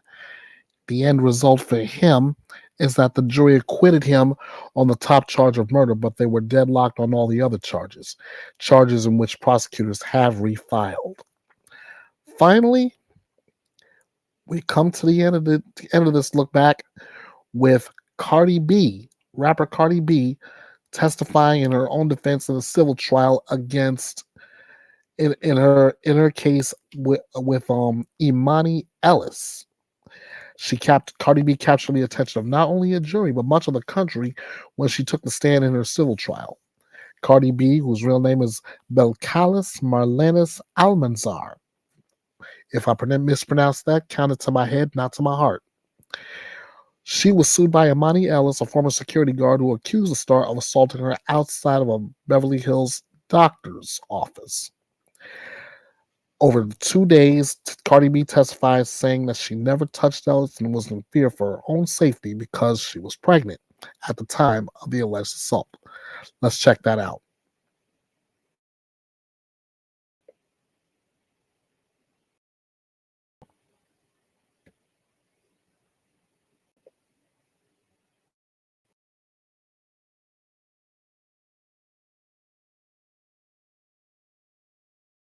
Yes, plaintiff calls defendant Cardi B as a hostile witness. Thank you.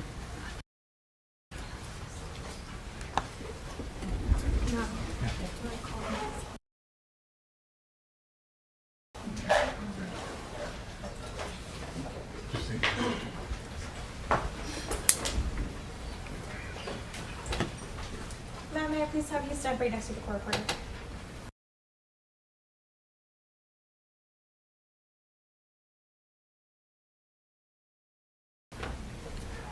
Please raise your right hand. Do you solemnly state that the testimony you may give in the cause now pending before this court shall be the truth, the whole truth, and nothing but the truth, so help you God? Thank you. May I please have you state and spell your first and last name for the record? My name is Bethea'S Byte. May I please have you spell it? The whole thing? First and last name is fine. Okay. Belcalis. Great, thank you. You may take a seat. Please watch your step.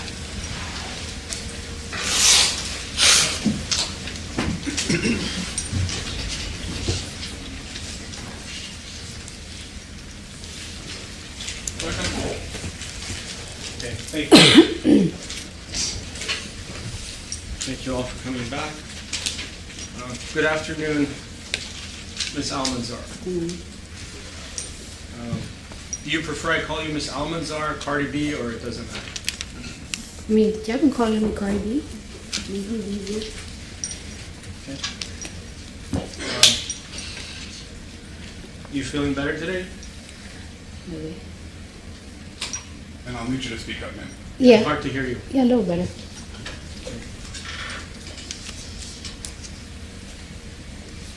Your birthday is October 11, 1992? Yes. You're left-handed? Yes. Are you the firstborn child? To my mom.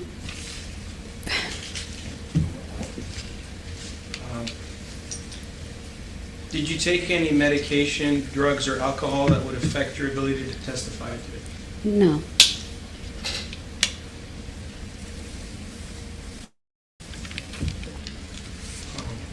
On the date of the incident, did you have black hair, blonde hair, or different color hair? I quite don't remember. I do know I had a hoodie on. Okay. Yesterday you had black hair, short hair. Today it's blonde and long. Which one is your real hair? Or are they both real? They're wigs. Okay, sorry, I didn't know that. It's a good week today then.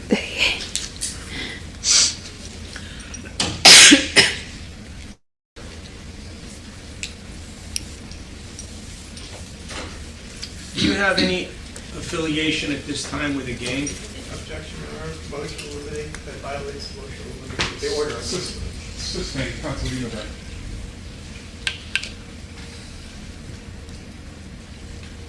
Your fingernails, can you show them to us for all of us to see? How long are those fingernails?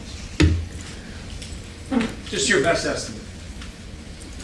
I don't want you to take a ruler to it, but if you were to give your estimate, is that half an inch, 1 inch, 2 I inch? think it has to be less than an inch. And- Way less than an inch. Can you show them to us again? All right. Are they pointy? These are not, to me, are not pointy. They're like circle, oval, Okay. Are those your real nails or are they fake nails? fake nails. If I wanted you to change them to 3-inch nails, Mhm. how long would it take for you to do that right now? Well, it really depends. Like these are like glued on, so they will be a little bit quicker. Sometimes I do acrylic, which could last me on for 2 weeks. I will literally have to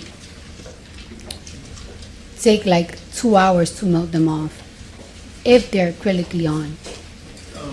On December 24th, 2018, do you remember going to 8920 Wilshire Boulevard in Beverly Hills? December? I'm sorry. February 24th of 2018. Mhm. Do you remember going to 8920 Wilshire Boulevard? Mm-hmm. Mm-hmm. And you can answer it with a yes or no. Yeah, yes. Okay.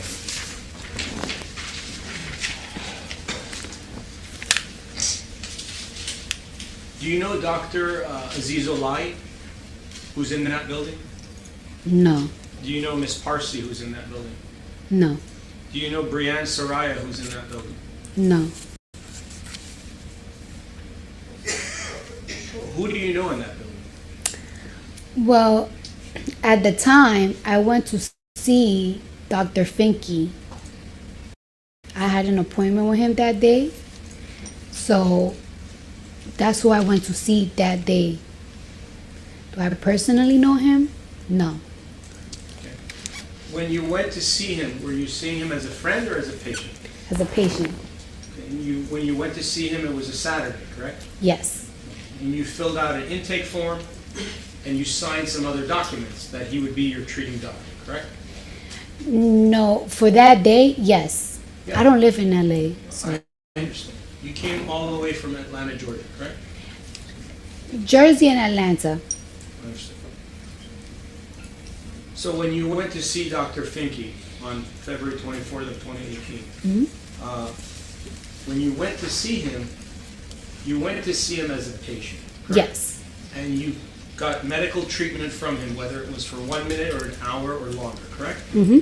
How much time did And you? you need to answer yes or no. then. Oh, yes. Sorry. Thank you. How long did you spend with the doctor that day? I'll say about 25 to 30 minutes. Around that time. Not that much.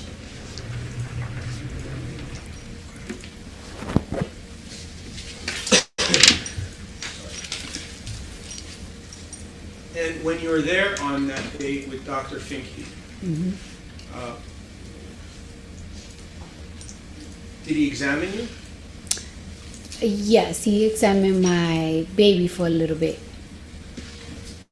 And what baby was that? What number? Number 1. Oh, that was the first child you ever had. That's my first child, yes. And you were 25 years old at the time. Yes. You're aware that plaintiff was the same age as you at the time? No. Assisting. No.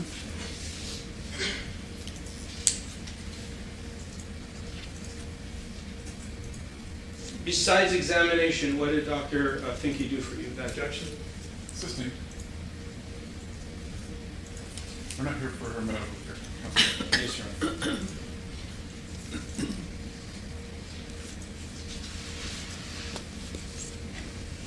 Did you keep Dr. Finke's, well, strike that. Who referred you to Dr. Finke?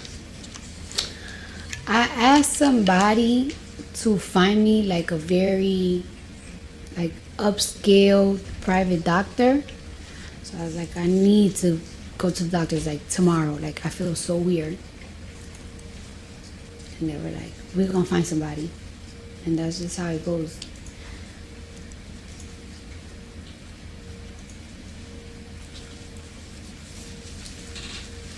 When you were outside in the hallway before you entered Dr. Finke's office, did you see this individual, Imani Ellis, in the hallway? She was waiting for, well, she was right in front. As soon as the door of the elevator opened, she was waiting, I guess, for the elevator. She was going inside the elevator. And you were coming outside of the elevator? Yes. Do you know approximately what time it was when this occurred? About, I guess, like in the afternoon, 1 o'clock, around there. Yeah, 1 something.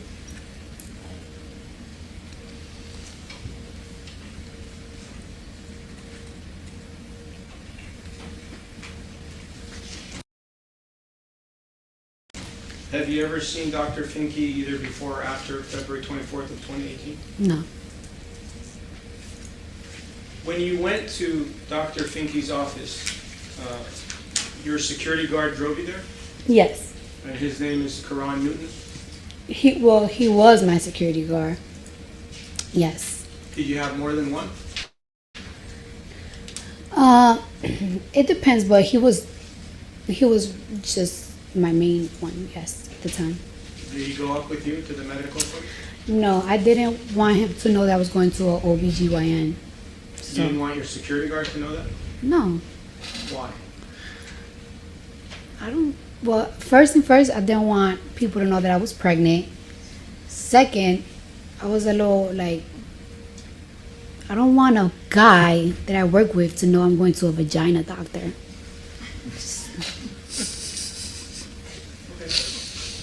Did you trust your security guard? In certain ways, yes. In certain ways, no. I don't know. Sometimes you just really don't trust everybody in your business. You don't want everybody in your business. Do you remember what floor you were on when you exited the elevator? The 5th floor. At any time, did your security guard come into the building after learning about there being some kind of incident in the building? He was waiting for me, like, not necessarily like inside. He was like waiting for me, like by the exit, like by the door. Around there, yeah. Do you remember the building? Yes. Do you remember Well, I kind of remember, but I do know that he was waiting for me by the door. And you're talking about the lobby area where you Yes. take the stairs up? Mm-hmm. So he was inside the building or right outside? I don't really recall, but he was like, maybe it wasn't the inside, it wasn't the outside, but he wasn't like in, like deep in. He was like waiting for me by the door. And the door, he had it open for me to come out. All right. So would you consider that your security guard was with you at the time, whether it was upstairs, downstairs? In your mind, would you agree that your security guard was with you at the building? Is that fair? Was your security guard with you in the lobby of the building at 8920 Wilshire Boulevard on February 24th, 2018? In the lobby, yes, when I was exiting. When I was But exiting. He was in the lobby with you, In the lobby. I can't say he was with me because we was leaving. He never went upstairs, so.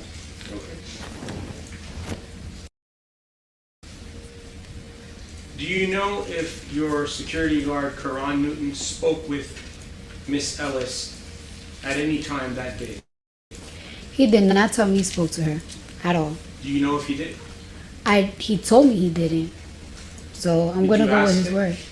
No, because I was like, I told him like what happened upstairs. He was like, damn, I should have went upstairs. But he never told me that he spoke or seen her. So I wouldn't know. You came to this courthouse with another fine gentleman security guard, correct? Yes. Objection, relevance. And when you go to different places with your security guard, if an incident occurs where you're threatened or you're injured or anything happens, Yes. aren't they supposed to come help you? Objection, relevance. Well- Why don't we move on? You don't have to answer. When the incident occurred, did you call your security guard or send him a text message or do anything to let your security guard who was with you know that something happened where you wanted his help? Objection, argumentative as to with overall. I told him, like, yo, you wouldn't even believe what just happened upstairs. And he was like, what happened? And I practically told him, like, I'll tell you later, like, when I leave. I'm like, wait for me. But I told him, like, wait for me downstairs, like, by the door. And that's what I told him. If you were in any danger, would you call your security guard, or would you call the police, or would you call both? Or do nothing? Did you feel that you were in danger on February 24th, 2018, when you were upstairs on the 5th floor? For like those 50 seconds, yeah. After I went to my appointment and like the argument just passed me, I didn't even mind it anymore.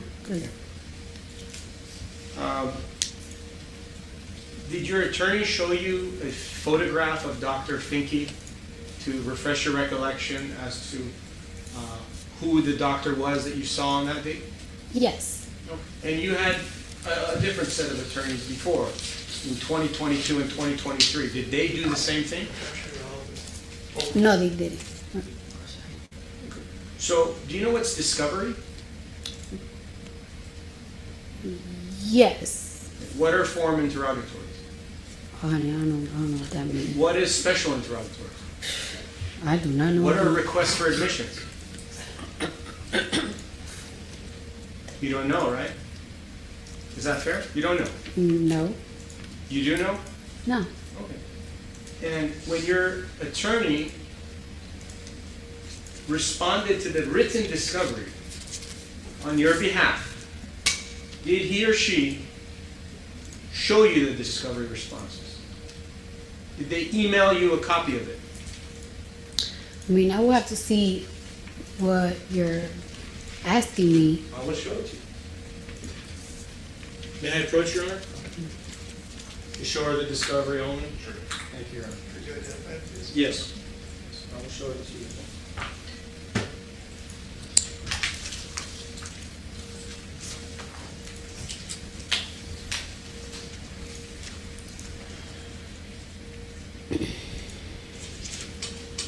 So for identification purposes, it is form interrogatories, set 1, dated September 30th of 2022.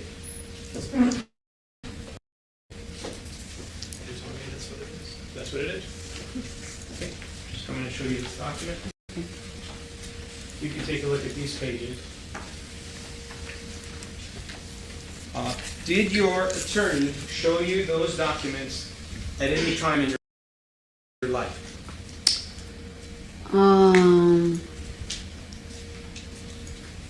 I'm not quite sure. I don't think so, no.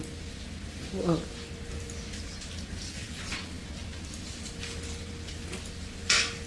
And I'm going to show you, with the court's permission, the responses which were drafted and served on January 17th of 2023.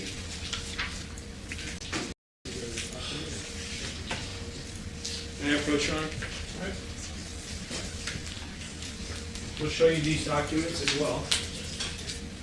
So you can take a look at those documents.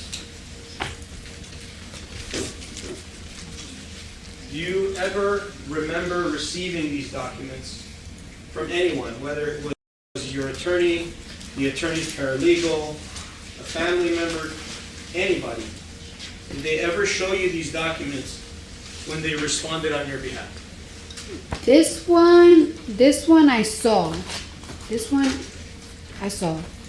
Okay. You saw that one? Yeah. Okay. I want to go over it with you.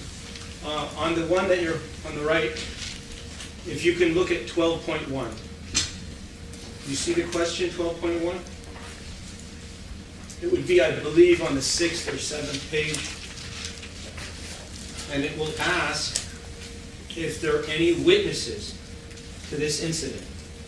Yeah. Well, can you So it's not a question. point it to me? I'm sorry? Point Show it it to you. Yeah. Show it. Can I approach you on it? All right.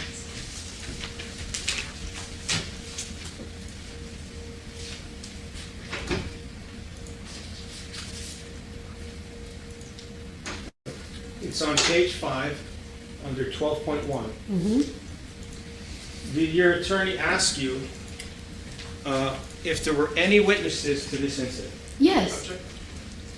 All right, we're going to avoid attorney-client privilege conversation. And relevance, Your Honor, this is a discovery issue that the subject. Not a discovery issue, Your Honor. I'm asking her questions about if there's any witnesses, and it's for impeachment purposes.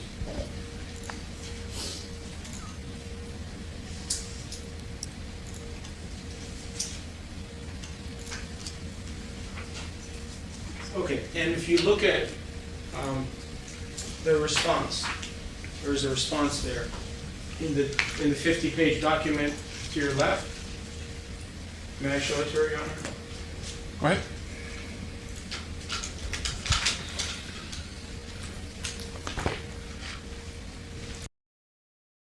Sir, can he identify by page and line? I'm not sure Sure. what he means by showing it. I can show it to you first if you'd like. I just, what do you, I wanted her to talk about the response. all right. That's. These are the questions. May I read the question when I go back to my seat? It's your direct counsel. Thank you.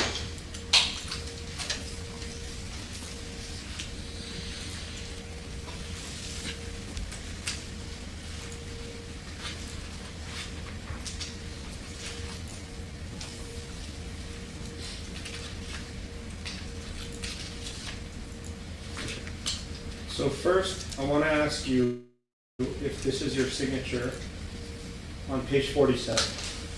Is that your signature?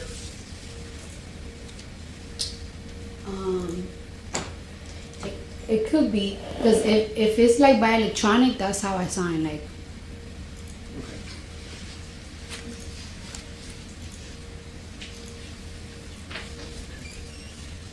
And the question that I showed you, 12.1, just say, you want to read it or you want me to read it to you? You can read it. State the name, address, and telephone number of each individual who witnessed the incident. This is A, so paragraph A. Or the events occurring immediately before or after the incident. Mm-hmm. That's what the question is. Yes. Okay, as you sit here today, would you, is it your testimony that Dr. Finke is a witness to the incident? Absolutely. He is a witness. Yes. She knows. She was there. Is Dr. Finke outside speaking with you? Outside where? On February 24, 2018. Outside like. In the hallway. Yes. He came out of his office? Yes.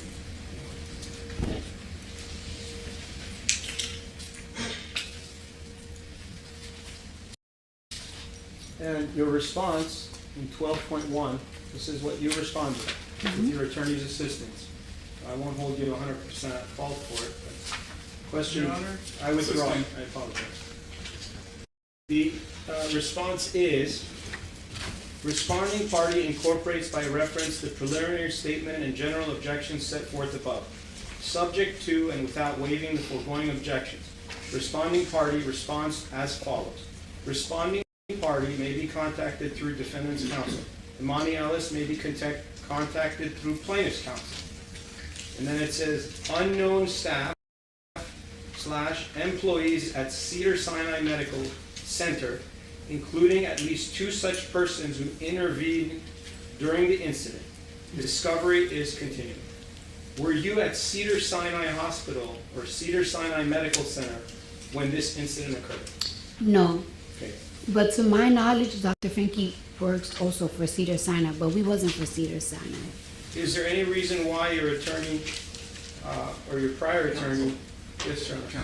We're not going to.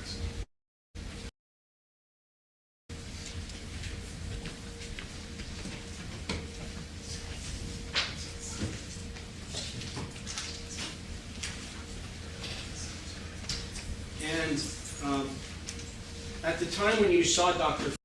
Finke his name at that time, correct? I didn't know his name. And for a while, when I was getting asked by lawyers like his name and like the receptionist's name, I didn't know it because I saw him one time. So I kind of like just forgot about him. But when your attorney asked you for the name for purposes of trial, then you did remember the name. I didn't remember the name. I told him there was two witnesses, the receptionist and the doctor. I told him it was a doctor. My doctor came out at the time, the guy that checked me, and the receptionist. She knows. She was there. He was there. Who knows? The plaintiff. She knows. How do you know she knows? Because that's who separated. That's who separated and got in between us while we was verbally arguing. Who got in between? The female receptionist, she came out first and she started like telling her like, "You're security, what are you doing?" And then that's when the doctor came out. He was like, "Go to my office." And that's when I just walked away, and that was the last of it. Okay, and 12.1 question. 12.1 subparagraph D. State the name, address, and telephone number of each individual who you or anyone acting on your behalf claim has knowledge of the incident. You just testified that Karan Newton was downstairs in the lobby on the date of the incident. You also testified that you told him different things about the incident. What is the reason, this is the question, what is the reason you did not disclose Karan Newton's name in discovery? Because he wasn't upstairs. Ma'am, wait for the objection. What's your question? Person mischaracterizes the testimony as compound. It's irrelevant to the merits of the case. Sustained.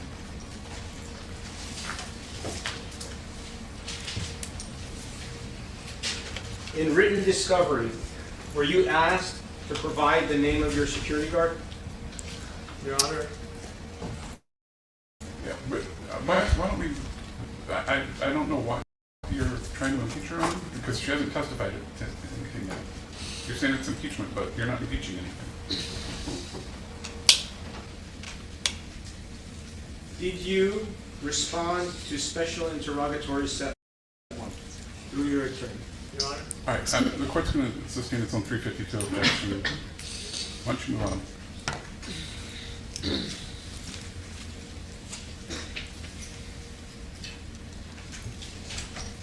Do you consider Karan Newton to be a witness in this case? No, Sustained. Counsel, I need you to move on. This case isn't about discovery. You might want to move on to what it is about. Is Tierra Malcolm a witness to this case? Counsel, please.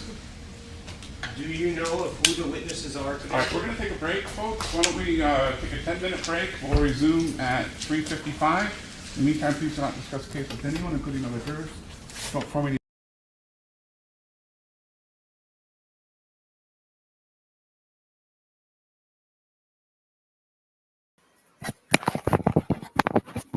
And while court went into recess at that point, but I'm gonna put a pause. I'm gonna put a pin on this one, and let you all know that the outcome actually favored Cardi B in this case. The jury sided with Cardi B in that case, rejecting all of Imani Ellis's claims. Now, Imani Ellis is currently trying to seek a new trial against Cardi B, and that decision is pending. So now I am going to wrap this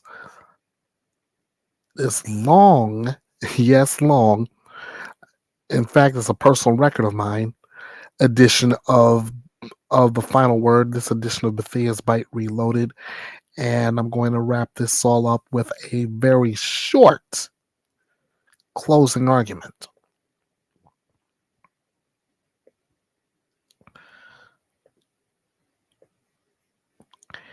All right, there's that.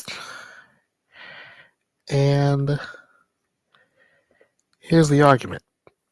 Quick. Now, at the top of this thing, I told you about the whole risk reward factor of defendants testifying in their own defense. In 2025, and I also gave you one example, hoping that his silence would be the thing that